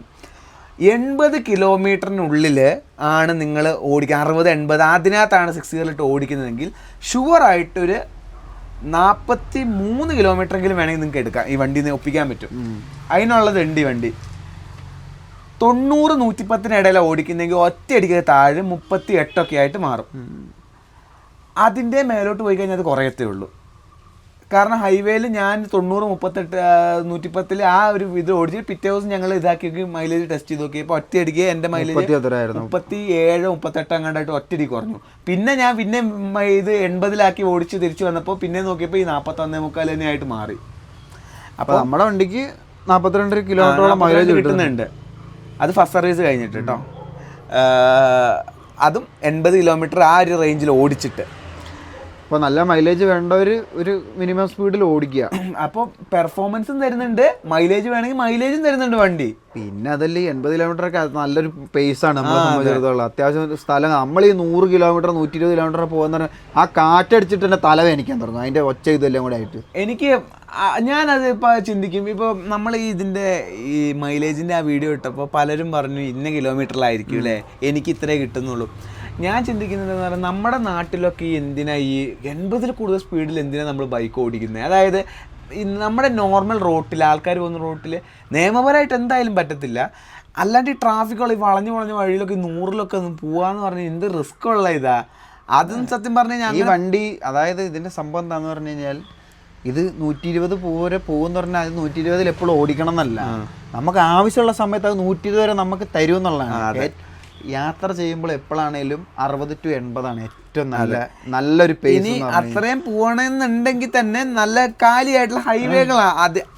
ഞാൻ പറയുമ്പോൾ യാത്രക്കാരെ സംബന്ധിച്ച് നമ്മൾ ട്രാവലറിനെ സംബന്ധിച്ചിട്ട് ഈ വണ്ടിയുടെ സ്പീഡ് എപ്പോഴാണ് ഇതാവുന്നത് ഹൈവേകളിലാണ്. കാരണം ഹൈവേകളിൽ നിന്ന് പറഞ്ഞു കഴിഞ്ഞാൽ നമുക്കൊരു ഇതിന് സ്ട്രെയിറ്റ് ആയിട്ടുള്ള വഴിയാണ്, അവിടെ നമുക്ക് പോവാണ് കണ്ടിന്യൂസ്. അപ്പോഴാണ് ഹൈ സ്പീഡ് വരിക. നമ്മുടെ കേരളത്തിലെ ഹൈവേയിലും എനിക്ക് തോന്നുന്നില്ല ഒരു 100 കിലോമീറ്ററിൽ തന്നെ പോകണമെങ്കിൽ നമ്മൾ വേറെ കഷ്ടപ്പെടണം. കാരണം നമ്മുടെ ഹൈവേകളിലും കുറേ കട്ടറും പ്രശ്നങ്ങളൊക്കെയാണ്, മര്യാദയ്ക്കുള്ള റോഡുകളൊന്നും ഇല്ല നമ്മുടെ ഹൈവേകളിലും. ഇനിയിപ്പോൾ തീരദേശങ്ങാനും വരുമ്പോഴായിരിക്കും അപ്പം അറിയാൻ പറ്റുക നല്ല റോഡ് കാര്യങ്ങളൊക്കെ. ബൈക്ക് ഹൈവേയിൽ കയറ്റാൻ പറ്റില്ല, ബൈക്ക് പോകാൻ പറ്റുള്ളൂ. അപ്പോൾ എപ്പോഴും നമ്മുടെ നാട്ടിൽ ഓടിക്കുകയാണെങ്കിൽ ഞാൻ പറയുമ്പോൾ 80-85 ഒക്കെയാണ് ഏറ്റവും നല്ല സ്പേസ്. ഏത് വണ്ടിക്കാണെങ്കിലും മൈലേജ് കിട്ടും. അതെ, അതിൻ്റെ അപ്പുറത്ത് നമ്മൾ ഞാൻ കണക്ക് കൂട്ടിയത് എനിക്ക് മനസ്സിലായിടത്തോളം നമ്മളിപ്പോൾ യാത്ര ചെയ്യുമ്പോൾ നമ്മൾ ഈ 100-120 പോയി കഴിഞ്ഞാൽ നമ്മളധികം സമയം ഒന്നും ലാഭിച്ചെടുക്കുന്നില്ല ഇതിനകത്ത് നിന്ന്. നമ്മളൊക്കെ ഒന്നും നേട്ടമില്ല. നമ്മൾ ഈ 120 പോകുന്നതിൻ്റെ നമ്മുടെ തലച്ചോറ് ഉപയോഗിച്ചതിൻ്റെ ക്ഷീണമാണ് നമുക്ക്. പിന്നെ ആ നേരം കൊണ്ട് 80-60 അല്ല 70 പോയി പതുക്കെ പോയി ചുറ്റുപാട്ടുള്ള കാഴ്ചകളൊക്കെ കാണുക. വണ്ടിക്കും കുഴപ്പമില്ല, നമുക്കും കുഴപ്പമില്ല. നമുക്ക് മനസ്സിനൊരു ശാന്തമായിട്ട് നമുക്ക് യാത്ര ആസ്വദിക്കാം. ആ സമയത്ത് ഇപ്പോൾ നമുക്ക് ഒരു കാല് റോഡ് കിട്ടി, ഒരു സ്ട്രെയിറ്റ് ഒരു കാല് റോഡ് കിട്ടി, അപ്പോൾ ഒരു 120 കയറണം, വണ്ടി 120 കയറും. എന്നിട്ട് നിർത്തുക, ഒരു 30 സെക്കൻഡ് കൊടുക്കുക, വണ്ടി നിർത്തുക, സ്ലോ ആക്കുക, പതുക്കെ പോവുക. അതായത് ഇതിന് വേറൊരു കാര്യമുണ്ട്. ഇത് കേബിളാണ്, ആക്സിലേറ്റർ കേബിളാണ്. ആ കേബിളിനൊരു ഫീലിൻ്റെ തന്നെ ഒരു വ്യത്യാസമുണ്ട്. ഹിമാലയനിലുള്ള പോലത്തെ ഒരു ഫീലല്ല ഇത്. കുറച്ച് ഇങ്ങനെ കുറച്ചും കൂടെ തിരിച്ചാലേ ഫുള്ള് ത്രോട്ടിൽ ഇതാക്കാൻ പറ്റും. അതുപോലെ ശ്രദ്ധിച്ചിട്ടൊന്നും എനിക്കറിയത്തില്ല. ത്രോട്ടിൽ ഇങ്ങനെ ഒന്ന് ഫുള്ള് കുറച്ച് ഇങ്ങനെ ഓടിക്കണം, ഇങ്ങനെ ഓടിച്ചാലേ ഫുള്ള് തിരിക്കാൻ പറ്റത്തുള്ളൂ. അത് ഇവർ സെറ്റ് ചെയ്ത് കഴിഞ്ഞാൽ എന്താണെന്ന് അറിയത്തില്ല. അതുമല്ല കുറച്ച് ലേശം ഹെവി ആയിട്ടുള്ള ഇതിനകത്ത് ആക്സിലേറ്റർ കേബിളിൽ 2 വള്ളി പോകുന്നുണ്ട്. നമ്മുടെ മറ്റേലാകെ ഒറ്റ കേബിളെ പോകുന്നു. അതെന്താണെന്ന് എനിക്ക് ഇതുവരെ മനസ്സിലായിട്ടില്ല. അതിനകത്ത് 2 സാധനം ഉള്ളിലേക്ക് പോകുന്നു. അതെന്താണെന്ന് എനിക്ക് മനസ്സിലായിട്ടില്ല. അത് നമ്മുടെ ഹിമാലയയിൽ വെച്ചു, ഹിമാലയം ഒറ്റ സാധനം ഉള്ളിലേക്ക് പോകുന്നുള്ളൂ. അതെന്തെങ്കിലും ഉണ്ടാവും. അത് കുറച്ച് ഹെവി ആയിട്ട് എനിക്ക് ഫീൽ ചെയ്തായിരുന്നു ആക്സിലേറ്റർ കേബിള്. അപ്പോൾ അതുകൊണ്ട് തന്നെ ഈ 120 നമ്മൾ കുറേ നേരം പിടിച്ചു വെക്കാൻ തന്നെ നമ്മുടെ കൈക്ക് തന്നെ അത് ബുദ്ധിമുട്ടായിരിക്കും. ഇതൊന്നുമില്ല. അതായത് മറ്റേ ക്രൂയിസ് കൺട്രോൾ അങ്ങനത്തെ സാധനങ്ങളൊന്നുമില്ല, കാരണം കേബിൾ ആയതും കൊണ്ട്. അപ്പോൾ മിതമായ അതായത് കുഴപ്പമില്ലാത്ത ആർക്കും ബുദ്ധിമുട്ടില്ലാത്തൊരു വേഗത്തിൽ വണ്ടി ഓടിച്ച് ശീലിക്കുക. അപ്പോൾ നമ്മുടെ ആരോഗ്യത്തിന് നല്ലതാണ്, വണ്ടിയുടെ ആരോഗ്യത്തിന് നല്ലതാണ്, മൈലേജും കിട്ടും, സമാധാനമായിട്ട് സ്ഥലത്തും എത്താം. എൻ്റെ പൊന്നൻ എപ്പോഴും പറയുന്ന പോലെയാണ്, നമ്മൾ ഈ ഒരു 120 പോയി പറഞ്ഞാൽ നമുക്ക് കൂടിപ്പോയി കഴിഞ്ഞാൽ 1 മണിക്കൂറിൻ്റെ വ്യത്യാസം എങ്ങാണ്ടേ വരുന്നുള്ളൂ ഒരു സ്ഥലത്ത് എത്താൻ. 1 മണിക്കൂറിൻ്റെ വരില്ല, നമുക്ക് മിനിറ്റുകളുടെ ലാഭമുണ്ട്. കാരണം നമുക്ക് 120 വെച്ചിട്ട് മണിക്കൂറുകൾ ഓടിക്കാൻ പറ്റുള്ള ഗ്യാപ്പില്ല. നമ്മൾ 120 വെച്ചിട്ട് ഒരു 5 മിനിറ്റ് ഓടിച്ചു വെച്ചാൽ നമ്മൾ അത്രയും ബ്രെയിൻ നമ്മൾ യൂസ് ചെയ്യണം. നമ്മുടെ തലച്ചോറ് നമ്മൾ അങ്ങനെ പ്രവർത്തിക്കും. കാരണം ഇങ്ങനെ നാരോ ആയിട്ട് ഫോക്കസ് ചെയ്തിരിക്കണം. മറ്റേന്ന് പറഞ്ഞാൽ ശാന്തമായിട്ട് പോകുക, നമുക്ക് കാഴ്ചകളൊക്കെ കാണാം, നമുക്ക് മുന്നോട്ട് നോക്കി കാഴ്ചകൾ കാണാം. ഈ പാസ് ചെയ്ത് പോകുന്ന സാധനങ്ങളൊക്കെ നമുക്ക് ജഡ്ജ് ചെയ്യാൻ പറ്റും. മുന്നോട്ടേക്ക് ആയതിൽ വണ്ടി എടുത്തിട്ട് നമ്മൾ ഈ 120 പോകുമ്പോൾ നമുക്ക് ഇങ്ങനെ നോക്കാം, ടണൽ വിഷനാണ് പിന്നെ അങ്ങോട്ടേക്ക്. അപ്പോൾ ഏറ്റവും നല്ലതെന്ന് പറഞ്ഞാൽ 80 പോകാന്നുള്ളതാണ്. അതെ. അപ്പോൾ തലച്ചോറിനെ കുറച്ച് ഉപയോഗിക്കുക. അതെ, തലച്ചോറിന് കുറച്ച് സ്ഥലം കൊടുക്കുക ഇതെല്ലാം പ്രോസസ്സ് ചെയ്യാനായിട്ട്. അപ്പോൾ മൈലേജും കിട്ടും, സമാധാനമായിട്ട് സ്ഥലവും കാണാം, പിന്നെ അപകടങ്ങൾ കുറയ്ക്കാൻ പറ്റും. അതെ, അതാണ് ഏറ്റവും ഡിഫെൻസീവ് റൈഡറായിട്ട് ഓടിക്കാൻ ശീലിക്കുക. അപ്പോൾ നമ്മൾ ഏതാണ്ട് മൈലേജ് എല്ലാം പറഞ്ഞു. ടാങ്ക് 13 ലിറ്റർ ഉണ്ട്. അപ്പോൾ എങ്ങനെ നോക്കിയാലും 40 കിലോമീറ്റർ വെച്ച് നോക്കിയാൽ തന്നെ സുഖമായിട്ട് 550 കിലോമീറ്ററൊക്കെ മൈലേജ് എങ്ങനെ നോക്കിയാലും ഓടിക്കാൻ പറ്റും ഫുൾ ടാങ്കിൽ. പിന്നെ മൈലേജ് ടാങ്കിൻ്റെ കാര്യം പറഞ്ഞപ്പോൾ ഇതിൻ്റെ കുഴപ്പമാണെന്ന് അറിയത്തില്ല. ഫ്യൂവലിൻ്റെ റീഡിങ് ഭയങ്കര ഒരു വ്യത്യസ്ത രീതിയിലാണ് കാണിക്കുന്നത്. ഫുൾ ടാങ്ക് അടിച്ചു കഴിഞ്ഞ് കഴിഞ്ഞാൽ ഒരു പകുതി വരെ താഴും, എന്നിട്ട് ഒറ്റയടിക്ക് റെഡിലേക്ക് അങ്ങ് പോവുക ചെയ്യുക. 2-3 വട്ടം ഈ അബദ്ധം പറ്റി. ഞാൻ വെച്ച് പെട്രോൾ തീർന്നു പറഞ്ഞിട്ട് പോയി നോക്കുമ്പോൾ പകുതിക്ക് മേലെ ടാങ്കിൽ ഇതുണ്ടായിരുന്നു. എൻ്റെ വണ്ടിയുടെ കുഴപ്പമാണോ അല്ലെങ്കിൽ ആവും. അതെ, കുറച്ച് കഴിയുമ്പോൾ പിന്നെ പഴയ പോലെ മുന്നേ ഒരു വട്ടുകളിയാണ് മൊത്തത്തിലേക്ക്. എനിക്ക് തോന്നുന്നു ഇതുവരെ ഇതിൻ്റെ റിസർവിൻ്റെ ഇതെന്താണെന്ന് മനസ്സിലായിട്ടില്ല. അതെ, അങ്ങ് ഓടിച്ച് പോവുക തന്നെ. പിന്നെ പറയാനുള്ള ഒരു കാര്യം പറഞ്ഞ സ്റ്റാൻഡാണ്. കാരണം സ്റ്റാൻഡിൻ്റെ കാര്യം നോക്കിയാൽ തന്നെ അറിയാം, ഇതിൽ കട്ടയിൽ വെച്ചിട്ടാണ് വണ്ടി ഇങ്ങനെ നേരെ നിർത്തിയിരിക്കുന്നത്. അമ്മാതിരി ചെരിയും വണ്ടി. സെൻട്രൽ സ്റ്റാൻഡ് ഇല്ല. സെൻട്രൽ സ്റ്റാൻഡ് ഇല്ല. അതൊരു പ്രശ്നമാണെന്ന് ചോദിച്ചാൽ ചില സമയത്തൊരു പ്രശ്നമായിട്ട് തോന്നുന്നുണ്ട്. പക്ഷേ ഇപ്പോൾ ചെയിൻ ലൂബ് ചെയ്യുന്ന സമയത്തൊക്കെ വിഷയമാണ്. പക്ഷേ ചെയിൻ ലൂബ് ചെയ്യാനായിട്ട് സെൻട്രൽ സ്റ്റാൻഡ് വേണമെന്നൊന്നുമില്ല. ഇത്രയും ഭാഗം ക്ലീൻ ചെയ്യുക, ലൂബ് ചെയ്യുക, മുന്നോട്ടാക്കുക, ഇതാക്കുക, ലൂബ് ചെയ്യുക, മുന്നോട്ടാക്കുക, അങ്ങനെ ഒന്ന് ചെയ്യുക. അതല്ലെങ്കിൽ ഈ സാധനം എവിടെയെങ്കിലും ചാരി വെക്കാൻ പറ്റും. ഈ വണ്ടി വീണൊന്നും പോകില്ല. മതിലോട്ട് ചാരി വെച്ചാൽ മതി, ഇങ്ങോട്ടേക്ക് മറിച്ചോ ചാരി വെച്ചാൽ മതി. അതുപോലെ മറ്റൊരു സാധനം ഇല്ല. ഇല്ലെങ്കിൽ ഇതിനൊരു സ്റ്റാൻഡ് കിട്ടും, മറ്റേ ട്രെയിൽ സ്റ്റാൻഡ് എന്തോ അതിന് പറയാൻ തോന്നുന്നു. അത് വെച്ചിട്ട് നമ്മുടെ ഇതിൽ സ്വിംഗ് കൊടുത്ത് പൊക്കാൻ പറ്റും. അതായത് ഇതിവിടെ വെച്ചിട്ട് അപ്പുറ സൈഡിൽ നിന്ന് പൊക്കി അങ്ങ് നിർത്താൻ പറ്റും. പിന്നെ ചെയിൻ ലൂബ് ചെയ്യാൻ സെൻട്രൽ സ്റ്റാൻഡ് വേണം. ഇത് ചെയ്താൽ മതി. മുന്നോട്ട് പോവുക, ലൂബ് ചെയ്യുക, കഴുകുക, വൃത്തിയാക്കുക, ലൂബ് ചെയ്യുക, മുന്നോട്ട് വെക്കുക. അതാകുമ്പോൾ 3 റൗണ്ടിൽ കാര്യം നടക്കും. പിന്നെ പെട്ടെന്ന് ഓരോന്ന് പറയേണ്ട കാര്യങ്ങളാണ്. USB ചാർജർ ഉണ്ട്, B ടൈപ്പാണ് വരുന്നത്, ഫാസ്റ്റ് ചാർജിങ് അല്ല. അതൊരു ഭയങ്കര വെറൈറ്റി ഒരു പൊസിഷനിലാണ്. ആ 2 കട്ടിയുള്ള കേബിളിൻ്റെ ഇടയിലൊക്കെയാണ്. അപ്പോൾ അത് നൈസായിട്ട് ഈ വണ്ടിയുടെ താക്കോലും കൊണ്ട് കുത്തി ഇളക്കി ഇതാക്കി പിടിച്ചു വെച്ച് കുത്തി ഇറക്കി അങ്ങനെയൊക്കെ വെക്കണം. മഴയുള്ള സമയത്തൊക്കെയാണ് ചാർജ് ചെയ്ത് കിടക്കൂല. കാരണം നേരെ മുകളിലേക്കാണ് ഇരിക്കുന്നത്. ആ പോർട്ട് നേരെ മുകളിലേക്കായിരിക്കുന്നത്. അപ്പോൾ പിന്നെ അതിൽ വെള്ളം പോകാനുള്ള സാധ്യത കൊടുക്കും. പക്ഷെ അത് അടച്ചു വെച്ച് കഴിഞ്ഞാൽ വെള്ളം പോകില്ല. കാരണം ആ സാധനം അത്ര മുറുകി അതിനകത്തിരിക്കുന്നത്. അപ്പോൾ നമ്മൾ വണ്ടിയുടെ ഏതാണ്ട് എല്ലാ കാര്യങ്ങളും നമുക്കുണ്ടായ എക്സ്പീരിയൻസും കാര്യങ്ങളെല്ലാം പറഞ്ഞിട്ടുണ്ട്. ഇനി ഒന്നും വിട്ടുപോയിട്ടില്ല എന്നാണ് ഞാൻ വിശ്വസിക്കുന്നത്. എല്ലാം പിൻ ടു പിൻ എല്ലാം പറഞ്ഞിട്ടുണ്ട്. ഒരു കാര്യം കൂടി പറയാം. അത് വേറൊന്നുമല്ല, ഇതിൻ്റെ റിമ്മിൻ്റെ ഒരു ഫീലാണ്. കാരണം വണ്ടി മൊത്തത്തിൽ ലൈറ്റ് ആയതുകൊണ്ട് തന്നെ ഹാൻഡിൽ തിരിക്കാനൊക്കെ ഹിമാലയൻ വെച്ച് വെയിറ്റ് ചെയ്യില്ല, ഭയങ്കര ലൈറ്റ് വെയിറ്റ് ആണ് ഇതാക്കാൻ. പക്ഷേ വണ്ടിക്ക് ഉയരം കൂടുതലായതുകൊണ്ട് വണ്ടി അങ്ങോട്ടും ഇങ്ങോട്ടും ഉന്തിക്കൊണ്ട് പോകണമെങ്കിൽ നമ്മൾ സ്റ്റാൻഡിൽ നിന്ന് തട്ടി ഉന്തിക്കൊണ്ട് പോകണമെങ്കിൽ കുറച്ച് മെനക്കേടുണ്ട്. ആ 2 കാര്യം കൂടി പറയുന്നു. അപ്പോൾ നമ്മൾ വണ്ടിയുടെ ഏതാണ്ട് എല്ലാ കാര്യങ്ങളും അനുഭവങ്ങളും എല്ലാ എക്സ്പീരിയൻസും കാര്യങ്ങളൊക്കെ ഷെയർ ചെയ്തു. ഇനി നമുക്ക് പറയേണ്ടത് ഈ വണ്ടി ആർക്ക് പറ്റിയതാണ് ഈ വണ്ടി. ഈ വണ്ടി എന്നെ സംബന്ധിച്ചിടത്തോളം യാത്ര ചെയ്യാൻ ആഗ്രഹിക്കുന്നത്, കൂടുതൽ യാത്ര ചെയ്യുക, ഇടയ്ക്ക് ഒക്കേഷണലി ഓഫ് റോഡ് പോകാൻ താല്പര്യമുള്ളവർക്ക് പറ്റിയതാണ് ഈ വണ്ടി. ഈ വണ്ടി കൂടുതലും യാത്രയ്ക്കാണ് ഏറ്റവും നല്ലതെന്നാണ് എനിക്ക് തോന്നുന്നത്. ഇനി എൻ്റെ ഒരു അഭിപ്രായം പറയാം. ഞാൻ യാത്രയ്ക്ക് നല്ല വണ്ടിയാണ്. 200 വെച്ച് നോക്കുമ്പോൾ ഓഫ് റോഡിന് ഇത് നല്ല മെച്ചപ്പെടുത്തിയിട്ടുണ്ട് ഈ വണ്ടി. പിന്നെ പാർട്സ് ചീപ്പാണ്. പ്രശ്നമുള്ളത് ഇത് മാത്രമേ ഉള്ളൂ, പ്രീമിയയിൽ ഉള്ളത് കൊണ്ട്. സർവീസിൻ്റെ കാര്യം പറഞ്ഞില്ലല്ലോ, ഇത് കഴിയട്ടെ എന്ന് പറയാം. പ്രീമിയം നെറ്റ്വർക്കിൽ മാത്രമേ ഇതിൻ്റെ പാർട്സ് കിട്ടത്തുള്ളൂ. പ്രീമിയം നെറ്റ്വർക്കുകൾ ഭയങ്കര കുറവാണ്. അപ്പോൾ പാർട്സിൻ്റെ അവൈലബിലിറ്റി ഒരു പ്രശ്നമാവാനുള്ള സാധ്യതയുണ്ട്. അതൊരു പ്രശ്നമല്ല, സോഴ്സ് ചെയ്യാൻ പറ്റുന്നുണ്ടെങ്കിൽ ഈ ഒരു റേറ്റിൽ ഇത്രയും സാധനങ്ങൾ പ്രൊവൈഡ് ചെയ്യുന്നൊരു വണ്ടി വേറെ ഇല്ല എൻ്റെ ഒരു അറിവിൽ. സംഭവം ശരിയാ. ഞാൻ എന്താന്ന് പറഞ്ഞു കഴിഞ്ഞാൽ ഇതിപ്പോൾ നമ്മൾ വയനാട്ടിലായതുകൊണ്ടാണ് ഇതില്ലാതെ നടക്കാത്തത്. ചിലപ്പോൾ താഴെയുള്ള ആൾക്കാർക്കും കുഴപ്പമുണ്ടാവില്ല, അവർക്ക് അടുത്ത് ഷോറൂമുകൾ ഉണ്ടാവുമായിരിക്കും. ഞങ്ങളെ സംബന്ധിച്ചിടത്തോളം ഇത് കൊണ്ട് സർവീസ് ചെയ്യണമെങ്കിൽ താഴെ പോകണം. സർവീസിൻ്റെ കാര്യം കൂടി പറയാം, നമ്മൾ പറഞ്ഞില്ല. 500-ലായിരുന്നു ആദ്യത്തെ സർവീസ് ഉണ്ടായിരുന്നത്. ഭയങ്കര വെറൈറ്റി എക്സ്പീരിയൻസ് ആയിരുന്നു. കാരണം ആപ്പ് ഡൗൺലോഡ് ചെയ്ത് ആപ്പിലൂടെ ബുക്ക് ചെയ്യുകയാണ്. കാരണം റോയൽ എൻഫീൽഡുകാർ എപ്പോഴും നമ്മൾ വിളിക്കുക ചെയ്യുക ഇങ്ങോട്ട് സർവീസിൻ്റെ കാര്യം പറഞ്ഞാൽ. നമ്മൾ ആപ്പിൽ സർവീസ് ബുക്ക് ചെയ്ത് നമ്മുടെ വണ്ടിക്ക് എന്തെങ്കിലും പ്രശ്നം ഉണ്ടോ എന്നൊക്കെ മെൻഷൻ ചെയ്ത് ബുക്ക് ചെയ്ത് ഞാൻ രാവിലെ 6 മണിക്ക് ഇവിടുന്ന് വിട്ടു കോഴിക്കോടേക്ക്. കോഴിക്കോടേ ഉള്ളൂ നമുക്ക് പ്രീമിയർ ഇതിവിടെ വണ്ടി കയറ്റത്ത് പോലും ഇല്ല. കണ്ണൂർ വേണം, അത് കഴിഞ്ഞ് കണ്ണൂർ വേണം. അപ്പോൾ കൊയാൻകോ എന്ന് പറയുന്ന കോഴിക്കോടുള്ള ഷോറൂമിൽ പോയി അവിടെ ചെന്നു. കുറേ എനിക്ക് തോന്നുന്നു വയനാട്ടിലുള്ള മൊത്തം ബൈക്കുകളെക്കാട്ടിലും കൂടുതൽ ബൈക്ക് ആ ഷോറൂമിൽ പണിക്ക് വെച്ചിട്ടുണ്ട്. അവിടെ ചെന്ന് നോക്കിയപ്പോൾ ഞാൻ കേൾക്കുന്ന അവിടെ കുറേ കസ്റ്റമേഴ്സ് വന്നു. എക്സ്പൾസ് 210 എല്ലാവർക്കും പരാതിയുള്ളൂ പറയാൻ, ഫുള്ളും ചെറിയ പരാതി. ഒരുത്തൻ പാവം ബൈക്ക് ഉന്തിക്കൊണ്ട് വന്ന് അതെനിക്ക് തോന്നുന്നത് ആ സർവീസ് അവർ ചെയ്തത് ഒരു തെറ്റ് കാരണമാണ്. അത് എന്തെങ്കിലും ആവട്ടെ പ്രശ്നങ്ങൾ, കുറേ പ്രശ്നം കാണും. ഒരു വണ്ടി മൊത്തം അഴിച്ചിട്ടിരിക്കുകയാണ്, ഷാസി മാത്രം വെച്ചിട്ട് കുറേ വണ്ടികൾ കംപ്ലൈൻ്റ് ആയിട്ട് അവിടെ ഇങ്ങനെ നിരത്തി ഇട്ടിരിക്കുകയായിരുന്നു. അപ്പോൾ ഒക്കെ എനിക്ക് പേടിയുണ്ടായിരുന്നു നമ്മുടെ വണ്ടിക്ക് പണി വരുമെന്ന്. പിന്നെ ആലോചിച്ചപ്പോഴാണ് ഇതൊക്കെ ഒരു ഭാഗ്യത്തിൻ്റെ കളിയാണ്. എത്ര നല്ല വണ്ടിയാന്ന് പറഞ്ഞാലും ചിലപ്പോൾ നമുക്ക് മൊത്തം കംപ്ലൈൻ്റ് ഉള്ള വണ്ടിയും കിട്ടുക, പിന്നെ എത്ര മോശം വണ്ടിയെന്ന് പറഞ്ഞാൽ ചിലപ്പോൾ നല്ല വണ്ടിയൊക്കെ നമുക്ക് കിട്ടുക. ഇതൊക്കെ ഒരു ഭാഗ്യത്തിൻ്റെ കളി. അത് നമ്മുടെ ഓണർഷിപ്പിൻ്റെ ഭാഗമായിട്ട് അങ്ങ് ഏറ്റെടുത്താൽ മതി. ഓവറോൾ അവിടുത്തെ സർവീസ് എക്സ്പീരിയൻസ് പറഞ്ഞു കഴിഞ്ഞാൽ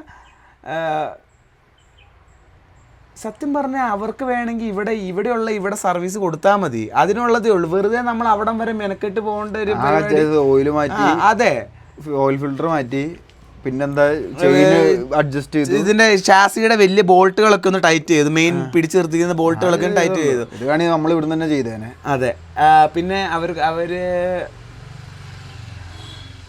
ആ ഒരു ഏരിയയിൽ കോഴിക്കോട് അത്രയും വണ്ടികൾ സർവീസ്, ചെറിയൊരു സർവീസ് സ്റ്റേഷൻ അവിടെ പോയി മെനക്കേടാണ്, ഒരു ദിവസം മൊത്തം നമ്മുടെ പോകും. അതേപോലെ ഇപ്പോൾ ഈ വണ്ടിക്ക് എന്തെങ്കിലും പറ്റി ഇൻഷുറൻസ് ക്ലെയിം ചെയ്യണമെങ്കിൽ ഈ വണ്ടി എടുത്തുകൊണ്ട് അങ്ങോട്ട് പോകണം. അങ്ങനത്തെ കുറച്ച് ബുദ്ധിമുട്ടുണ്ട് വയനാട്ടിൽ ജീവിക്കുന്ന ഞങ്ങൾക്ക്. പക്ഷെ ഇവിടുന്ന് ഷോറൂമുകാർ പറഞ്ഞ ഇവര് ചിലപ്പോൾ ഇവര് പ്രീമിയം ആക്കാനുള്ള സാധ്യത ഉണ്ടെന്നാണ് പറഞ്ഞത്. അത് വന്നു കഴിഞ്ഞാൽ പ്രശ്നം നമുക്ക് സുഖം, നമുക്ക് ഇവിടെ അടുത്ത് പോയാൽ മതിയല്ലോ. അതെ, ആ പ്രശ്നം സോൾവ് ആയി കിട്ടും. അപ്പോൾ അതിൻ്റെ കാര്യം, സർവീസ് എക്സ്പീരിയൻസിൻ്റെ കാര്യം പറഞ്ഞു. ആവറേജ് അത്രേ ഉള്ളൂ, വലിയ ടോപ്പ് അങ്ങനെയൊന്നും പറയാനില്ല. നമ്മൾ അവിടെ ഒരു പ്രീമിയം ഉമാരൊക്കെ പറഞ്ഞിട്ട് ആകെയുള്ളൊരു ഗുണം എന്താണെന്ന് പറഞ്ഞാൽ നല്ല AC ഇതുണ്ട്, ലോഞ്ച് ഉണ്ട്, സ്വസ്ഥമായിട്ട് AC അതിൽ പോയിരിക്കാം. ഈ വെയിലത്ത് നമ്മൾ പോയി വന്നിട്ട് ആ ഒരു ഗുണം മാത്രമേ ഉള്ളൂ. സർവീസ് കോസ്റ്റ് വന്നത് എനിക്ക് ആ ഫസ്റ്റ് സർവീസിന് 1600 1200, ഫുള്ളി സിന്തറ്റിക് എഞ്ചിൻ ഓയിൽ ഒഴിച്ച്. ആ സർവീസിന് ശേഷം എനിക്ക് തോന്നുന്നതാണോ എന്താണെന്ന് അറിയത്തില്ല, ഈ വണ്ടിക്ക് പെർഫോമൻസിന് എന്തോ ഒരു മിസ്സിംഗ് ഉള്ള പോലെ തോന്നാറ്. അതിനുശേഷമാണ് ഗിയർ കുടുങ്ങാൻ തുടങ്ങിയത് എൻ്റെ കാലിൽ. ആ എഞ്ചിൻ ഓയിലിന്റെ പ്രശ്നമാണ് എന്താണെന്ന് അറിയത്തില്ല. മാറ്റി നോക്കാം. ഓയിൽ ഫിൽറ്റർ ഒക്കെ വാങ്ങിച്ചു വെച്ചിട്ടുണ്ട്, നല്ലൊരു എഞ്ചിൻ ഓയിൽ വാങ്ങിച്ചിട്ട് വേണം മൊത്തത്തിൽ മാറ്റാൻ നമുക്ക് സ്വന്തം. നമ്മളെല്ലാം മാറ്റുന്നതായിരിക്കും, ഓയില് ഇതെല്ലാം മാറ്റണം, ബ്രേക്കിൻ്റെ ഇത് സെറ്റ് ചെയ്യണം. പിന്നെ നമ്മൾ റേഡിയേറ്റർ റോസിൻ്റെ എല്ലാ കാര്യം കഥയില്ലാത്ത കാര്യമില്ല. അതെ, പിന്നെ ഞാൻ പറയാം, പ്യുവർ യാത്ര മാത്രം ആഗ്രഹിക്കുന്ന ഒരാളാണെങ്കിൽ ഞാൻ പറയുമ്പോൾ ഈ വണ്ടിയിൽ കാര്യം നടക്കും. പക്ഷേ ഒരു കുറച്ചും കൂടെ ബഡ്ജറ്റ് കയറ്റി വെക്കാൻ പറ്റുവാണെങ്കിൽ RTXലേക്ക് പോകുന്നതായിരിക്കും നല്ലത്. കാരണം RTX ഇതിനെക്കാട്ടിലും ഭയങ്കര പെർഫോമൻസ് കൂടുതലാണ്. പിന്നെ അതേപോലെ അത് പക്ക ഒരു ഇതിനു വേണ്ടിയുള്ള ബൈക്ക്, ടൂറിങ്ങിന് വേണ്ടിയുള്ള ബൈക്കാണ്. ഇത് കുറച്ചും കൂടെ ഇതിൻ്റെ സസ്പെൻഷൻ്റെ ഇതൊക്കെ കണ്ടാൽ തന്നെ ഇത് കുറച്ചുകൂടെ ഓഫ് റോഡും കൂടെ ഫോക്കസ് ചെയ്ത് ഇറക്കിയൊരു വണ്ടിയാണ്. അപ്പോൾ ടൂറിങ് മാത്രം ഉദ്ദേശിക്കുന്ന ഒരു വ്യക്തിയാണെങ്കിൽ കുറച്ചും കൂടെ അതിന് സീറ്റ് കംഫർട്ടും കാര്യങ്ങളൊക്കെ ആ വണ്ടിക്ക് കുറച്ച് കൂടുതലാണ്. അപ്പോൾ RTXലേക്ക് പോകുന്നതായിരിക്കും നല്ലത്. അതല്ല, ഞാൻ പറയുമ്പോൾ കേരളത്തിലുള്ളവരാണെങ്കിൽ എക്സ്പൾസാണ് നല്ല വണ്ടി. അതെന്തുകൊണ്ടാണെന്ന് പറഞ്ഞു കഴിഞ്ഞാൽ നമുക്ക് ഇന്ത്യയിൽ ഏറ്റവും കൂടുതൽ എക്സ്പൾസ് 200 വിറ്റ് പോകുന്ന കേരളത്തിലാണ്. അപ്പോൾ അതിനൊരു ഓഡിയൻസ് ഉണ്ട്, അതായത് ഓഫ് റോഡ് പ്രേമികളായിട്ടുള്ള ഓഡിയൻസ് ഉള്ളത് കൊണ്ടാണ് കേരളത്തിൽ വിറ്റ് പോകുന്നത്. എക്സ്പൾസ് 200 ഒരു അപ്ഗ്രേഡഡ് വേർഷനാണ് എന്തുകൊണ്ടും ഈ 210 എന്ന് പറയുന്നത്, പെർഫോമൻസ് കൊണ്ടും സസ്പെൻഷൻ ഇതുകൊണ്ടൊക്കെ. ഇതിന് നേരത്തെ പറഞ്ഞ കുറച്ച് പോരായ്മകളല്ല, പ്രശ്നങ്ങൾ വരുന്നത് ടെക്നോളജി കൂടുതലാണ്. ടെക്നോളജി കൂടുമ്പോൾ ഇങ്ങനത്തെ വല്ല പ്രതിസന്ധി ഘട്ടങ്ങളിൽ വന്നു കഴിഞ്ഞാൽ വണ്ടി തിരിച്ച് റിക്കവർ ചെയ്ത് കൊണ്ടുവരുന്ന ഒരു മെനക്കേടുണ്ട്. പക്ഷേ അത് കുഴപ്പമില്ല, നല്ലൊരു എക്സ്പീരിയൻസ്, നല്ല എന്താ പറയുക, ഈ ഇതിനെ നമ്മുടെ ഈ ഓഫ് റോഡ് സ്കില്ലുകളെ മെച്ചപ്പെടുത്താൻ പറ്റിയ നല്ലൊരു പേടിപ്പിക്കാത്തൊരു ബൈക്കാണ് വേണ്ടത്. അല്ലെങ്കിൽ അത്യാവശ്യം യാത്ര ചെയ്യാൻ സുഖകരമായിട്ട് ഒറ്റയ്ക്ക് ഒരാളെ പോകുന്നുള്ളൂ, പില്ലിയണില്ല, ഒറ്റയ്ക്കേ പോകുന്നുള്ളൂ, അത്യാവശ്യം ദൂരം ഇതാക്കണം, മൈലേജുള്ള വണ്ടി വേണം. RTXന് മൈലേജ് ഇല്ല, കാരണം പെർഫോമൻസ് കൂടുതലായതുകൊണ്ട് 30-32 കിലോമീറ്ററൊക്കെ മൈലേജ് ഉള്ളൂ. കുറച്ചും കൂടെ നല്ല മൈലേജൊക്കെ ഉള്ള നല്ല അങ്ങനത്തെ ഫോക്കസ് ചെയ്തൊരു വണ്ടിയാണ്. കുറച്ചും കൂടെ സർവീസ് കോസ്റ്റ് കുറഞ്ഞ വണ്ടിയാണെങ്കിൽ കണ്ണും പൂട്ടിയെടുത്തോ. ഇതുവരെ ഞങ്ങൾക്ക് ഓടിച്ചിട്ട് ഇതുവരെ റിലയബിലിറ്റിക്ക് ഒരു പ്രശ്നം വന്നിട്ടില്ല. വണ്ടി സ്മൂത്ത്നെസ്, അതായത് ഒരു എൻജിൻ നോയ്സോ അങ്ങനത്തെ ഇതുവരെ ഉണ്ടായിട്ടില്ല. എല്ലാവരും പറഞ്ഞ പോലെ ഇനി വരുമോയെന്ന് അറിയത്തില്ല, കാരണം ഉപയോഗിക്കുന്തോറുമാണ് ഇത് നശിക്കാൻ തുടങ്ങുന്നത്. അതങ്ങനെയാണല്ലോ അതിൻ്റെ ലോജിക്ക്. അപ്പം നമ്മളിത് കൂടുതൽ ഉപയോഗിക്കുന്നതോറും ആയിരിക്കും ഒരു പക്ഷേ ചിലപ്പോൾ ഇതിനകത്ത് വേറെ ടയർ വരുന്നത്. പക്ഷേ അതൊക്കെ പരിഹരിക്കാൻ പറ്റുന്ന പ്രശ്നങ്ങളേ ഉള്ളൂ എന്നാണ് എനിക്ക് തോന്നുന്നത്. കാരണം ഒരു വണ്ടി വാങ്ങി അതിനെ കുറച്ച് സ്നേഹിച്ച് അതിനെ കരുതി ഓടിക്കുക, അത് വണ്ടിയാണ് ഓടിക്കോളും എന്ന് പറഞ്ഞിട്ട് അതിനെ ഇരപ്പിച്ച് അതിനെ കൊന്നു ഓടിച്ചിട്ട് കാര്യമില്ല. പിന്നെ അതേപോലെ കൃത്യമായിട്ട് ലൂബ് ചെയ്യുക, കൃത്യമായിട്ട് എഞ്ചിൻ ഓയിൽ. വണ്ടിയോട് കുറച്ച് നമ്മളെ വണ്ടിയെ സ്നേഹിച്ച് അതിനെ കുറച്ച് കരുതലോടുകൂടെ ഓടിച്ചു കഴിഞ്ഞാൽ ഈ പ്രശ്നങ്ങളൊന്നും വരില്ല. പിന്നെ ഈ പറഞ്ഞ പോലെ ഇപ്പൊ നമുക്ക് മാനുഫാക്ചറിംഗ് ഡിഫക്റ്റ് ആയിട്ടുള്ള പ്രോഡക്റ്റ് കിട്ടിയിട്ട് നമുക്ക് അതിനൊന്നും നമുക്കൊന്നും പറയാൻ പറ്റില്ല. അപ്പൊ അതിനാണ് വണ്ടിക്ക് വാറന്റി ഉള്ളത്. വാറന്റിയിൽ കിട്ടാവുന്ന കാര്യങ്ങളേ ഉള്ളൂ. അത് വലിയ പ്രതിസന്ധി ഇല്ല. പിന്നെ ഇതാണ് വയനാട് പോലുള്ള സ്ഥലങ്ങളിൽ താമസിക്കുന്നവർക്കാണ് എടുത്തു കഴിഞ്ഞാൽ ഇത് ഇതാകാൻ ബുദ്ധിമുട്ടാണ്. അതെ, ഇവിടെ അതുകൊണ്ട് ഇവര് എത്രയും പെട്ടെന്ന് ഇവിടെ ഒരു ഷോറൂം അല്ലെങ്കിൽ ഇവിടെ ഒരു പ്രീമിയം ഇത് തുടങ്ങുകയാണെങ്കിൽ നമുക്ക് വയനാട്ടുകാർക്ക് വയനാട്ടിൽ എവിടെയെങ്കിലും ഒരെണ്ണം മതി. നമുക്ക് ഈ കോഴിക്കോട് വരെ പോകേണ്ട വിഷയമില്ല. അതൊരു ഭയങ്കര ഒരു മെനക്കേട്, ഒരു ദിവസം പോയി ഇതാവേണ്ട ഒരു മെനക്കേടാണ്. അത് നമുക്ക് തുടങ്ങാൻ സുഖം, നമുക്ക് കുറച്ചുകൂടെ എളുപ്പം. അതെ, എന്തായാലും പെട്ടെന്ന് തുടങ്ങുമെന്ന് നമുക്ക് പ്രതീക്ഷിക്കാം. പിന്നെ ഈ ഒരു റേറ്റും, കാരണം GSTയുടെ ഇതും കൂടെ വന്നത് പിന്നെയും വണ്ടി ഭയങ്കര അഫോർഡബിൾ ആയി. കാരണം ആ ഒരു പാക്കേജിൽ ഒരു ഓൾ റൗണ്ടർ പാക്കേജാണ് എല്ലാം കൊണ്ടും. പെർഫോമൻസും ഉണ്ട്, സസ്പെൻഷൻ്റെ ഇതുണ്ട്, ഓഫ് റോഡ് കേപ്പബിലിറ്റി ഉണ്ട്, മൈലേജും ഉണ്ട്. എൻ്റെ കാഴ്ചപ്പാടിൽ നല്ല റിലയബിളും ആണ്. അപ്പോൾ നല്ലൊരു വണ്ടിയാണ്. ഇത് എടുത്തതിൽ ഞാൻ വിഷമിക്കുന്നില്ല. അതായത് ഇത് എടുത്തു പോയല്ലോ. RTX പലരും ചോദിച്ചായിരുന്നു ഇങ്ങനെ, ഇത് എടുത്തത് RTX എടുത്താൽ പോരായിരുന്നു എന്നൊക്കെ. പക്ഷെ ഇതാണ് ഇത് കഴിഞ്ഞിട്ടല്ലേ RTX ഇത് കഴിഞ്ഞിട്ട് ഇറങ്ങിയത് ഒന്ന്. രണ്ടാമത്തെ പ്രശ്നം, എനിക്ക് കുറച്ചും കൂടെ ഓഫ് റോഡിങ് ഭയങ്കര ഇഷ്ടമാണ്. RTXൽ ഗിയറിന്റെ പൊസിഷൻ കൊടുത്തിട്ടുണ്ട്. ശരിയാണല്ലോ, ഇവിടെ ഉണ്ടല്ലോ. ഇവിടെ ഗിയറിന്റെ പൊസിഷൻ കൊടുത്തിട്ടുണ്ട്. അപ്പോൾ എനിക്ക് ഒന്നാമത്തെ കാര്യം, TVSന്റെ ഞങ്ങളുടെ വയനാട്ടിൽ TVSന്റെ കുറേ വലിയ വണ്ടികൾ ഇറങ്ങിയിട്ടുണ്ട്. മറ്റേ എന്താ അപ്പാച്ചെ 310, പിന്നെ എന്താ പറയുക RTR 310. ഒരു വണ്ടി മര്യാദയ്ക്ക് ഞാൻ ഇവിടെ വയനാട്ടിൽ കണ്ടിട്ടില്ല. ഇവർക്ക് ഇവിടെ ഷോറൂം എവിടെയുള്ള കണ്ടില്ലേ? ഇതാണ് ഇത് എവിടെ സർവീസ് ചെയ്യുന്നതൊരു സെറ്റപ്പ് എന്താ ഒന്നും എനിക്കറിയത്തില്ല. അപ്പോൾ നമുക്കിത് വിശ്വസിച്ച് ഈ വണ്ടി വാങ്ങിച്ചത് എങ്ങനെ ചെയ്യേണ്ടതെന്ന്, അതായത് ഞങ്ങൾ ഈ എക്സ്പൾസ് എടുക്കുന്നതിന് മുമ്പ് 1-2 വണ്ടിയെങ്കിലും അറ്റ്ലീസ്റ്റ് ഇവിടെ വയനാട്ടിൽ കണ്ടായിരുന്നു. ഇത് അപ്പാച്ചി ഒന്നും അധികം കാണാൻ പോലും കിട്ടാറില്ല. അപ്പോൾ എന്താന്ന് പറഞ്ഞു കഴിഞ്ഞാൽ ഇതൊന്നും കസ്റ്റമേഴ്സ് അധികം ഇല്ലാത്ത വണ്ടി. എന്തെങ്കിലും കുഴപ്പമുണ്ടാവും, ഇല്ലാണ്ട് ഒരിക്കലും ആരും അങ്ങനെ എന്താ പറയുക, ഇത് ഒഴിഞ്ഞു മാറില്ലല്ലോ ഇതിനകത്ത്. ഇവിടെ ഷോറൂം ഉണ്ടോ ഇവിടെ എവിടെയെങ്കിലും? ഇത് ഏത് ഷോറൂമിലാണ് വിൽക്കുന്നതെന്ന് പോലും എനിക്കറിയത്തില്ല. നോർമൽ പ്രീമിയം പോലത്തെ എന്തെങ്കിലും അറിയത്തില്ല. പിന്നെ അങ്ങനത്തെ ഇത് ഒരു പ്രോപ്പർ ആയിട്ടുള്ള ഒരു ഇതില്ല. നമുക്കൊരു കസ്റ്റമർ എന്ന നിലയിൽ നമുക്ക് ഇത് ഇറങ്ങിയതിന് ശേഷമാണ്, ഇത് നമ്മൾ വാങ്ങിയതിന് ശേഷം ഇറങ്ങിയത്. അത് ഞാൻ പറഞ്ഞതാ, RTX ഇതായിക്കൂടെ. അപ്പോൾ അങ്ങനത്തെ ഒരു ഇതില്ല. അപ്പൊ എനിക്ക് പോയി കാണുമോ? അത് ചെറുതായിട്ടുള്ളൂ, കുഴപ്പമില്ല. വെയിൽ കൂടി തുടങ്ങിയിട്ടുണ്ട്.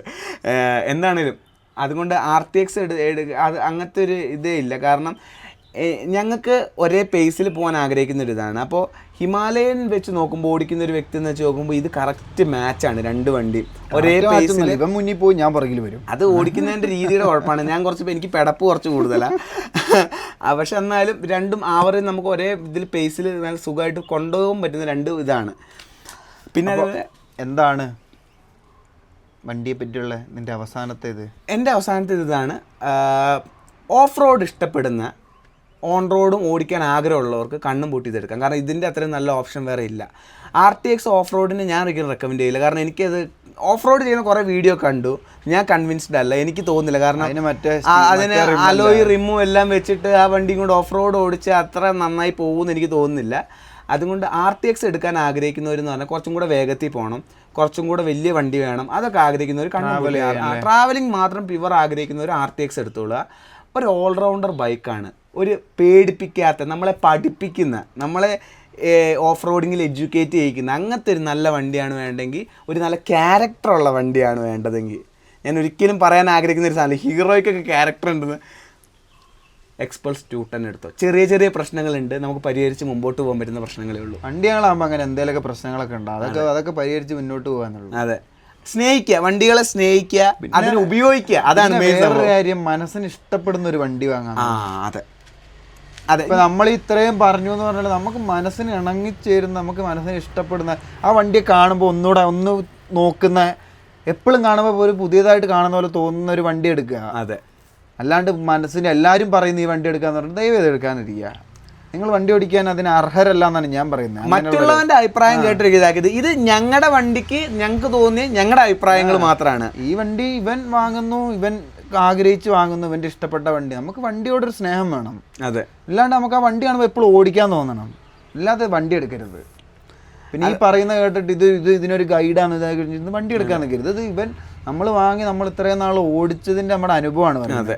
നിങ്ങൾക്ക് ഇതൊരു ഗുണമായിട്ട് എടുക്കാൻ പറ്റുമെങ്കിൽ നിങ്ങൾ ഇത് ഉപയോഗിച്ച് ഒരു നല്ല തീരുമാനം എടുക്കാൻ പറ്റുമെങ്കിൽ ഇത് ഉപയോഗിക്കാം. അതെ, അല്ലെങ്കിൽ നിങ്ങൾക്ക് ഏറ്റവും ഇഷ്ടപ്പെട്ട വണ്ടി ഇപ്പോൾ ഏതാണോ, ഇത് കാണുമ്പോൾ ഇനിയിപ്പോൾ ഇതല്ല, ഇതിൻ്റെ വേറെ ഏതെങ്കിലും മോഡലാണ് അല്ലെങ്കിൽ റോഡായിട്ടുള്ള വണ്ടിയാണ്, മനസ്സിനാണെങ്കിൽ ചേരുന്ന അതാണ് അതെടുക്കുക. അവസാനമായിട്ട് അതാണ്. ഇപ്പോൾ എന്നോടൊരു ഗൈഡൻസ് പോലെ പറയുകയാണെങ്കിൽ ഇങ്ങനെയാണ്, പ്യുവർ ഓഫ് റോഡ് ആണെങ്കിൽ കുറച്ചും കൂടെ പൈസ മുടക്കാൻ പറ്റുകയാണെങ്കിൽ KLX എടുക്കുക, പക്ക ഓഫ് റോഡ് മാത്രമുള്ളെങ്കിൽ. അല്ലെങ്കിൽ 200 എടുത്തിട്ട് റാലി കിറ്റ് കയറ്റിയ വണ്ടി എടുക്കുക, എക്സ്പൾസിൻ്റെ, അതും നല്ല വണ്ടിയാണ്.